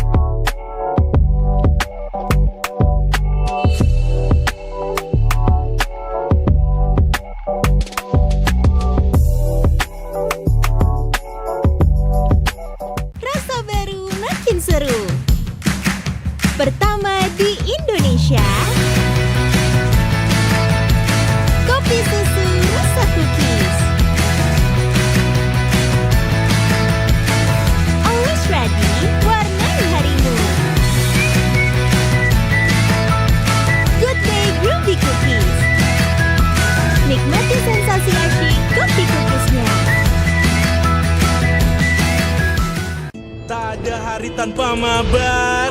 Main nge-lag, kerap buatku tak sabar. Gimana mau main sampai kelar?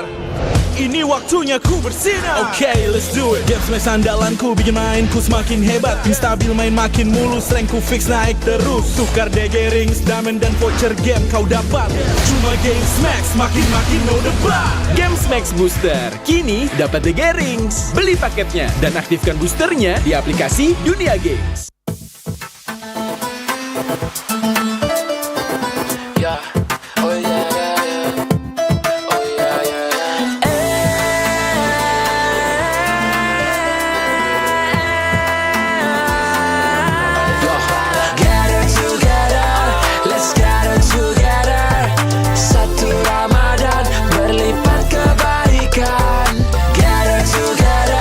Let's get it together. Peluk dan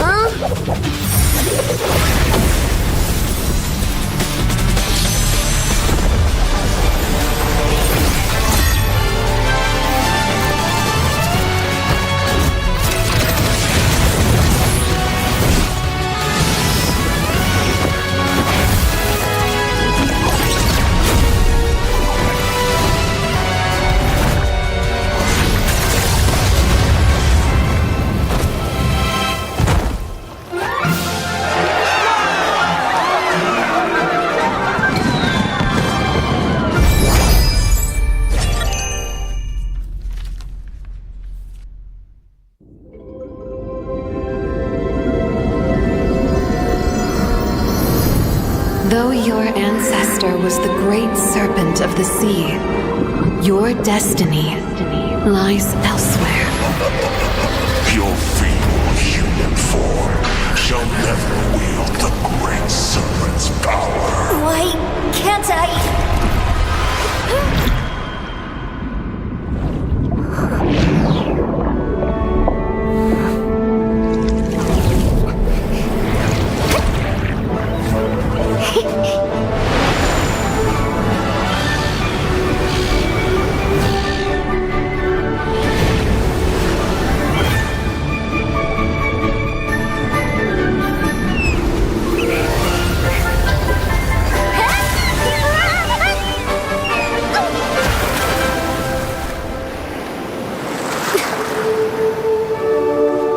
The great serpent's power. Only weaklings live on land. Born with this awesome tail, but stuck in this plain body. That's me, the great serpent's heir, Kalea.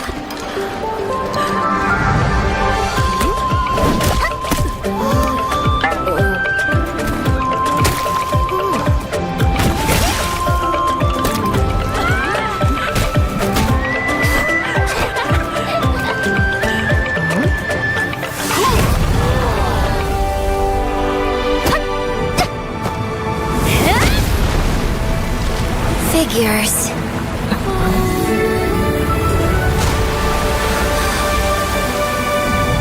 These things are pretty handy after all.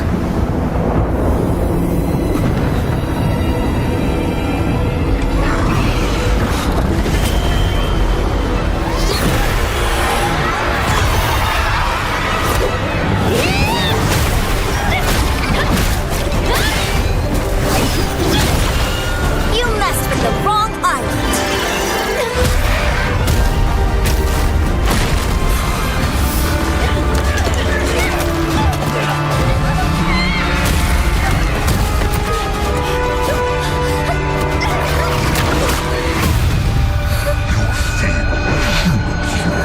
Shall never wield the great serpent's power.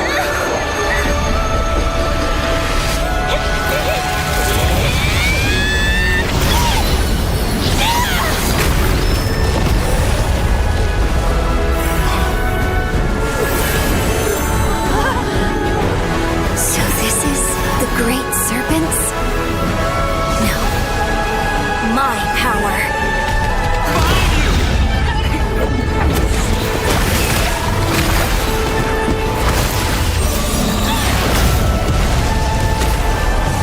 Let me show you the real me!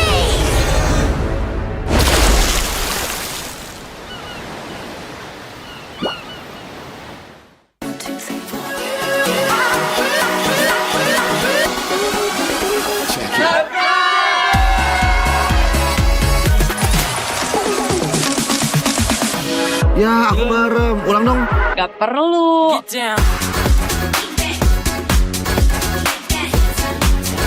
Guys, review.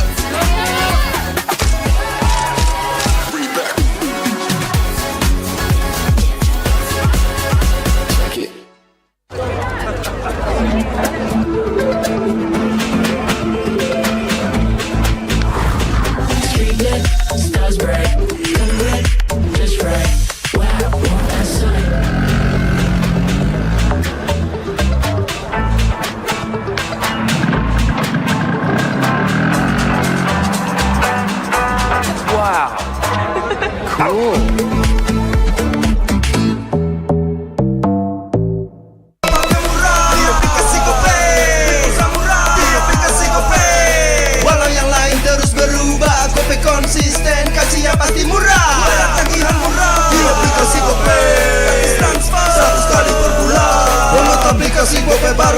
makin lama dompet andalan gamers banyak damage-nya.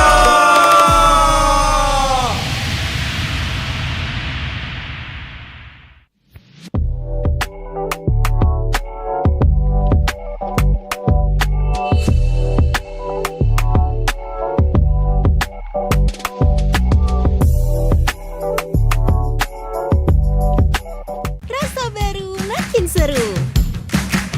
Pertama di Indonesia. Kopi susu rasa cookies.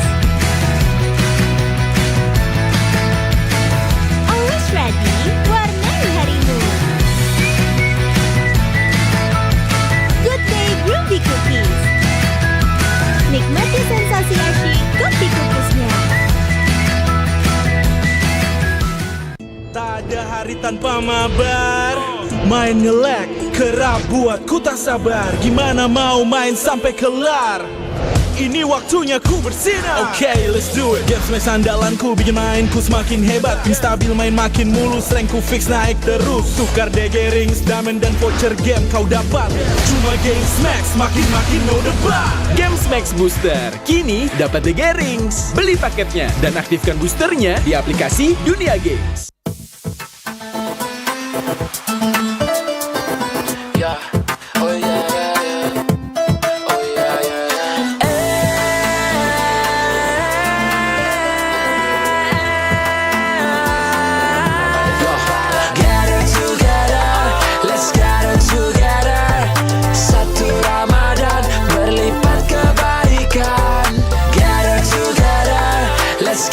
Together, peluk dan maaf di hari lebaran.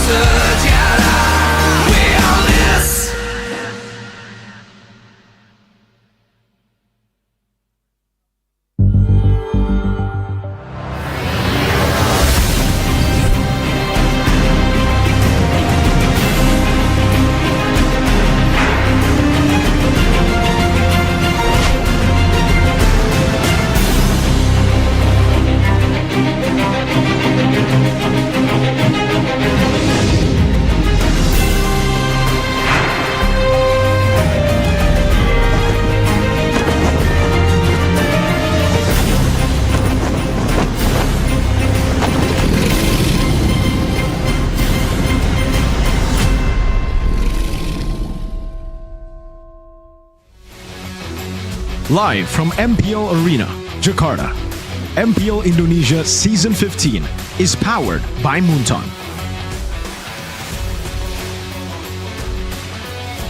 Supported by Esports Federation of Indonesia. Presented by official tournament smartphone Samsung Galaxy. Official e-wallet GoPay. Official sponsor Head and Shoulders. Official coffee Good Day. We own this.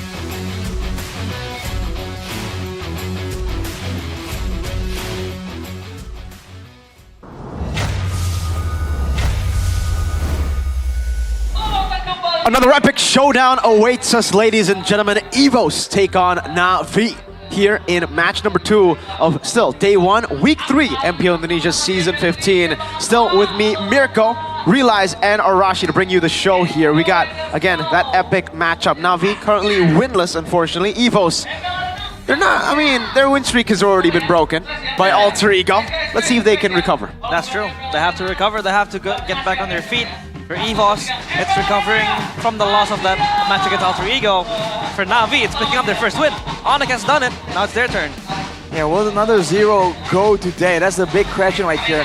Can they do it in a more dominant fashion than Onyx? And somehow end up above Onyx? Who knows? Only time will tell, man. I don't know, man. You know, Na'Vi, I'm not even sure if there's going to be any changes here, and I think changes are technically necessary for them. But ladies and gentlemen, don't forget here, MPL Indonesia C13 is amazing because it's powered to you by Moonton, supported by PBSI, presented by your official tournament smartphone, Samsung Galaxy S25 series. We also have a lot of our partners in esports and our advertiser suppliers here with Telkomsel, Dunia Games, IndyHome by Telkomsel, Sukro, and RSV. So thank you so much for helping MPL ID become the best it could ever be. That's Mr. Ash. That's what Mr. Ash says. Mr. Ash? Yeah. Ash? Best there ever was. He wants to be the very best. He's gonna catch them all. Gotta catch them all. Technically, for Na'Vi, they have failed to catch any wins so far in their matches. But their ex-player, well, technically their ex-team's ex-player, Rebellion, I don't think it's, you know, like, is Suelo an ex-Na'Vi player? No, he's an ex-Rebellion player, right?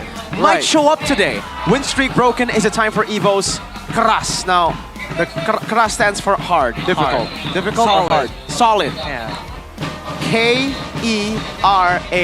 Ki, Erlan, Regi, Albert, and Suelo. So they were Kran before. Now they could be Keras with Suelo. Kran? Yeah, That's because funny. Natco. It was Natco. Oh, that's true. But is it time for Suelo to play? Or do you think, you know, it's too quick to make a decision? Because Natco, technically, first 2 weeks was amazing. It's better to start now. If you want to wait for the later parts of the season, I feel like that's going to get a little bit late. It's going to get tricky. If they can play Suelo right now, I guess it's, you know, it's giving them time to, again, work on the chemistry, work on the playstyle that Suelo has, because this guy was a monster in Rebellion. I think they have to really wait and see the data for now. But name-wise though, Keras sounds much better than Kran, bro. Because if you guys didn't know, Kran means tap in Indonesian. So the tap lineup against the solid lineup, I think the name value speaks for itself. But against Na'Vi, I think this will be the big proving ground for Suelo. And he's in a bit of a pickle here. If he does well, it's against Na'Vi. Of course he does well. If he does badly, everyone's going to start judging him very severely, man. Yeah. I think that's a big problem here, I would say. Because again, like you said, man, it's a lose-lose situation. If you win, it's expected. If you lose, it's like, oh, you gave Na'Vi their first win after constant, terrible performances. And I think, unfortunately, you know, it's the harsh truth. It does sound very harsh. But it has been the reality of Na'Vi. Now let's take a look at what you guys think for EVOS first about the win streak ending. Now, what do you guys want? Do you guys still think Natco? 35% still say Natco is good. We have 33% saying play Suelo, and then 32% anyone will win. Now, are you guys voting for anyone will win just because of this matchup? That's the big question there. I like the confidence though from option C. Anyone will win. Whoever it is, EVOS will dominate. That's some big confidence, but we've seen that overconfidence can be your downfall. I'm a firm Natco believer. You're a Natco believer? I'm a Natco. I'm a Nat cult. Are you? Oh, you're part of the cult of Natco. Yes. Natco. All hail King Natco. Interesting. I mean, he has a very unique way to play. Maybe that, got a few of the followers into the cult. The all-role mindset, we like to call it. It doesn't matter what role he's in. He flickers forward. Yeah, that's actually true. In gold lane, he flickers forward. In XP, he flickers forward. In mid lane, we've seen that too, but it was read out by Alter Ego. Now, let's shift over the focus towards, I think the gold lane, where it's a more fair matchup here, because in the mid lane, Natko or Suelo both have way more experience compared to X Magic, but for the gold lane, Shive, Erlan, I think similar. Actually, Shive probably has more experience in MPL. He actually got to play in the entirety of the playoffs of Season 12. Meanwhile, Erlan, he's been in and out a lot of times. Now, let's compare Erlan and Shive. Who do you got? Oh, I gotta say, I do have Erlan. I think he's shown great things in the past. He's showing great things right now. And I do want to say Shive isn't that bad though. He's been popping off in his own right. It just really feels like Erlan has more support from his team. But if I had to really judge it off the data of what we see in the MPL, I gotta go with Erlan, bro. Doma. You agree? You think Erlan's better? I said it before, I think Erlan is top 3 material, or at least he has the potential to reach top 3 gold laners in MPL ID Season 15. But for Sive, I feel like we gotta cut him some slack. He has been performing very, very good. In a crumbling Na'Vi team, he's been, the backbone of this team. So I feel like, I gotta give this to Sive, but Erlan still is an absolute monster. I mean, speaking of the data here, during the player rankings, the team, they hasn't been doing good at all. 0 wins, hasn't really been winning out in any big matches. Has Shive as number 3 in the damage dealt category. That says something, man. Yeah. The guy's been active, win or lose. Damage per minute, number 2.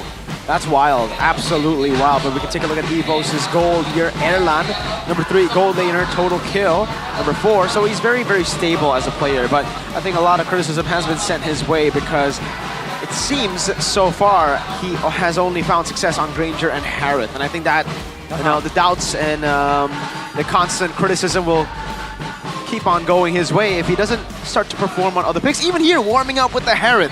He is number 3 in total kills. So Eman leads in both damage per minute and total kills. BTR, by the way. BTR, by the way. What about Sive?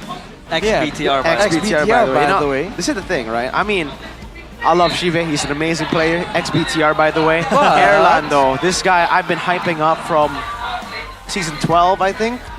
Dude, it's been so long since I've been hyping him up when his name was still Doma, when he was destroying everybody in MDL, when he was destroying pro teams in Evo's Icon, when he was still playing with Sutsujin and Krite. I can't wait to see Erlan finally prove to the world that he is top 3 worthy, and he shouldn't have been benched all those years. It feels like that name change kind of did something to him. Yeah. When he was Doma, he was performing, but, okay, decent. And then he got benched. And now back with the new name, Erlan, he's able to pop heads left and right. He popped the Lord. He stole a Lord against Bigatron. That one hurt a lot, Erlan, especially for a guy who vouched for you all these years. You didn't have to do my team like that. But we haven't had a great moniker for Erlan just yet, man. Because, for the longest time, Doma's domain. It just rolls off the tongue. Come on, so well. Erlan, change back to Doma. Erlan, we haven't found something just yet. Well, maybe this is going to be the battle of who gets the first moniker, right? Because to get the moniker, you have to perform. Shive, Erlan, it's the battle in the gold lane. One in a struggling team, the other in a very successful team so far. And if they want to claim second place, away from Alter Ego again, they're going to have to win this matchup against Na'Vi. They're the hard favorites, I would say, the major favorites coming into this matchup, but I think Na'Vi has what it takes to shock the world. I mean, I hope they do shock EVOS and the loud fans in the building. It's insane right here. Man, let's see what the reaction is going to be to the lineup. Well, it's not Natko! Suelo makes his debut in MPL! Reggie, Albert, Key, and Erlan to support him. The GOAT puts down his staff. It's time for Suelo. Welcome to the arena, the White Tigers, EVOS! The tap lineup, no longer the solid lineup, makes their way to the stage, trying to prove the fans that they are still worthy, trying to make sure that Na'Vi has no chance. It's just them at full force, in theory, on paper. Suelo. one of the stars of the the previous Rebellion lineup together with Audi TZ and Cars. I mean, I guess I'm happy to see him back in blue. He's back, and it's like he never left. Still in a blue team, but up against them is Mr. Suelo's ex-team. Cars, still ex-Magic. Aether will be the choice in the jungle, no longer Washapal. Interesting move right there. Going for the more calculated pathing of Aether compared to the aggression of Washapal. Let's see what they can do right here. Can they break the zero? Navi and Natus Vincer, born to win but still winless. Can they pick up their first win? It is Navi! Navi looking to train all the way to a win. I think right now training is the name of the game for them. Have they trained enough, Arashi? Have they prepared enough for this matchup against a top 3 contender? Have they entered the hyperbolic time chamber? Are they gonna come in through with a training arc to end those training arcs and finally shut down Evos right here and show them who's rightfully gonna win in today's match? We have to wait and see. Can the new combination or the different combination actually work against Evos today? The fans are insane. This is what we expect with the Evos crowd in the building, man. The Evos fam certainly, you know, a household name when it comes to the fandoms in Indonesia. Very loud. I think louder than all the other teams when we were in the Velodrome for playoff season 13. Yeah. Here it is, guys, the coaches, the masterminds behind the teams. You got Coach Caleb together with Avil, Coach Do, and the previously known as far now, Raiden. Yep, Do, of course, at the helm for Navi. We have praised him multiple times for his good reads to drafts, or rather, you know, very good curveball picks. But so far, it hasn't been working for him because the results are just not there. The results really hasn't been as ideal as he would like, definitely. So now with the new change in the meta, is this the opportunity that Coach Do can use to really find some leverage here to try and outsmart his Evo's counterparts? The Architect attempting to rebuild the team and rebuild the draft at the same time. Going for the first pick selection here as the whole team. Oh, 22% on second pick, 0% on first pick. That's blue side, and they've chosen blue side as the home team here today. And you're gonna see a stark contrast here as we move over to the White Tigers, because they have been doing phenomenal. 66% on blue, wow. 57% on red. I mean, that's a greater stat than Onyx previously. 0% by the way, second pick. on red. Yeah, and even Navi boasts a better second pick record, so that's true. I think that's an Onyx problem. But hey, Mr. Asiap in the building. We got a special guest in the building, folks. This is Atta Halilintar, a star in Indonesia. A superstar. Asiap. He was on stage hyping up the fans just a while back before the match began. Yeah. So maybe that's why the crowd is absolutely fired up right here. If I heard correctly, he was a supporter of Evos. Oh, no wonder. He was praising the Evos fans the whole time. Definitely. I mean, with Key here as well, with Albert, they certainly have crazy star power, season 14. They do. 15. Yeah. I mean, Evos now feels like they have a sixth player, and that sixth player would be Atta in the stands, of course, watching for this team. But yeah, it's going to be very interesting heading to the draft and what Navi and Evos could bring to the fray. I do wonder if the Assassins are going to show up right here. Aether is one thing, but Albert, we saw the Ling just earlier. That was a Samsung Ling just earlier. Samsung Ling, guys. Didn't quite work out the way I think Onyx wanted, but we got the OG Ling in the building right now. Mr. Albert Robob, the guy who is known for his Ling from his debut in season 6. It was the 1-1, and then season 7 onwards, we just were mesmerized by every single Ling pick, every time he got his hands on it. Here though, I gotta ask you, Arashi, what's the problem with Navi and their trio mid that has just been jumbled up? They've been swapping back and forth, Aether, Washapal, Aether, Washapal. With Aether back, is he the right jungler for X-Magic and Hanafi? I mean, the coordination between the trio mid for Navi certainly has been quite lacking. We saw a lot of miscoordinations. We saw a lack of planning even when it comes to the rotations. That might be why Washapal isn't really in the picture right now. We saw that pathing was kind of fatal in the previous match. Gave him an XP disadvantage, made sure that he wasn't around for the mutual objective scenarios. just wasn't what exactly Navi was looking for. Now they're back with Aether. They have Hanafi also right now, and it's up to them to really find a way. If they can't really communicate as well, they have to try and find a composition that's at least simpler, that can be executed with a lesser degree of difficulty. Because otherwise, this is looking bleak for them.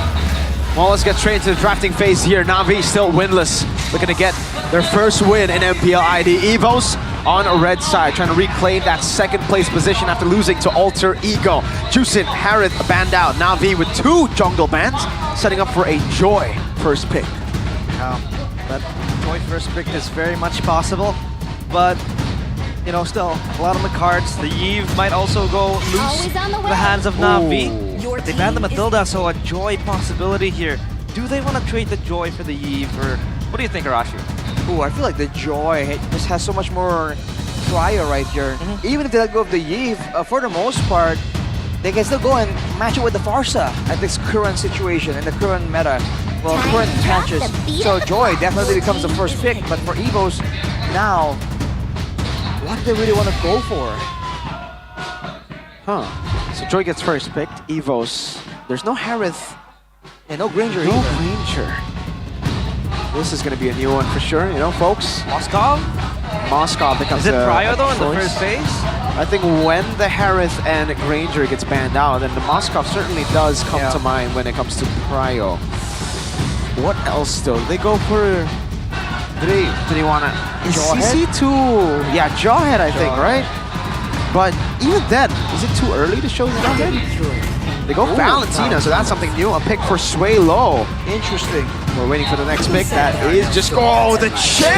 Oh boy. That's a new Pryo pick, guys. Now we can teleport anywhere, from anywhere on the map. I mean, yeah, in your base from to anywhere.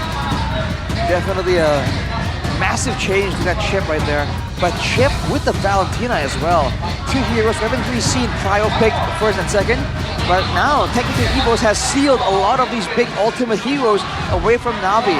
And usually those big ultimates are what is required for a straightforward composition. So technically, they're forcing Na'Vi to play something a bit more complex, kind of forcing them into a tougher situation. I do agree. I mean, you said it, Na'Vi, they needed something that is easily executed, because I know they probably want to play behind Zive as their main funnelist, their main gold laner, or rather their hyper carry for the late game. But it feels like they have to execute harder drafts now, as the focus on the Yve does come to mind. Oh, and the Lucas comes up as well. That's why they picked up the Valentina. They were setting up for the Lucas. Seeing the Phobias here, I don't even think the CC needs to be banned out. We know exactly who's going to go to the XP lane. And I think for Albert, this is the Lucas pick that is for him, right? I don't think it's going to be for... I don't think it's an XP Lucas. Well, here's the thing, you don't really know when an Evos is in the picture. I think they can very easily go off and pull a EXP Lucas as well. So the possibility is still there. Most likely it will go for Albert though. If you look at the stats, he's been able to play this damage Lucas really, really well. 100% win rate. Against the Joy, against the Yve, great targets. The Joy, up close and personal. The Yve, very vulnerable. If Albert can get onto them, it's a blink and you miss it situation, and they'll be assassinated. Okay, that's a contract taken away. The glue will be respected as well now. Thinking maybe the Hylos makes an appearance here, or maybe they want to go for... Because I'm not too sure if they want to go for a big setter like a Tigreal when the Valentina is already picked up. We'll give Sway Low an opportunity to actually steal it away. And you know what? Maybe the Valentina was also a good way to just neutralize or deny the Edith pick that we are used to seeing from Cars. Right. Then Edith is, if you want an aggressive EXP laner who wants to do damage, but also be a decent amount of utility, the Edith always comes to mind. Well, technically for Evos, they can still pick it up themselves if they have deterred it away from the side of Na'Vi. So yeah, multiple layers coming through for Coach Avil here, showing some great mind. But now Hylos as well. Seems like Evos doesn't want to play that regeneration game whatsoever. They don't want to play the long game, right? Again, sustain is always going to be there to high loss with the HP percentage that the Especially with the chip, right? Especially with the chip, right? Yeah, the chip as well. So much shielding as well, so that high loss ban is pretty good from Veal. Now Na'Vi, one last ban. Both gold laners not picked up just yet. We will ban out the Hilda. setting up again for the Joy to get more space. Evos.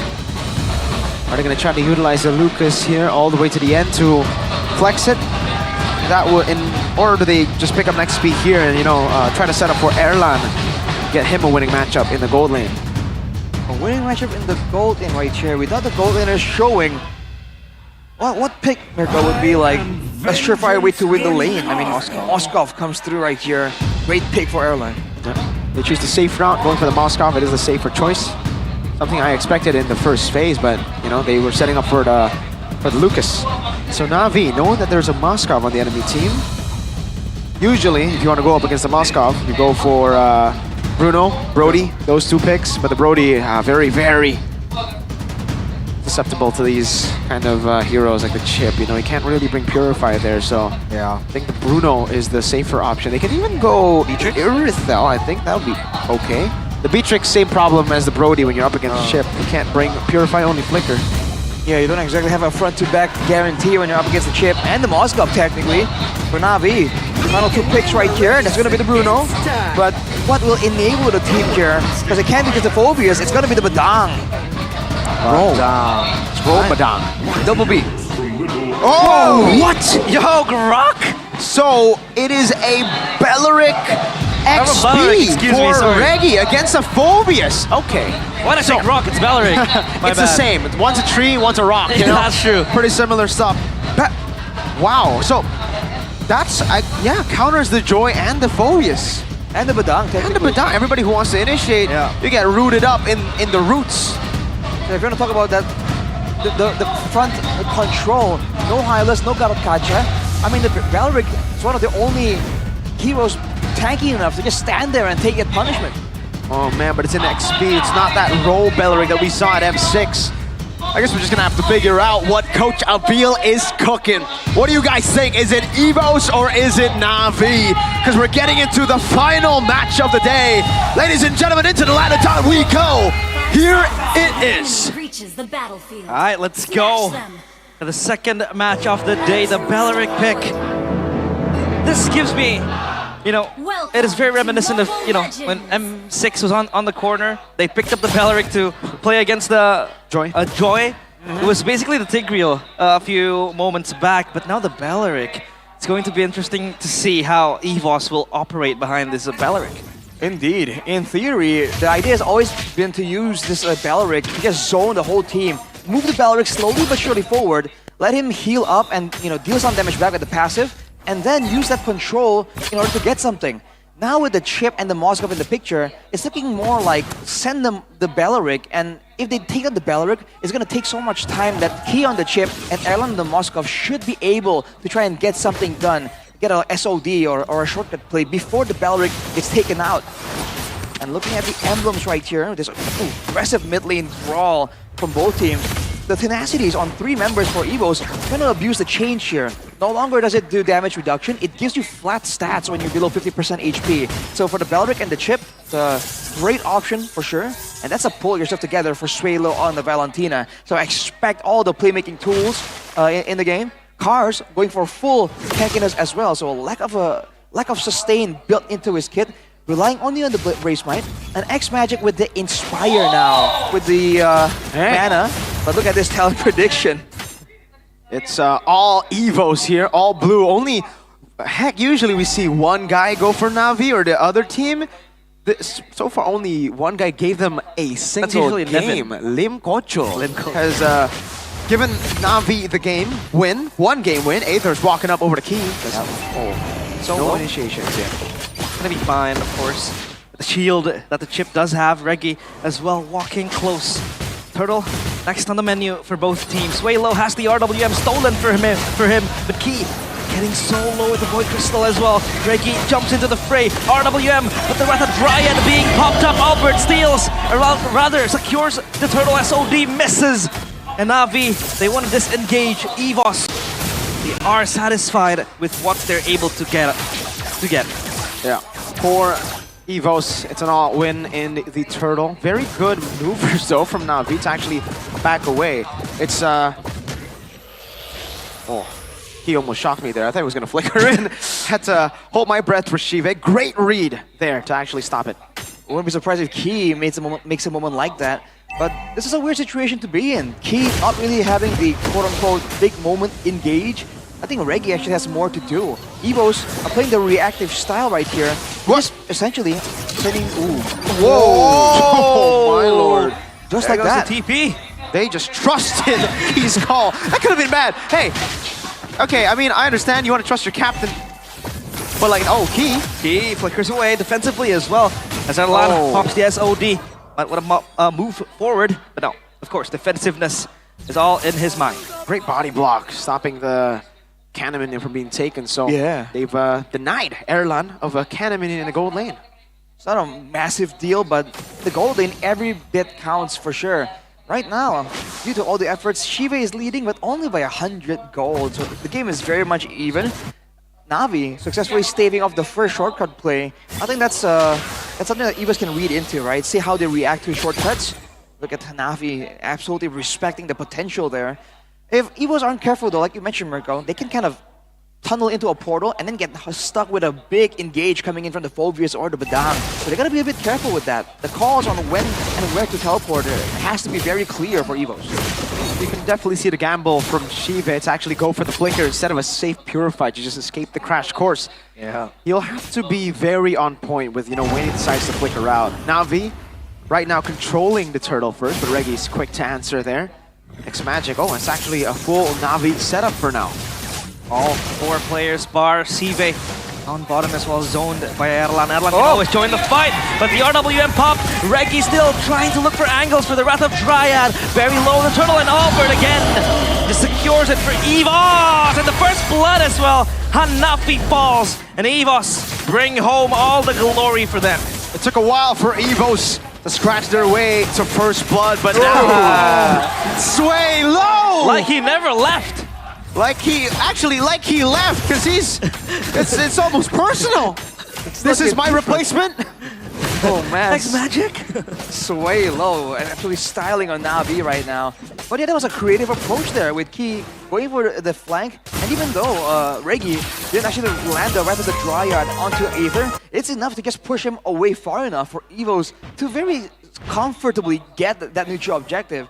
And I think soon, if this dominance continues for Evos, they're going to start moving into the jungle of Na'Vi. Because as long as Reggie isn't really shut down, he just keeps getting tankier and tankier, they can just stand there and actually be such a menacing presence. He's rushed the Radiant Armor as well right now. So against X-Magic and Aether, I think he's more than enough tankability for Evos right now. I think the big concern for Na'Vi now is the fact that Kars and Aether have been neutralized completely. If they want to jump in, they're going to be caught in the Wrath of the Dryad. Oh, this! Crash course and shortcut as well, popped! And Na'Vi, they scramble around this purple buff, conceded. All in the hands of Evos. However, Erlan, down bottom, will be fine. Yeah. The thing is, right, those two are neutralized, so what do you do at this point? You have to play for Shiva and X-Magic. They go on Key. Key very low, fist crack, and Key has to flicker back. Of course, backup arrives, but what do they do now? Not for long will they be aggressive. Evos pull back. As you mentioned that though, I mean, Shiva has a 300 gold advantage. He's taken the turret on the bottom side as well. But as a result, you see Evos have control everywhere else.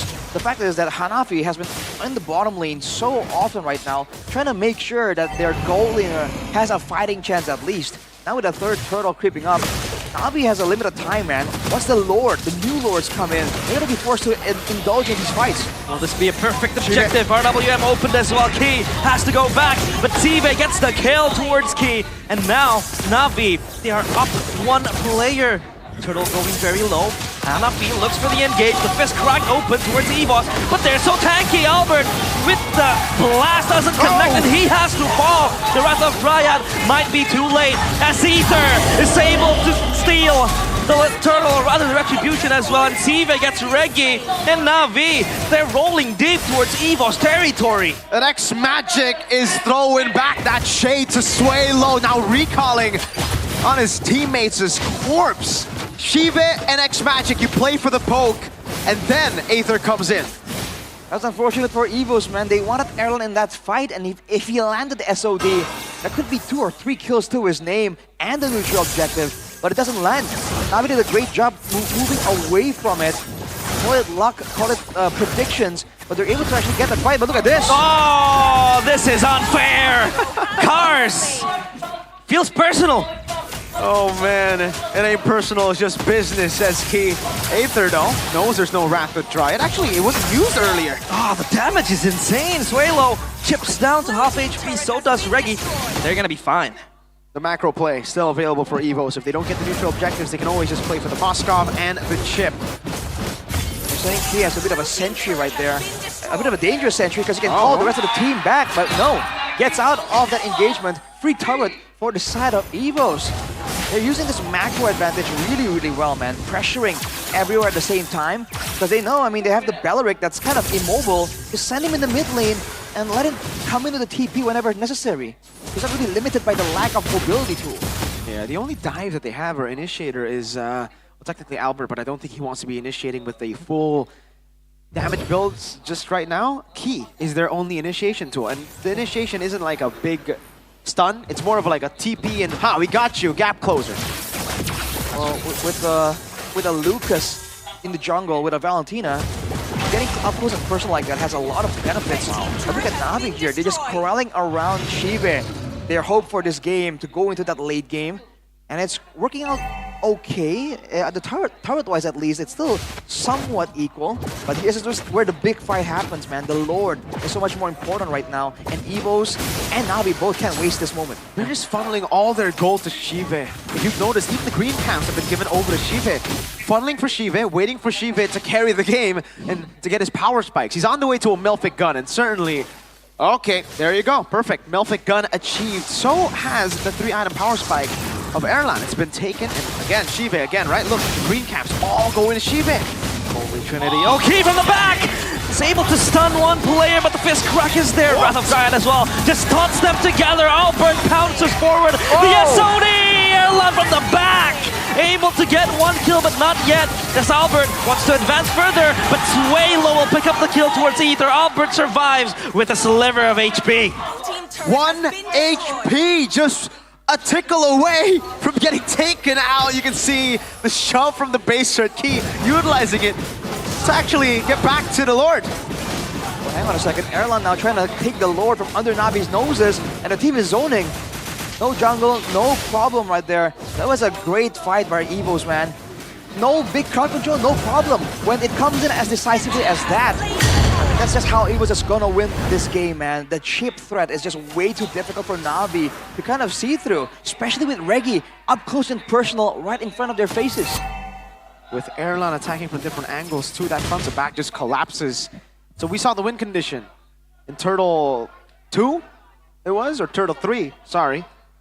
They played around the neutral objective, played it with their range, Shiva and X-Magic, and they avoided the Spear of Destruction. If the SOD lands, that's what you can expect. That angle, X-Magic poked down. And look at the cut, SOD connecting to, that's a free turret. Yeah, when Erlan arrives at the crime scene to add insult to injury, Suelo with the Blood Wings as well. Defensive stat for him to play a bit more passive as well. I mean, it's also a lot of aggressive possibilities as well with extra shielding. He can get in deeper into the fight, and technically with the movement speed boost, when the shield gets broken, he can move forward too. Not all defensive. Right charge. Seal play by Key, still holding to that turret. Navi, RWM popped as well to just poke them back to their base, but the fist crack connects and Key has to bite the bullet for Evos in that siege. I think that's still a successful siege though. They lose their hamster in a robot suit, but they get a base turret. The base turret's definitely value right there. It's not on the side where the Lord is, it's not on the side opposite of where the Lord is, but when you have a chip, when you have a Moskov, it doesn't really matter, right? Which side of the map the base turret is on. Technically, now there's more chance for Evos to threaten to take that extra base turret in the next engagement, in the next 75 seconds or so. So Evos, they just keep doing what they're doing right now, pressuring and looking for moments with the chip. So what do you even have to do, Key? Okay, doesn't go for it, but what do you have to do if you're Navi? That was a stolen purple buff too, by the way. Aether didn't get it. And again, Hanafi, Cars, Aether, they have all been neutralized just by the Belleric. They can't dive. I mean, they just have to make sure that they play it reactively, and they kind of make sure that the moment Erlan jumps in, they gotta punish him. although now Erlang has the wind of nature, so even doing that is going to be a bit more difficult. It's all about timing here. Whoever jumps in, they have to make sure they don't really tunnel on bursting down the Belleric or the Chip or the Lucas, right? They have to make sure that they have their sights on Erlang. Because the longer we get into in this game, whichever gold laner survives actually wins it out. So even if Na'Vi and EVOS trade, let's say 2 members for Erlan's life there, as long as that allows Shive to actually stay in the back and output that damage, they can win these fights. So they need to play a clean front to back, like a really clean front to back. A difficult execution. Yeah. That's exactly what EVOS has forced them on, because they deny all the big combos. It's more like it almost seems impossible over difficult, right? Because there's an SOD, there's a Lucas and a Chip on top of that, where again he can teleport from anywhere on the map. It doesn't need to be in his what's a checkpoint anymore. Call it a checkpoint. And they have macro control, complete macro control. Even if they don't, let's say Erlan misses his SOD, there's a shortcut to bring him in. He has a safety net. That's unfair. You already have a global ult, you have a safety net that's global too. A lot of safeguards. Just a lot of safeguards for EVOS as Key, look at that, takes the wrap around towards Cars. He might be the victim, but the Flicker defensively, he wants to aggress back to the fighting scene as the RWM popped as well. The Lord getting so low. Cars denied of a possible steal as Erlan now comes and Albert will steal, or rather secure the Lord as now Sive marches forward. This might be the turnaround where Na'Vi is looking for. Reggie goes very low. Immortality popped in Hanafi will secure that last piece of puzzle. In that team fight, Erlan missed the crucial SOD that would have sent him to the back line. They still got the Lord, but is this a win for Na'Vi? At this point, they'll take anything they can get. Now with the Lord up, there's a window here that Na'Vi can go and clear it before Reggie and Albert are in the picture. And that's a massive opportunity right here. I think Na'Vi has to try and make something out of it, but you can see Key immediately positioned there to take advantage, to capitalize on any kind of movement from Na'Vi. So they're playing it safe. They're waiting for the Lord to actually get to their base instead of heading out to approach it, and that means that the team is gonna be available here. Remember, with the shortcut play, Reggie and Albert are a portal away. Key? Shortcut the middle, shortcut pop. Reggie as well stunned, locked in place. Hanafi has to go back. The poke from Erlan is insane, and Cars again just falling down. His X Magic still stationary in his place as the Lord cut down EVOS. Plans foiled. It ended up working out for Na'Vi. I thought for sure they would actually try to hold in the wave in the bottom lane so that the Lord would just shove in, but instead they shoved it, and it gave a chance for Key to make a play like that, to come in with a shortcut and to give everybody a chance to come back and fight. Aether should be able to deal with this wave together with the Yi. Key again is looking for a shortcut. It's back up on cooldown super quick. That's a fleeting time doing work, man. Anytime EVOs are able to get even a kill, even an assist onto Key, every single bit will just allow him to reset and do the play even more. So the fact that the Chip is the only engage tool for EVOs, they're absolutely recognizing that. And looking at the items built by Key, it's not about tanking, it's about surviving the initial burst. Athena into fleeting time, into the Twilight armor as well. It's all about making sure that initially at least, he's gonna survive long enough. Rose gold for Erlan. Hanafi stiffen out the hamster in a robot suit. Key will be forced to back away. But I feel like EVOs have not been able to utilize this macro control as much, right? Like they've been going in with the shortcuts as a commitment tool. They have a Lord, they have a wave pushing up top, but they don't use the wave up top. They just go for the initiation. Yeah, the wave, I'd say, is basically their bargaining chip to be able to, again, just contest the objectives, win out the jungle, territories as well. They have so much control over the map so far, and Na'Vi are just sitting ducks waiting for them to engage, either in a Lord take or in that base siege. Both gold laners barefoot already, by the way. They've gone full items, no boots. And just like Onyx. And they both have the wind of nature as well. So, big moments in the next fight for sure. Again, Key was always setting up. Now Erlan actually sticking with the team, possibly bursting down this Lord. Moskov can shred the Lord so fast. Aether, again, putting on his running shoes, wanting to run a marathon against EVOS, in which they want to play the long game over and over again. Key up top, just trying to again shove the minion, usher them into the base as Ether pops the electrifying beats. A little bit premature, I'd say. But the Lord resets back. He comes from the back, and there he goes with his buddies, his best buddies. SOW connects, rather SOD, but no, EVOS, they don't want to take that hitchhike ride. Key from the back as well. Erlan still dancing. Key stuck in that rock, but Reggie comes with the ultimate. Ether unable to move, but still able to run as Albert will eat him from the inside. Erlan again with the damage. So much damage in the back though. Sive taken down alongside his teammates. It's just Hanafi having to defend his base. He will be past tense. Just collapsed, son. Dominated in that team fight. Evos wanted a brawl and they roared into the scene. Oh man, with all the macro tools, Evos still take it onto their own hands to go for the fights, to go for the engages there. Na'Vi tried their best to weather the storm, but at that point, there was just too much momentum behind Evos, and they just got steamrolled right over. Well played to Key again, finding the angle finally. I think at first he was like, all right, there's a slow push here, not dealing with it. Maybe I could shortcut the team to end the game because they're over at the Lord. But then he noticed, you know what, Hanafi is here, not Bruno, not anyone with real mobility. So might as well just teleport there, get the man advantage, and fight that 4v5. Worked out perfectly, and Mr. Sway Low has the first laugh in the battle against his ex-team. Styling on the Valentina right here. It's subtle, but I bet if you look at the numbers here, the damage definitely is relevant for that Valentina. The fact that Evos are just so well geared for a fight like this, it was crazy, man. You saw the movements, the attempts for Na'Vi to kind of at least stave off the initial burst to try and get some space for X Magic, get some space for Shibe, but it just wasn't enough.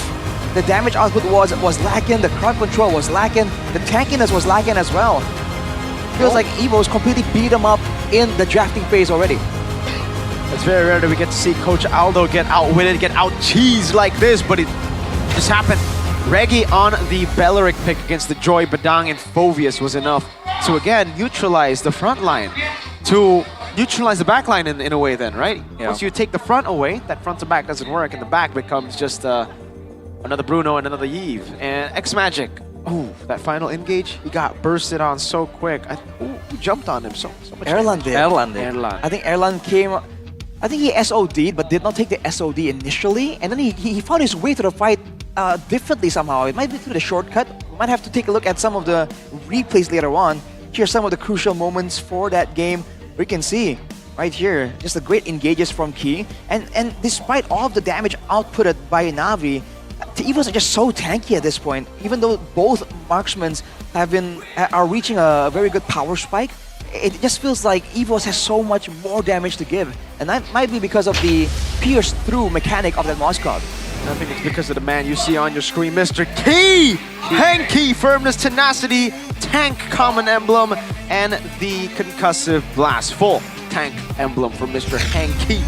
XPTR, by the way. Let's take a look at the highlights here again to see what exactly happened in this game. Rashi.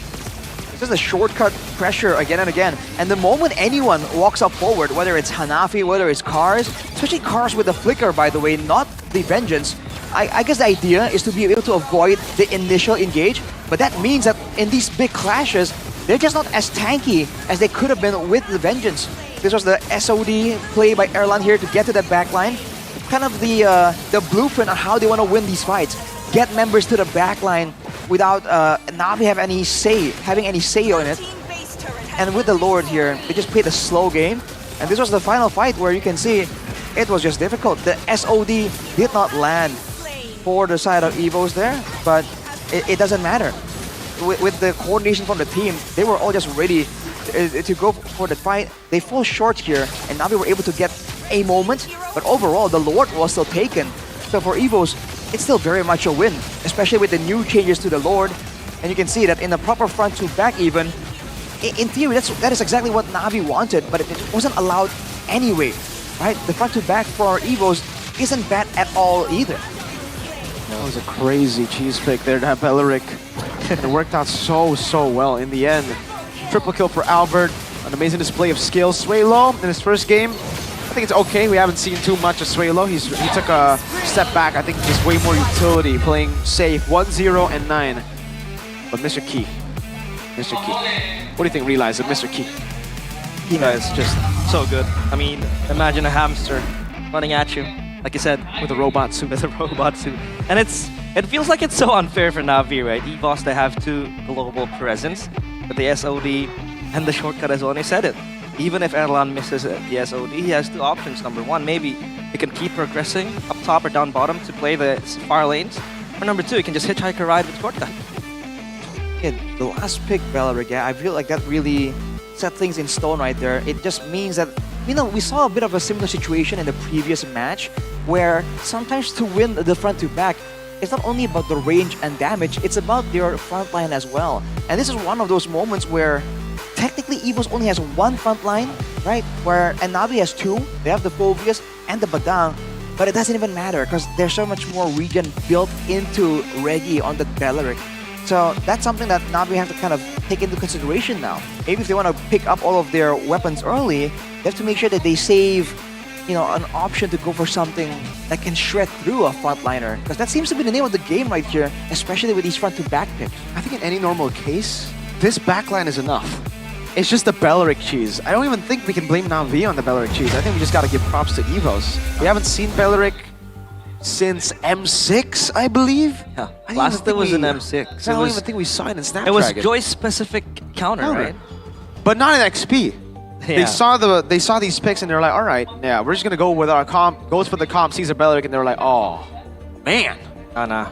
And technically, it's a great pick against the Yve as well, because multiple instances of damage proc the passive, right? The root shooting out, and that lowers his healing ability as well. The smash that heals him. So that, on top of that, I'm not sure about the interaction with Badang, right? When he's getting pummeled like that, is he just outputting a bunch of thorns out during that fight? Because if it is, that's just extra value, man. Exactly, right? So much consistent damage coming on it. I mean, Yve, Badang, Phobias. And then the Joy with the electrifying beats. Bung, bung, that song. Dang, dang, dang, dang, dang. You're dead. Your team is dead. Usually when Joy pops that up, the enemy team dies. But there, Reggie's just styling. He's like, oh, I like this, This is a... He's chilling. It's a nice song. It's Revitalized too.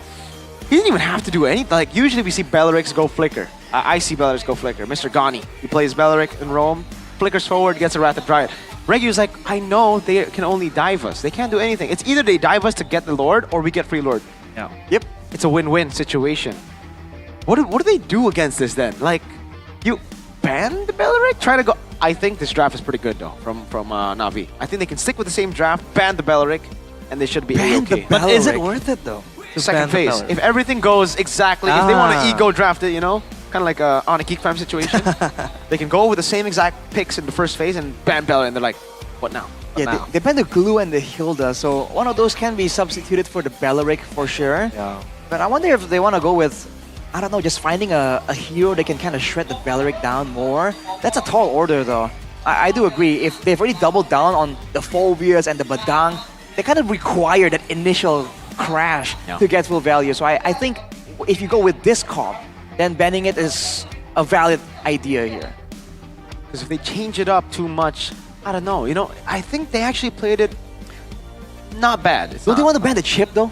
Yes, that has to change. Right? Because without the chip, I can't believe the chip got ignored in the first match entirely. You see how broken it is? Yeah. But see, without the chip, right? Then EVOS can't engage. Yeah. Remember that problem? Yeah, all Reggie had to do was just hitchhike a ride and come in and then go all roots. All roots. You grow roots inside of that teleport. Grassroots. Maybe we can have a collab with Groot, for Groot Beleric. Oh, that would be a cool skill. That's pretty cool. Very thematic. All you need to do is add another hero that's a raccoon, and then you got it, right? You got that combo. Turn Chip into a raccoon.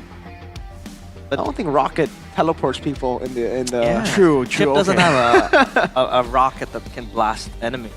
Interesting. Maybe they just revamp Chip, right? Who knows? Let's just delete it from the game. Delete Chip from the game? I think.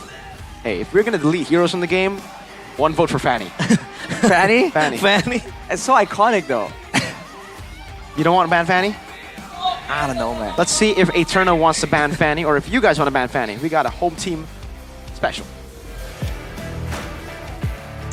Thank you para casters, thank you so much. Dan kita sekarang nggak sendiri karena kita akan ditemani sama talent-talent dari Navi nih. Tapi kayak belum pernah ngeliat ya, kita perkenalkan diri dulu kali ya. Oh ya, halo semuanya, aku Jane, salam kenal. Kalau kakak satu lagi?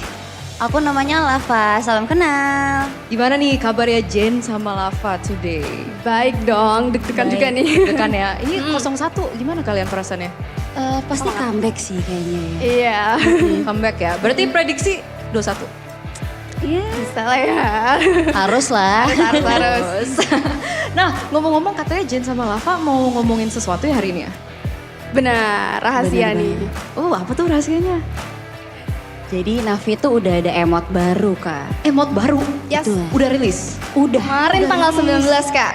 Baru aja rilis battle emot baru. Oh, kayak gimana sih battle emotnya? Battle emotnya tuh kayak emang emot yang buat nyebelin musuh gitu loh. Boleh diperagain nggak? Pasti ada soundnya dong. Iya, kebetulan tuh pakai suara aku sih. Oh iya? Pakai suara aku. Tuh.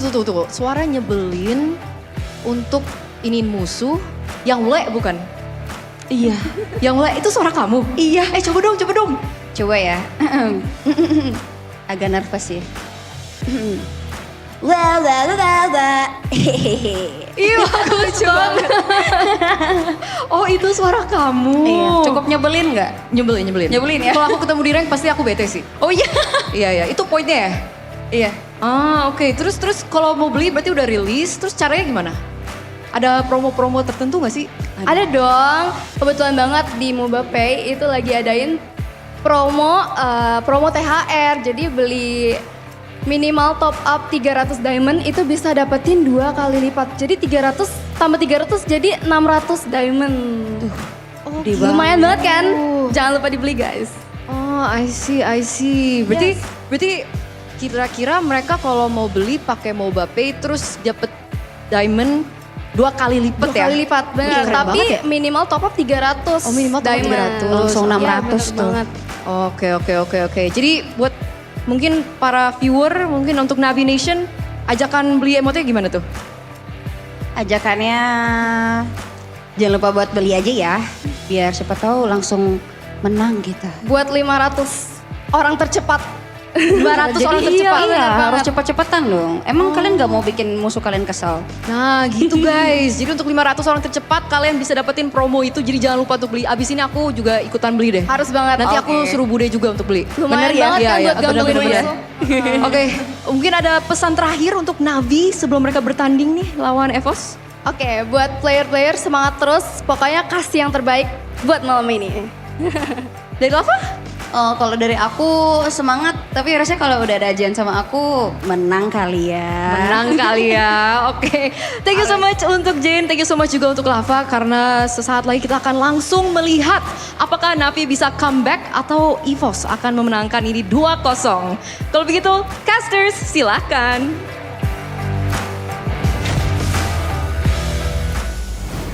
Go get the new battle emotes, man. You saw the hold up from Evos earlier in the game. We didn't get to see the Navi one? The Navi one is a blonde girl doing this and saying meh.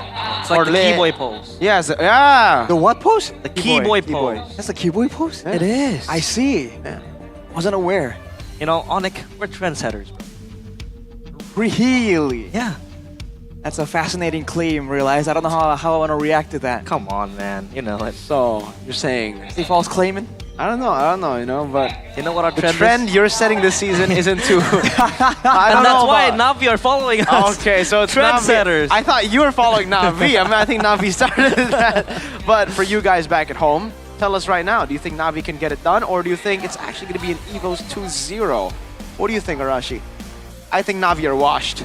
I mean, whoa. By washed, I mean they're very clean with head and shoulders. Oh. Okay. Actually read this G-Long head and shoulders. G-Long? Yeah, it's different. Do you have a Mia one? G-Long. I know. Yeah, G-Long. G-Long. What are you laughing at? This G-Long. Because most people here, they call it Zilong. Zilong. That's how Trex would say it. My bad, bro. I'm trying to be authentic to my people. What about this? How do you say this? How do they say this hero? Maya. Clearly, Arashi is also washed. That means clean. And you guys can also join him and Navi and everybody in this building Yep. at being washed, because we are all very, very clean, all right? With Head and Shoulders. Go get yourself Head and Shoulders right now. Wipe out that disgusting, itchy dandruff. Ew, 100% out of here. Wipe it out. We're trying to redefine that word wash, man. We're trendsetters. Yeah, exactly. Trendsetters. See, that's why I think a lot of people, especially after seeing Onyx go 0-3, they're like, Onyx wash. And I'm like, yeah, I agree. Yeah, they are they very are. clean with Head and Shoulders. Very, very clean. Get After washed this, we're now. gonna clean sweep every game possible. With Head and Shoulders, of course. They didn't clean sweep. I mean, earlier. our remaining game. Your remaining games. Yeah. Well, for you guys back at home, here's the hair cam by Head and Shoulders as proof that this product works. All right, we got Evos, the Evos talent over here. Brand ambassador, talent. Talent. I don't know. Oh, she uses the Mia one. All right. Maya Or one. Maya. The Maya one. Maya. Well, I mean, you know, who's at home watching intently? Sheffin is in the building. No, Stefan is not at home watching intently. Stefan's in the building watching. Sheffin's in the building. He can't be at home and in He the will building. find a way, man. He always finds a way.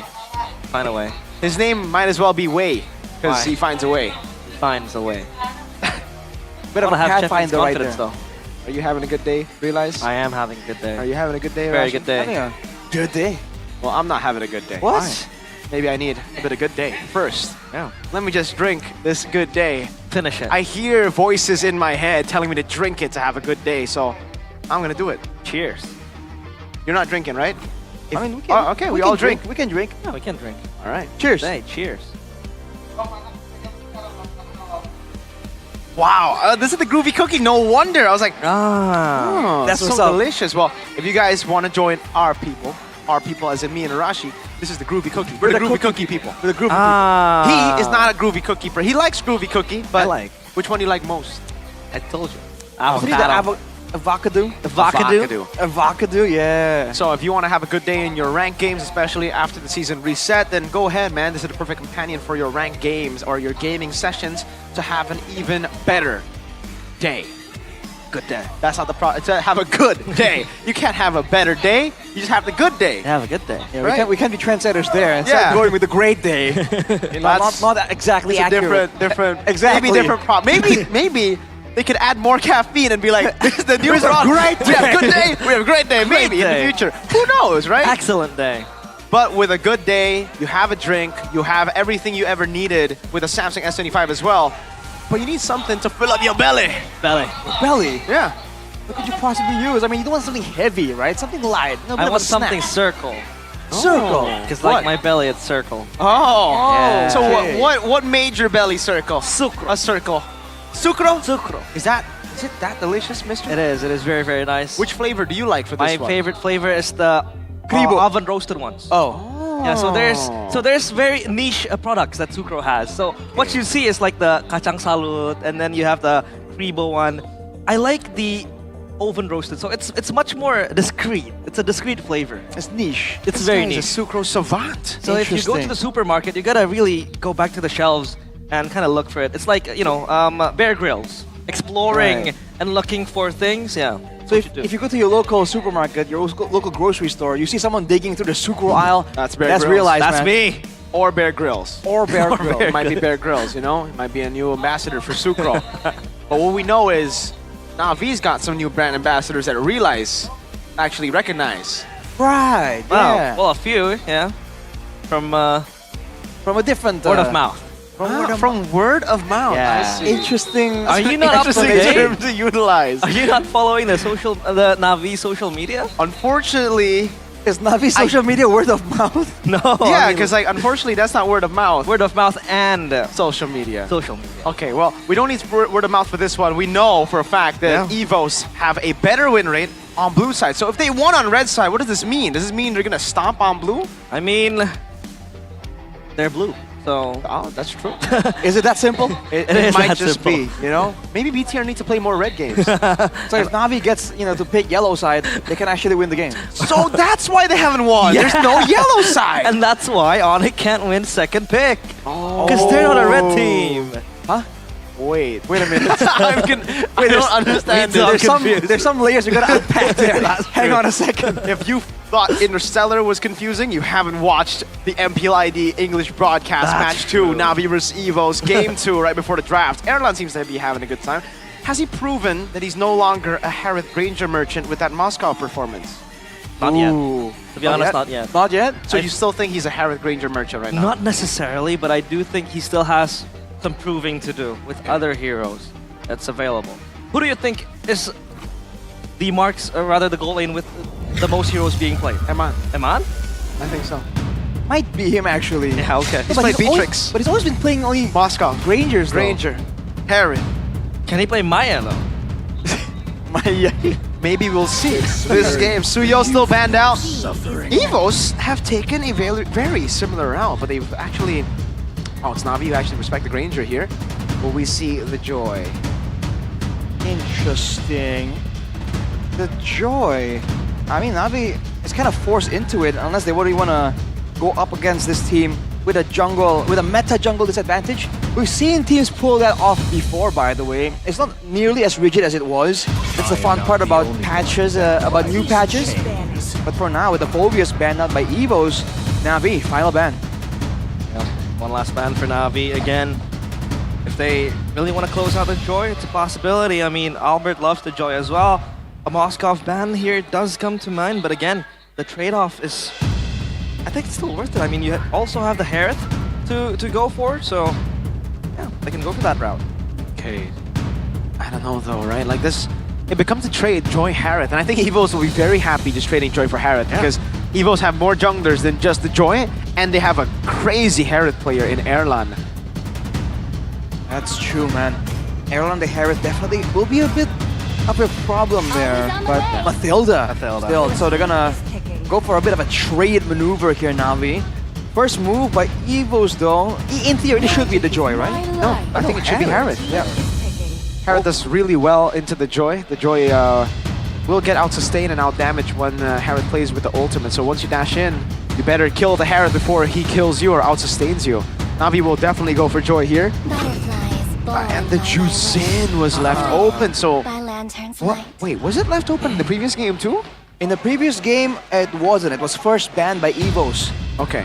But it's literally the first ban they banned out. Evos can still pick up the chip if Na'Vi... They gotta go Joy, right? If they don't go Joy, this is a... Or maybe they want to give Evos Joy and Harith. Huh. Like 2 magic damage dealers? I don't know. It could be the angle here. I do wonder now with the Chushin in the picture, with the Gatot as well. You know, Evos has a chance to go for the Belleric again, by the way. Chushin and Gatot will proc that passive an obscene amount of times. But they can also just take up Joy and play the normal way. There you go. Oh man, they Chip. go Harith Joy. Chip? Oh, Chip as well as possible.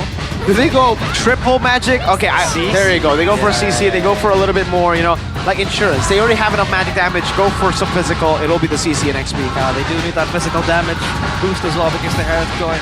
No, you don't want to stack the magic damage that much, but Na'Vi now, do they want to steal the chip here? I mean, Gatot Kacha, obviously, still able to be flexed, but again, it has been proven to be apparent in the roam area most of the time so far in MPL ID Season 15. What jungle do you go for? Na'Vi, if you don't pick up a jungler here, it's going to be very difficult. We've seen... Okay, Nolan. Okay. Not the best pick against the Joy, Harith, and CC, I'll be honest. Yeah. A lot of mobility inside of Evos to dodge away from the fracture there. We'll see though, I mean, it's mobility, it's farming speed. Technically, you can kind of combo it. It's looking really disjointed from the rest of the team though, to be honest. Now in the second banning phase, will Na'Vi be forced to ban away the chip now? Because it's left open. It's kind of forced onto them. Yeah, again, Nolan really can't burst the players of Evos that much. Mobility is an issue. Again, the bans are possible. They really want to close out the gold lane as well. That is a possibility for Na'Vi. They might want to close the mid lane as well because Evos are yet without a mid laner. Maybe the Eve comes to mind, and yeah, they do ban the Eve out just to deny Sway Low of also a very strong pick in the Eve. So again, Na'Vi is trying to throw the pressure, but then Evos. Yeah, respect to Cars. Yeah, with Cars is Edith power there. pick as well. Yeah, Cars' most favorite pick so far this season. So Phobius and Edith, they're shutting Cars down. Are they gonna ban Badang next? They can go for a Badang pick as well, I think. If they really want to. I don't think it really it's a bad pick with this composition. But again, there's always that lingering question of the chip here for Na'Vi in particular. So, ooh, I don't know. Who said there are no Chip. There you go. Yeah. We respect the chip. And the chip. It has been haunting them in game number 1 on how insane Key was able to operate behind the chip. Now last ban for EVOS. Oh man, I don't know. For Na'Vi, if they don't pick up, or if Evo's ban on the Badang, I think this sets up for a perfect Tigreal game, you know? Like, the Nolan's gonna struggle. The Gatot, they're gonna get locked in. There you go, Badang ban. Sets up for an Evo's full team fight composition. And they love team fighting. You saw it from game 1. Well, technically now, Na'Vi has more AoE to work with from the Gatot and the Choshin. I don't know though, I mean, it's gonna be mobility versus mobility for the most part in these fights. So crowd control, I think, becomes such a valuable resource. I feel like both teams could use a bit more. I think Shiva's gonna go Moskov here. They do go Moskov. Last pick for Na'Vi will be their XP laner, I believe. EVOS can go for Tigreal, but with the Moskov, I think it'll make it a bit more difficult. You want to shut down the Nolan purely? Oh, can they go Cho? Oh, for the Nolan. Yeah, Key on the Cho, definitely not a bad idea at all. Yeah, Cho Aurora. Cho Aurora here. So more AoE, more crowd control, great options for Evos here. We haven't seen the Aurora as often, but it's still very good, especially against a team that wants to go in like this. It is also the secondary counter. Usually if the Yeef isn't available against the Tushin, the Aurora is a great alternative. Final pick though for Na'Vi. So many things to be doing here. Frontline, crowd control, no Badang, no Edith. Man, it's a tough one. I think they might have to flex the Gatot into XP. Yeah. They need someone to peel for the backline as well because EVOS have so much power to either dive you from front to back as well. Burst damage still available. They can go Minsathar, no? They just got buffed. Is it too risky though? There's so many dashes. I thought, Harith, Joy, they might just lock them down. But no, they go for the safer choice, I would say. But yeah, the Minsathar was something that was recently buffed too in the patch. Hilda against the CC though. I mean, Hilda just out-sustains a lot of things, especially in the early game. And now I'm really concerned about the lack of crowd control. For Na'Vi, they're engaged looking like a lift from the Tushin, an AOG, or the Moskov landing a Spear of Misery. All very unreliable against all of the dashes available for the side of EVOS. EVOS. Lineup rating and the counter index favors them, and every person, every caster has predicted 2-0 for EVOS except for Lim Kocho. Na'Vi, against all odds, can they do it? Can they first force a Game 3 by equalizing here in the Land of Dawn? We shall see. A win seems too far for Na'Vi, but they can start now and trying to force a game number 3. But for EVOS, it's all about wrapping the game quick to bring home the 2-0. They can definitely snowball out of control right here. In the early game though, watch for those skirmishes. I feel like EVOS have the pickup potential in the skirmishes, but if it goes drawn out, Gatot Kacha and Hilda, this is exactly the strategy that was just so prevalent right now. It's just the two frontline strat with good sustain as well. By the way, Reggie needs to make sure he doesn't fall behind. Because if he does fall behind, this is an easy itemization game for Na'Vi. They can just play for magic defense and win out team fights, I believe. Athena Shield should be enough for the first skirmishes. Definitely. Looking at the rest of the emblems though, it's a full tank Gatot, but it's also a full mobility X magic on the Tushin with the Wilderness Blessing and the agility. Going with the Brave Smite, not the focusing mark we saw from Sans just earlier. And that's a, oh, hang on a second. Whoa, this fight. Key having to lock down Hanafi. First blood secured by Key, the captain. Again, arriving in the nick of time as Albert has to run back, and Ether gets the fracture towards Key. 1-for-1 trade. I think it actually favors Na'Vi. It's Aether who got the kill. Meanwhile, for EVOS, it was Key. Yep. Alright, so a bit of a miscalculation there. I think Key thought he was going to be able to at least dash out of there, get out unscathed. But earlier, I do believe Erlan was running the pull yourself together for the increased cooldown for that Purify. So great amount of respect here for the potential of Na'Vi to try and lock him down. But you can see Na'Vi doing a lot better right here. That Hilda presence is definitely a factor here if you look at the top side of the map. It will mean, though, that he will take a bit longer to complete his items. Key? Oh my god! Two-man knock-up and no follow-up, so lucky for Na'Vi. They're able to run back with the Lord Key. He wanted to make it happen, but no follow-up whatsoever. Interesting. I thought Evos would be the one to try and make something happen right there. But I guess they understood that Na'Vi have that Hilda as a big issue there. It can stop the farming patterns of Albert. It's a big problem, sustaining from all the damage as well.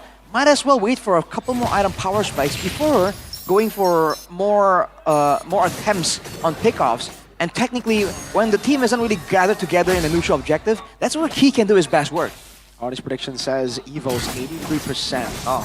So far, it's also just the better prior that they have, right? In mid and in XP. That's the downside of picking up a Cho. If you don't have level 4 at Turtle 1, you can't really force the issue. Taunted! On is Key again. Hailstone Blast, just to try to zone out the players of Na'Vi. As they move back, Evos unscathed. That's bold moves here by Key there. One wrong move, he's kind of dashing out of danger, but look at this, whoa! Oh, Zaman 4, Sive still able to abyss walk his way back to the turret. Key, so low, under threat, and there goes the SOD, and X-Magic will punch the clock and take Key's name as Reggie, able to trade one back. It's 1-for-1, but Edelan dive down bottom, Purify open, and Edelan can't go anywhere. Locked in place, locked in time. Na'Vi looking clean this game, making the right decisions even after what we saw with the trade there. Na'Vi committed down below, and you can see the new battle emotes for MPL ID. Alas. Wow, these are some really, really nice ones. Go ahead, check them out. With that chain of events though, I think Shive definitely benefited a lot taking some of the tower gold. Reggie was able to actually secure a kill, but he wasn't able to secure a lot of that tower gold. Look at Cars though! Nice, dived upon. Vengeance popped prematurely as a defensive mechanism, but now Evos short one spell. The rotations from Na'Vi here are really setting the tone for Evos. They're kind of winning in the lanes individually, but they're losing out due to all these big roams and sustaining the early game. Second turtle at this point, and Evos doesn't really seem to be in position, but they're rotating. Turtle solo again. Here comes Sive to the fray. He goes again. The knockback is there. Albert steals the turtle again. Zaman Force pop as AOG defensively to the back. Edelan able to eat cars for dinner. As Na'Vi, they retreat. The Tigers wait in the early game, and then they pounce on their prey when they see it's a good time to. That's Evos in that turtle fight. Turtle 1, they knew they didn't have their power spikes just yet, and now another dive. Pouncing and pouncing non-stop. Oh, here comes X-Magic with the Crimson Beacon. Not enough damage though, as Edelan again with the Synchro Fission and the Chrono Dash again. So much shielding for the Hereth. That's great respect by Evos to back out X-Magic though. Taking very low, at what cost though? Oh, the conceal again, just on the Key and Blaze and the kick towards the backline, but Ether just causing havoc towards Swaylo. Sive as well re-aggresses, a double kill for Swaylo, but at what cost? Ends up being a total of, Reggie. Almost a surprise, it might be pinned. Oh, he's pinned down. Vengeance again popped. The curtains call. Again, just trying to tie Cars and Sive together. A chaotic battle, and Na'Vi come out on top against the Pouncing Tigers. Evos lose out again, and the gold lead has swung back to Na'Vi. It feels like Na'Vi just makes the move first, and Evos are the ones trying to react to it. And that's just not how they want to do things, right? Especially with Swaylo on the Aurora. Reactionary moves here. It's going to be difficult to land your crowd control because everything's on a delay. The gust, the frigid glacier, there's a lot of ways that Na'Vi can kind of play around that. So Evos, they got to pick and choose their battles here, especially with Swaylo in the calculations. With 10 seconds to go, Na'Vi, they can play this long-range game. This is the thing about the Hereth, right? Usually why you go for bargain hunters, because you're not a normal marksman. Marksmen have a better time at farming, looking for angles to farm. Hereth is more team fighting, so you go for the bargain hunter so you can escape the laning phase ASAP. Great move by X-Magic there to escape, but you escape the laning phase quick and you get your items quick. But Erlan, I don't I don't think he has the power spike just yet, so he has to wait a bit longer because of the pull yourself together over the Bargain Hunter.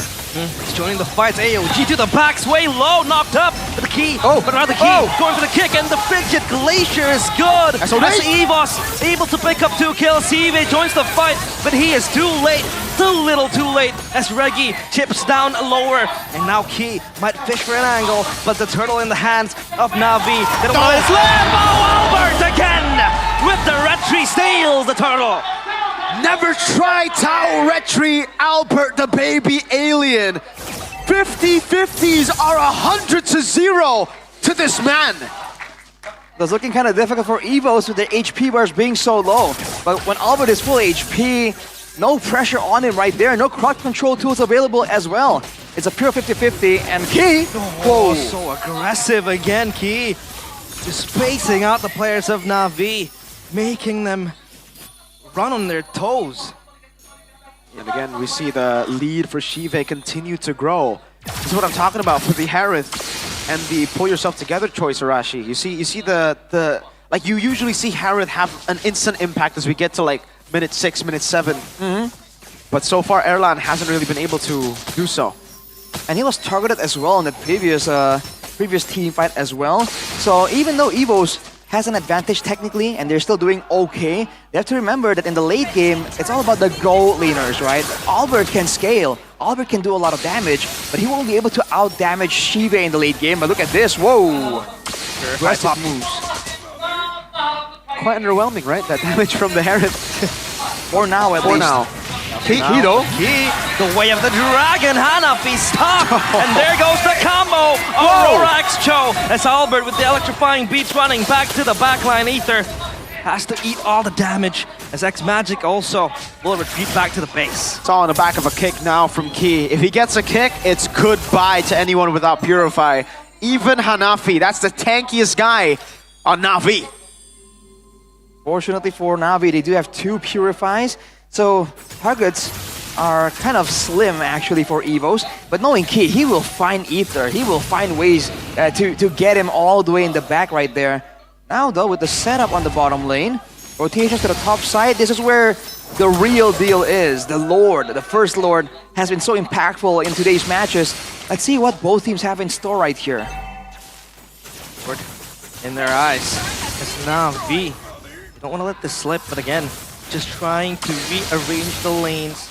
Lane assignments being worked on by Evos. Key again, being that main player to zone out the players of Na'Vi. So now they have the comfort of trying to run down the Lord Erlan as well from behind with the Zaman Force pop, and they get it all for themselves. Cars next on the chopping block, but no, they can't advance further. The Hilda is tanky. Just really well played from Evos. They know they have the team fight.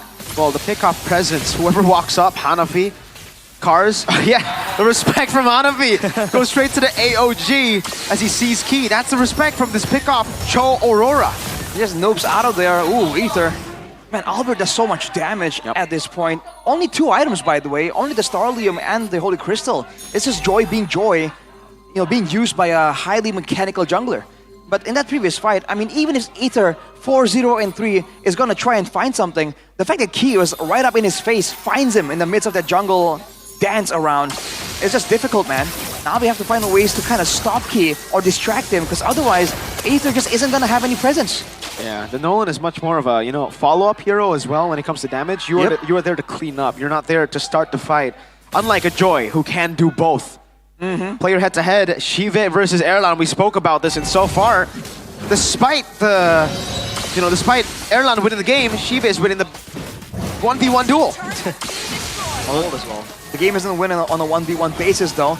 Look at Evo's already gathering around to try and get more advantage from this Lord, and they will be able to at least get the base tower passive, I think. They should be able to charge as well. Oh, boom! He gets it.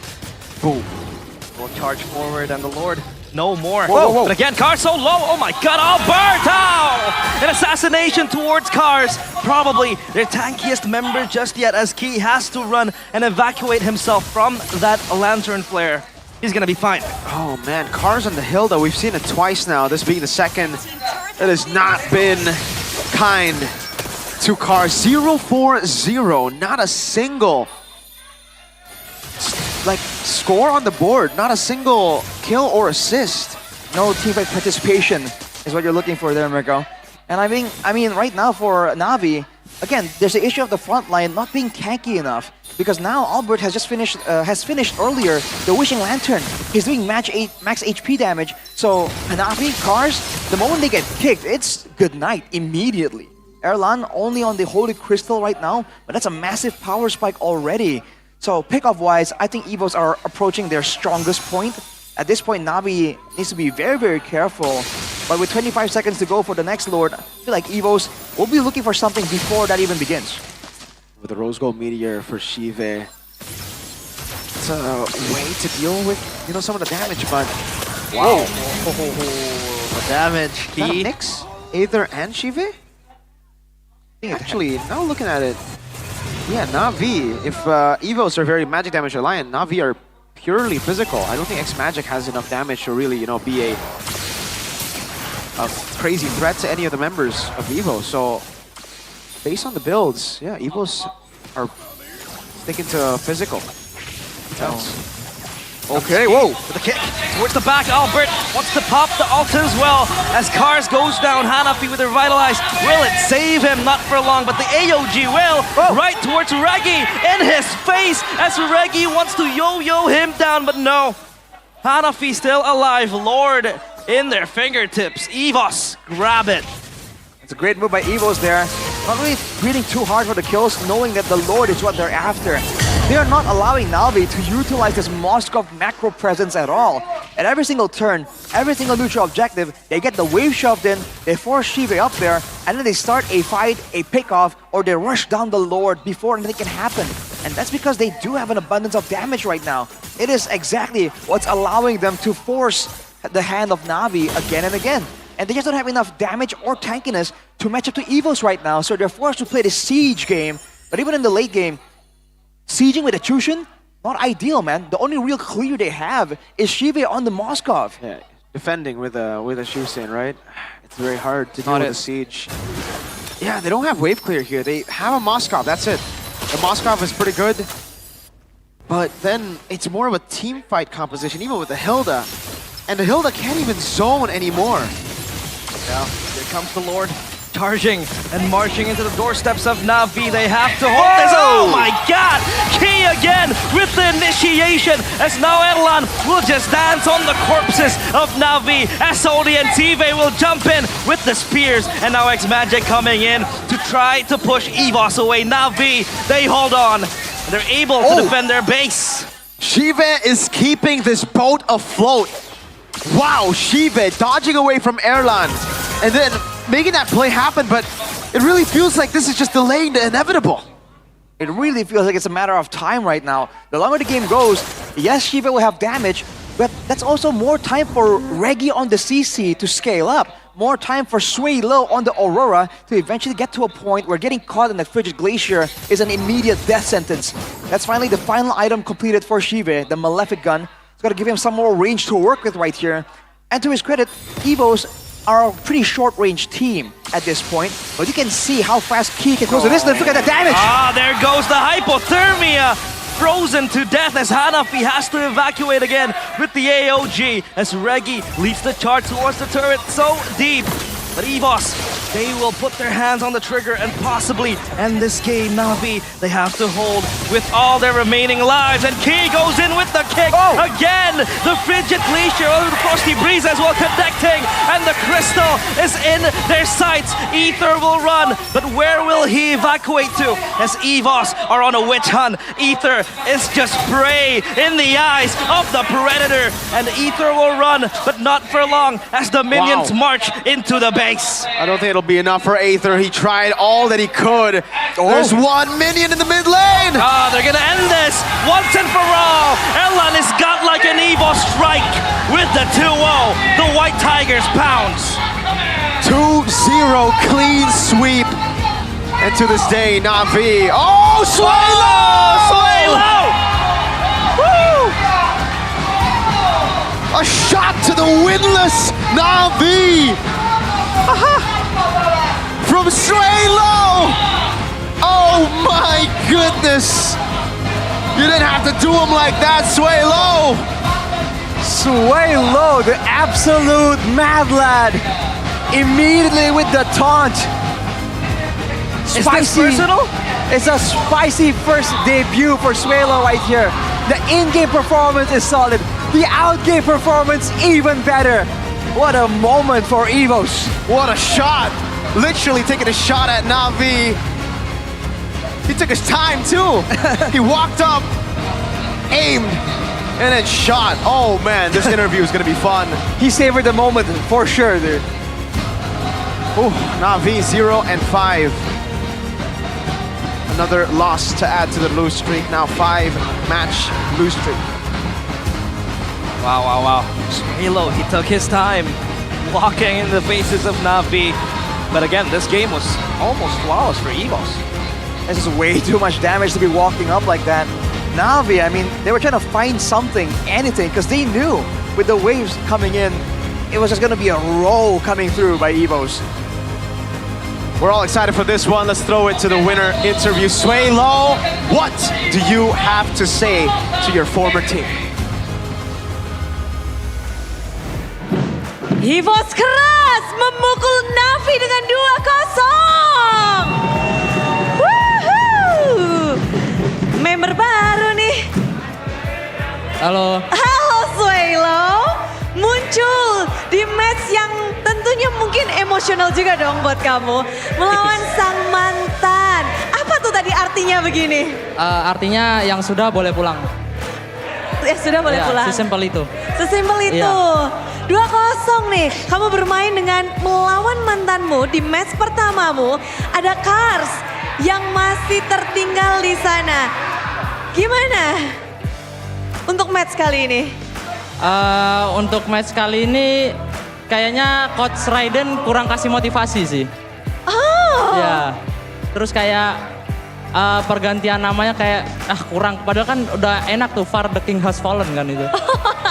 Iya kayak kurang gitu waktu ganti Raiden gitu. Jadi malah langsung ke Raiden-nya nih ya? Tipis. Gara-gara Feng Shui namanya kurang gitu? Iya. Oke, tapi gimana dengan kamu memenangkan 2-0, Cars yang tertinggal di sana dan sekarang keadaannya lagi nggak baik-baik aja nih, Swaylo? Nggak kaget. Oh, nggak kaget? Iya. Kan katanya Kak Far nggak ini, nggak namanya, mungkin kamu ingin memberikan semangat kepada Cars, kawanmu yang tertinggal? Wow. Waduh, wow. Ini nih ya, emang bener-bener keras nih. Tapi happy gak sih kamu membawa kemenangan yang cukup mutlak 2-0? Ya happy banget lah, apalagi kan ya di member baru di EVOS kan, ya berharapnya kedepannya ya bisa konsisten dan membawa EVOS lebih jauh gitu aja. Membawa EVOS lebih jauh. Kamu menggantikan King Nat, kok udah sungkem dulu belum sama sang King? Kebetulan udah dikasih mandat sih. Jadi Swelo week 3 kamu bermain, udah langsung. Oke, sungkem sama Ya, si King. udah dikasih mandat gitu. Ada nggak ancaman kalau kalah habis kamu Swelo? Iya, katanya kalau kalah nggak boleh sahur gitu. Waduh, jadi langsung ya? Ya langsung biar ya makan. Tapi kayaknya udah masuk banget nih sama teman-teman EVOS semuanya. Ya disuruh jadi ini cosplay prot-prot semua.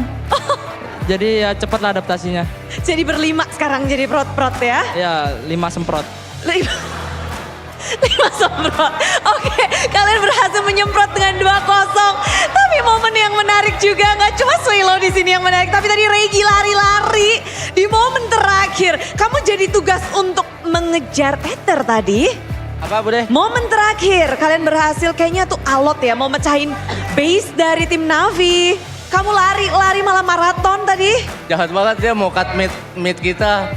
Makanya aku kejar, mau jahat dia tadi. Oh. Makanya aku kejar. No Ether. No. No Ether. Tapi setelah kamu kejar juga, kita ngeliat bahwa game kedua kalian bisa menutupnya padahal cukup alot. Apa sih yang mungkin Regi perbuat nih di game kedua? Gimana kalian komunikasi supaya lancar dan membuat game kedua jadi milik kalian? Gimana menangin game kedua tadi? Ya lebih tenang aja sih, nggak terlalu overhype lah kita. nggak overhype, tapi ada pick-pickan yang menarik. Belerik muncul di tengah huru hara ini. Belerik dari Regi. Ya. Boleh dikasih tahu nggak sih ke kita? Kita nih bingung nih, tiba-tiba ada Belerik. Apakah karena pets atau karena apa? Suka sama pohonnya sih, lagi suka nyemilin pohon juga. Tipis, jadi kayak suka pakai pohon Bude. Khusus untuk lawan Navi kah? Atau memang dari dirimu mau pakai terus nih? Kayaknya pengen pakai aja sih, bilang ke coach. Bagus nih Belerik gitu. Gas. Coach langsung gas aja. Afi langsung bilang ya. Ya. Iya. Tapi Pets ini siapa nih yang paling berpikir keras tentang Pets ini? Apakah Ki atau Regi? Hengki. Ki, tapi Pets kali ini buat kamu berpengaruh banyak gak sih? Menjadi tantangan gak buat Ki? Sebenarnya patch kali ini lebih ke ada hero-hero yang sebelumnya belum kepake, mungkin bisa kepake kali nanti depannya. Dari nggak kepake bisa kepake. Ya. Dan ada sesuatu ternyata sebelum kita melanjutkannya, ini spesial nih. EVOS fam, siap-siap ya karena ini akan menjadi sebuah sejarah baru kah untuk EVOS. Inilah dia. Wedan. Ada di pucuk nih. Ki, kamu muncul dengan kombinasi baru lagi. Dan berada di pucuk ini, untuk Hengki gimana sih Ki? Kalau untuk aku ya tetap bersyukur, soalnya kan yang di bawah juga baru main berapa kali ya, jadi kita tetap humble dan stay konsisten. Stay konsisten. Berada di pucuk berarti tantangannya besar. Tapi yang di pucuk itu kita ngeliat ada EVOS, RQOC, Alter Ego juga sedikit tipis mengejar-kejaran nih di sini. Namun ini kita ngeliat dari RRQ berada di nomor 2. Dan Albert ngelihat dua, mungkin sebelum itu Ki, kamu inget gak sih ini dulu dua top ini pada saat season 1, 2, 3, 4 di season 5 kamu udah main? Yap. Ngelihat EVOS dan RRQ berada di pucuk kayak gini dejavu gak sih? Season 5 kayaknya dulu aku sama RRQ deh, upper bracket. Oh. Ya, tapi nggak juara aja. Oh, kamu masuk dan langsung upper bracket ya? Namun grand final rupanya EVOS RRQ yang di pucuk pada saat grand final. Nah, ini sekarang ngelihat kayak gini apakah emang ini saatnya EVOS RRQ lagi yang di atas? Mungkin, semoga aja. Kita sebenarnya nggak terlalu mikirin tim lain. Yang penting gua sama anak-anak, sama coaching staff dan tim selalu fokus sama tim sendiri aja. Selalu fokus sama tim sendiri. Dan ngelihat kejar-kejaran poin kayak gini dari Albert sendiri. Bentar, sebelum kejar-kejaran poin kayak gitu. Bert, gimana sih kamu? Kamu selalu ngecekin klasemen nggak? Ngecek dong. Ngecek. Gimana Bert ngelihat kayaknya tim-tim tuh pada bener-bener dah kejar-kejaran. Apalagi sekarang tuh yang kejar-kejaran adalah EVOS dan RRQ. Ya lebih seru aja sih jadinya season ini. Terus cuman ya ini masih week awal juga, jadi ya semoga EVOS bisa di atas terus saya sih. Ingin bertahan terus di atas dan memang lebih seru katanya kejar-kejaran. Dan ada sesuatu juga yang akan kita munculkan bersama-sama. Apakah itu?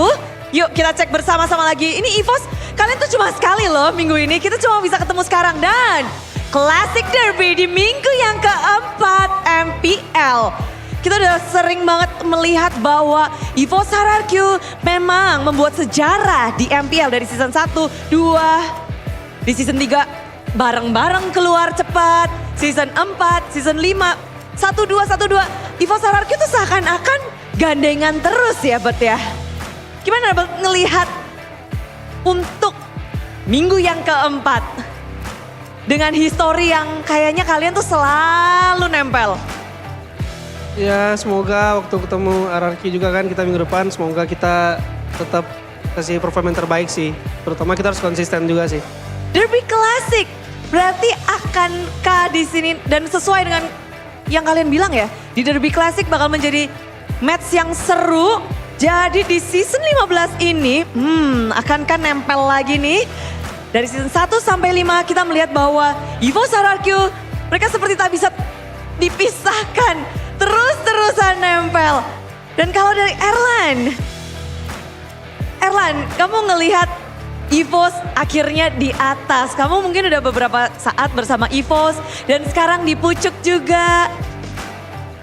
Gimana Erlan ngelihat timmu nih yang baru banget terbentuk, sekarang di pucuk?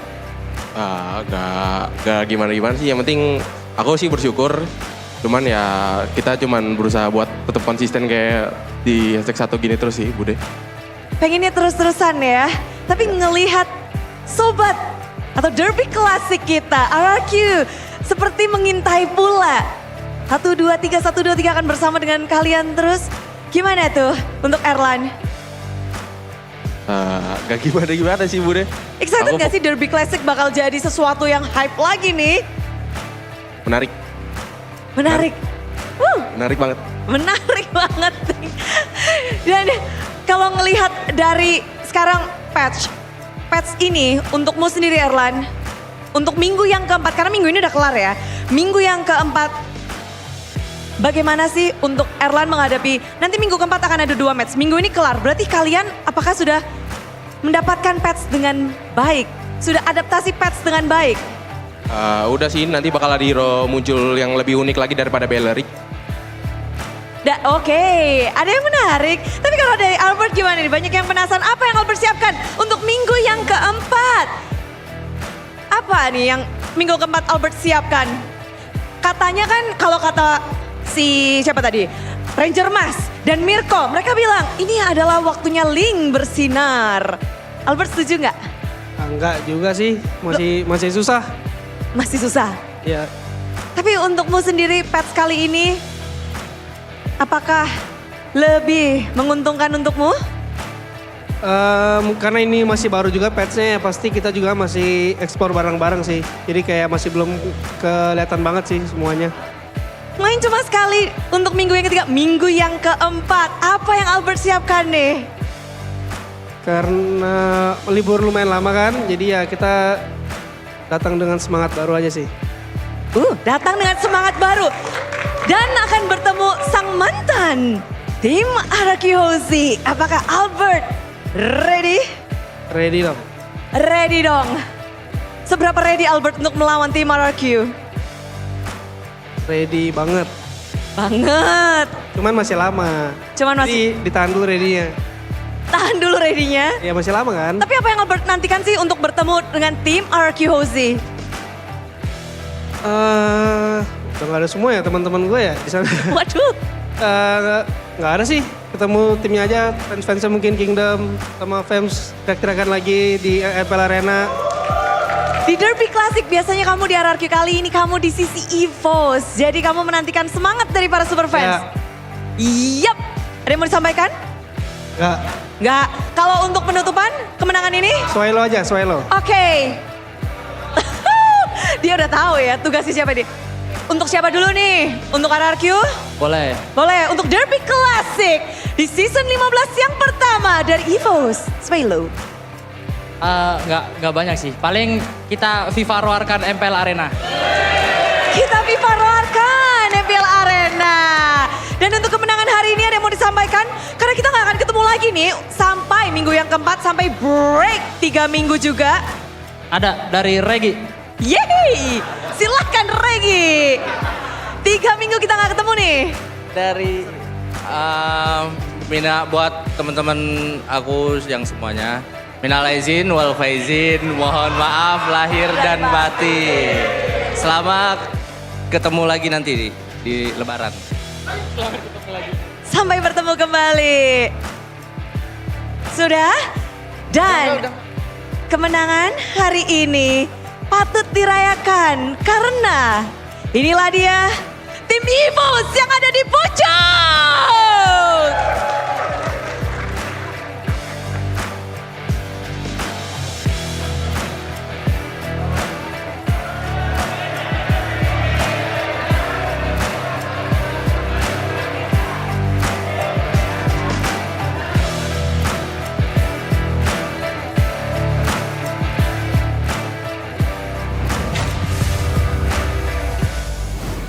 Swalo's getting carried away, literally. Why are you taking him? By the Evo's fans, I don't know, but I hope he's safe, man. It seems like he just let that happen. He was like, He was basically abducted. He was literally, and we let it happen.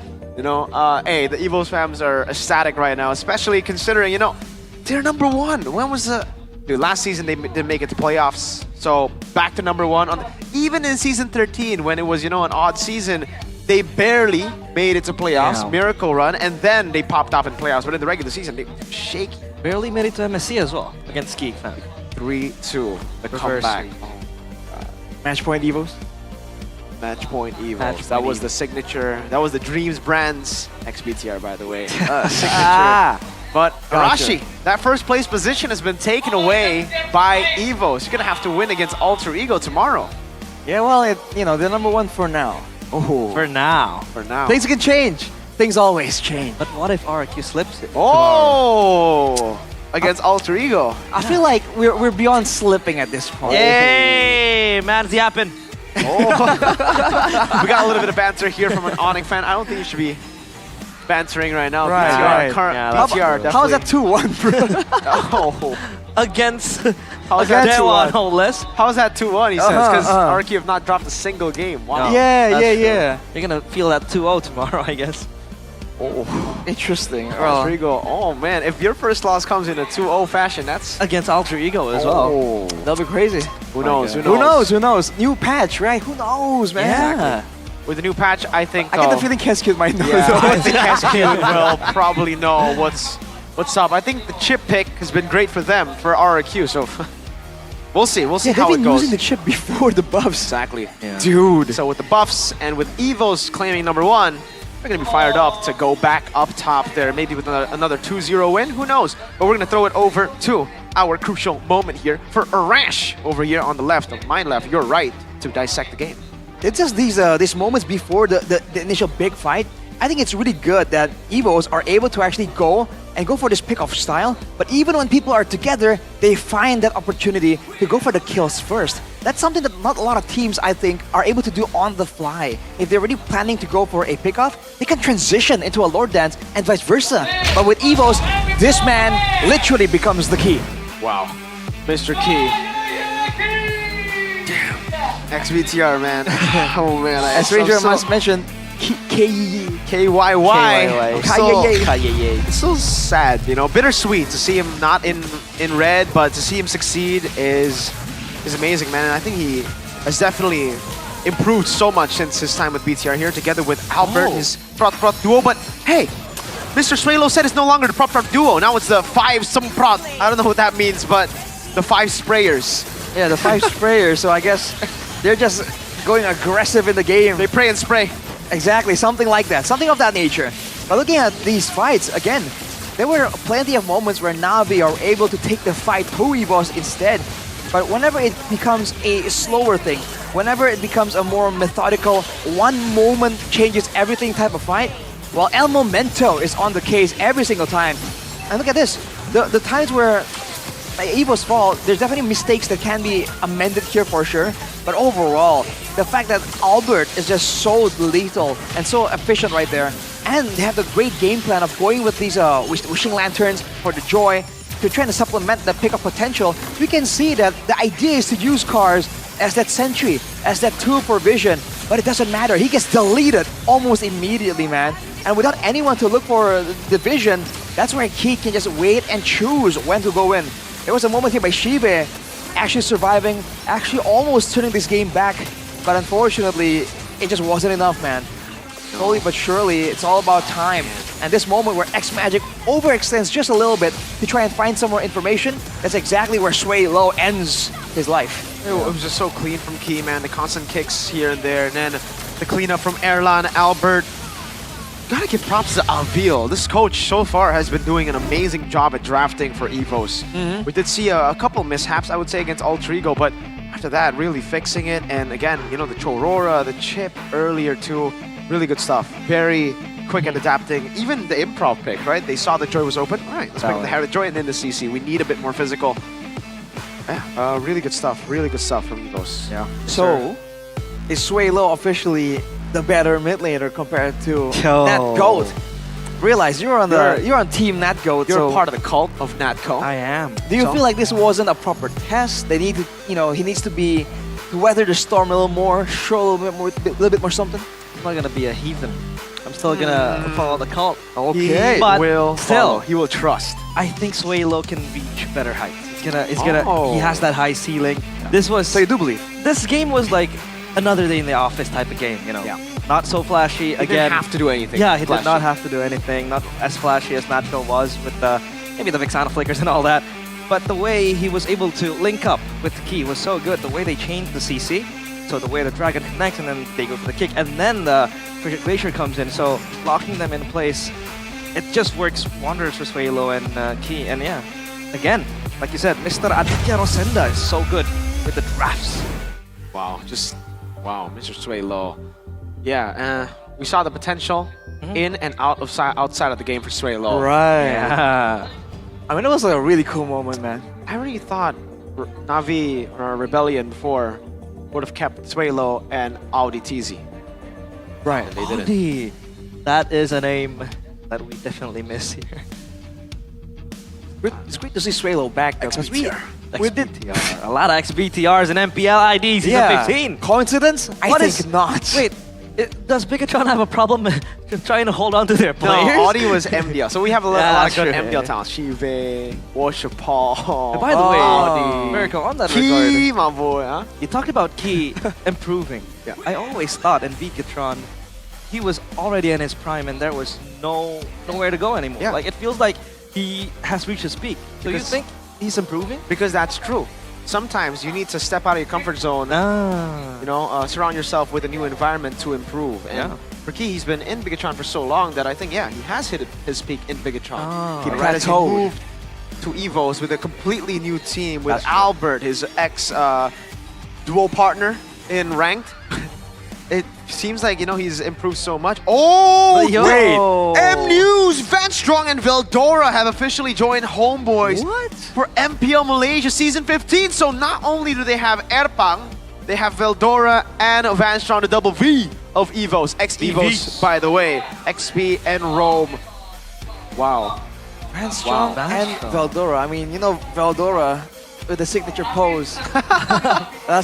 You know, I love the guy. Hopefully he does well over there. Hopefully. We have an Amen. audience topic voting here to throw out. What do you think, Realize? Will Homeboys come out strong with 3 MPL ID representatives? Erpang, Van Strong, Veldora. I don't know, but the audience think definitely. I mean, wow. It feels like Homeboys have lost their magic ever since a few seasons back. Ever since they lost their entire roster. That's true. Like, what happened there? When Udil yeeted out and it just went to health. You know, health broke loose for Homeboys. So They had to go MDL team. yeah, They lost everyone. Nats, Chibi, Sapat. I'm missing someone. Sapat, Zorn. Thorn, yeah, Romer. legend, veteran. I mean, yeah, I would say that's a fair assessment of the guy. Yeah, I wonder. There's just so many unknowns here that we can only assume from this far away. Hopefully, though, they get back to their best because Homeboys, would you say, is one of the most iconic, you know, MPL Malaysia organization? One of the most, not the most. Yeah, I don't know. It lasted so brief. Yeah, it was so quick. I don't know. Let's take a look at this first, though. Standings, regular season. Oh, my lord. Liquid didn't even have to do anything to rise. Dewa lost another 2-0, and because of the head-to-head, Liquid will be ahead of Dewa United. And for RQ Alter Ego, they dropped, obviously, because of Evos. BTR, GeekFam, Onyx, and Navi stay where they are. You're welcome, Liquid. The passive climb for the Team Liquid ID. Let's see, though, tomorrow's schedule. This is where things are going to get shaken up once more. Whoa! Team Liquid ID are playing Onyx, Bigatron, RRQ, Alter Ego. Let's go! Time for a shake-up. So, Mr. Realize. Yeah, what up? Will Onyx play Savero tomorrow? I think they will. Oh, they boy. have to. They have to. With Savero in, the 2-0. For Bigatron, I agree. No, for Onyx. RQ Alter Ego, though. Arashi, how are you going to handle Rin? I feel like we've handled threats like that before. You know, we have the tools necessary for the job, type deal. Evos can't even handle Rin. But that's Evos though. But Rin's haircut Yeah. Rinse haircut. You gotta recolor it. Oh, that's something that we really can't handle. Exactly. How are you gonna handle that? Can't handle that. Gotta close our eyes, bro. Can't handle swag. Just avert our gazes, man. It's too dominant. Because What are you, Nolan? Gaze into the abyss. Gaze. Yeah, you gaze into that hairline. Yo! Whoa. Well, hey guys, we've had an amazing day one, man. You can see here tomorrow's schedule as well for other regions. Oh. AKA MPL Season 15. That's the only other league going on here as well. Saturday, 22nd March 2025, we have Aurora versus Liquid. Oh my, that is a banger. That one is a crazy matchup. Onyx versus Omega. Another amazing match. And then, all right, they have Aurora versus TLPH. That's a match I'm interested in, personally, because that's a fire matchup. That's number 2 up against number 1. That's a battle for number 1. TLPH. Looking very strong. They just beat TNC 2-1, I believe. And beat Onyx as well. They 2-0. PH. Onyx PH. Oh, what are you saying? Wait, hang on a second. Wait a minute. If I beat what TR are you and saying? MPL ID, Yeah. TLPH are my favorite team in H. My Well, God. For you guys, go ahead and log in to the game. Just log in. Just click log on the in. shop, then you can find some new things there. See if you can realize, oh, it's on the screen. Go ahead, get the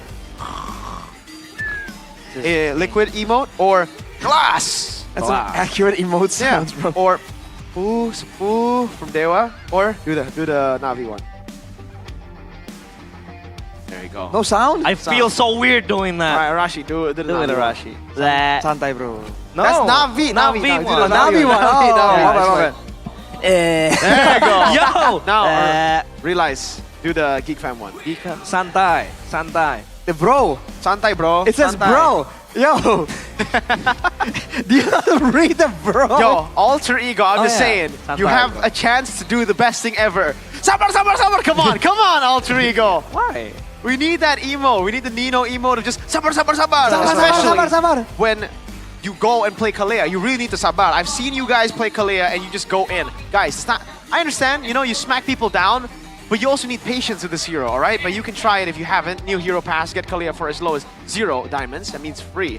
Unlock pass with diamonds plus battle points. 21-day login for all rewards and diamonds refund. So log into the game now. This will be a character that is very useful in-game, but lore-wise, if you know what the next collab is going to be, you know, in the lore, that character is synonymous with being pretty what? Fun. I'm waiting for the words to come out. Useless. Useless? Well, you don't know?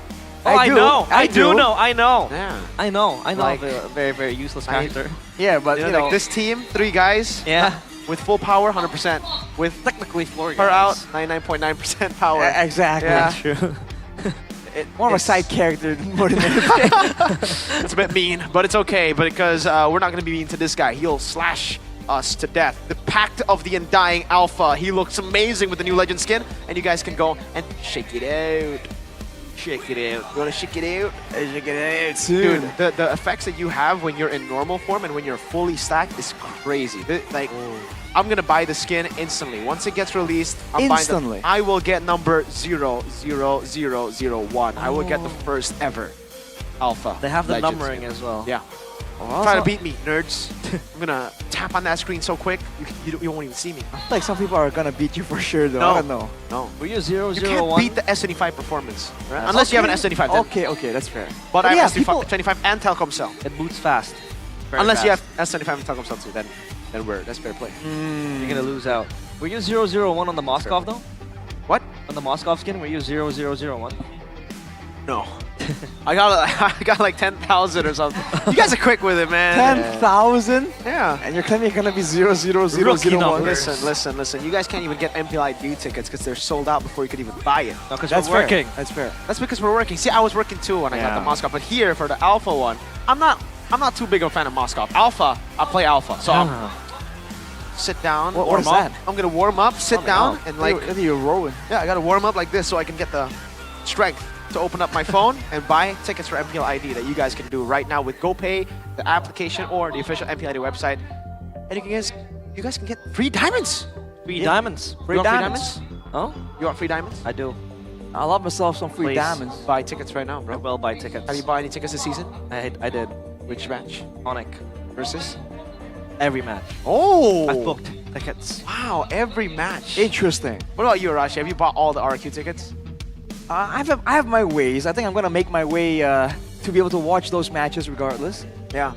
You know. If you said you bought it, I would say you're a liar. Yeah, because I would've you know called you know out. how fast they sell out. Exactly. Yeah, that's So, true. I mean, it's a bit of a blessing and a curse because RRQ, the merch, the tickets, it's difficult, man. It's tough being a fan. Arashi went to the booth together with me during playoffs. We went there and we're like, yo, sir, I want to buy some merch. And they're like, we're out. Out, done. Come back tomorrow, nerd. Yeah. And tomorrow he came and then it's all gone as well. It's No, still tomorrow. He arrived at at the opening and he got one. Done. Even Once then, they a lot of things were already sold out too, and a lot of the sizes were gone. So I mean, some of these You have teams, to go man, for an extra small. No, it's so small. you see the energy in the arena. Imagine that energy just channeled In a into booth. purchasing tickets and merch. You can imagine the amount of craziness that happens in those merch and Wait, ticketing booths, man. So for the teams that don't sell out their tickets, are you saying? Real here, Yeah. it's a numbers deal. It's a numbers deal. Kingdom, Evo's fams, definitely on Sonics. top. And then we have the Bigatron fams, and then Tonics. Sonic, sure. Tonics. Sure. Well, Adam. Sure. But we are done here, unfortunately.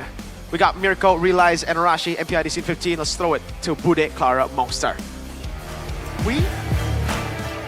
Hari yang pertama di minggu yang ketiga tiada tim yang bisa bernapas lega karena semuanya saling mengejar tempat terbaik untuk tempat mereka. Mereka nggak ada yang mau di bawah, semuanya ingin berada di pucuk, berada di atas, di tempat yang aman dan juga nyaman. Namun kita harus melihat perjuangan mereka harus terus berlanjut untuk hari yang kedua dan juga khususnya hari yang ketiga sebelum break panjang akan berlangsung. Dan di sini Bude Clara Mongsar mengajak kalian semua untuk berkumpul, ikut serta dalam perjuangan dari tim-tim yang beradu esok hari di hari Sabtu 3 match akan berlangsung. Dan untuk sebelum itu Bude ingin mengucapkan terima kasih sebesar-besarnya kepada semua superfans dan kepada para sponsor dan partner. Karena MPL Indonesia Season 15 powered by Moonton, supported by PBSI, presented by Official Turnamen Smartphone, Samsung Galaxy, Official e-wallet GoPay, Official Sponsor Head and Shoulder, Official Coffee Partner Good Day. Dan kita juga punya partner in eSports, ada Telkomsel, Dunia Games dan IndiHome. Dan juga ada advertiser Kasang Sukro dan juga ada supplier RSV Helmet. Semua yang telah mendukung acara ini pastinya akan terus mendukung acara esok hari. Begitu juga dengan kalian. So, di sini Bude Clara Mongsar ingin mengucapkan selamat malam. Sampai jumpa di hari yang kedua di hari Sabtu. Malam minggu untuk kita semua di MPL Indonesia Season 15. We on this.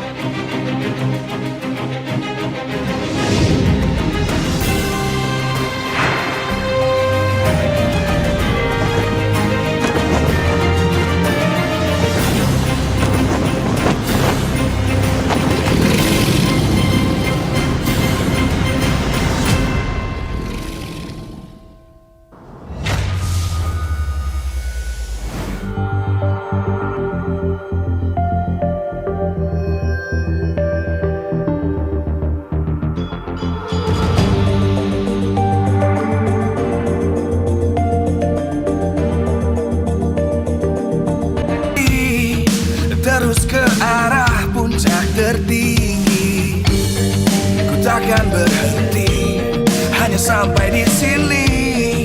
Kemenangan abadi menanti. You know we won't miss if we unite our focus. And if you haven't noticed, we all live. Nyalakan apimu, hadapi semua tantangan, hadang semua serangan, jatuh bukan halangan. Bakar semangatmu, janganlah engkau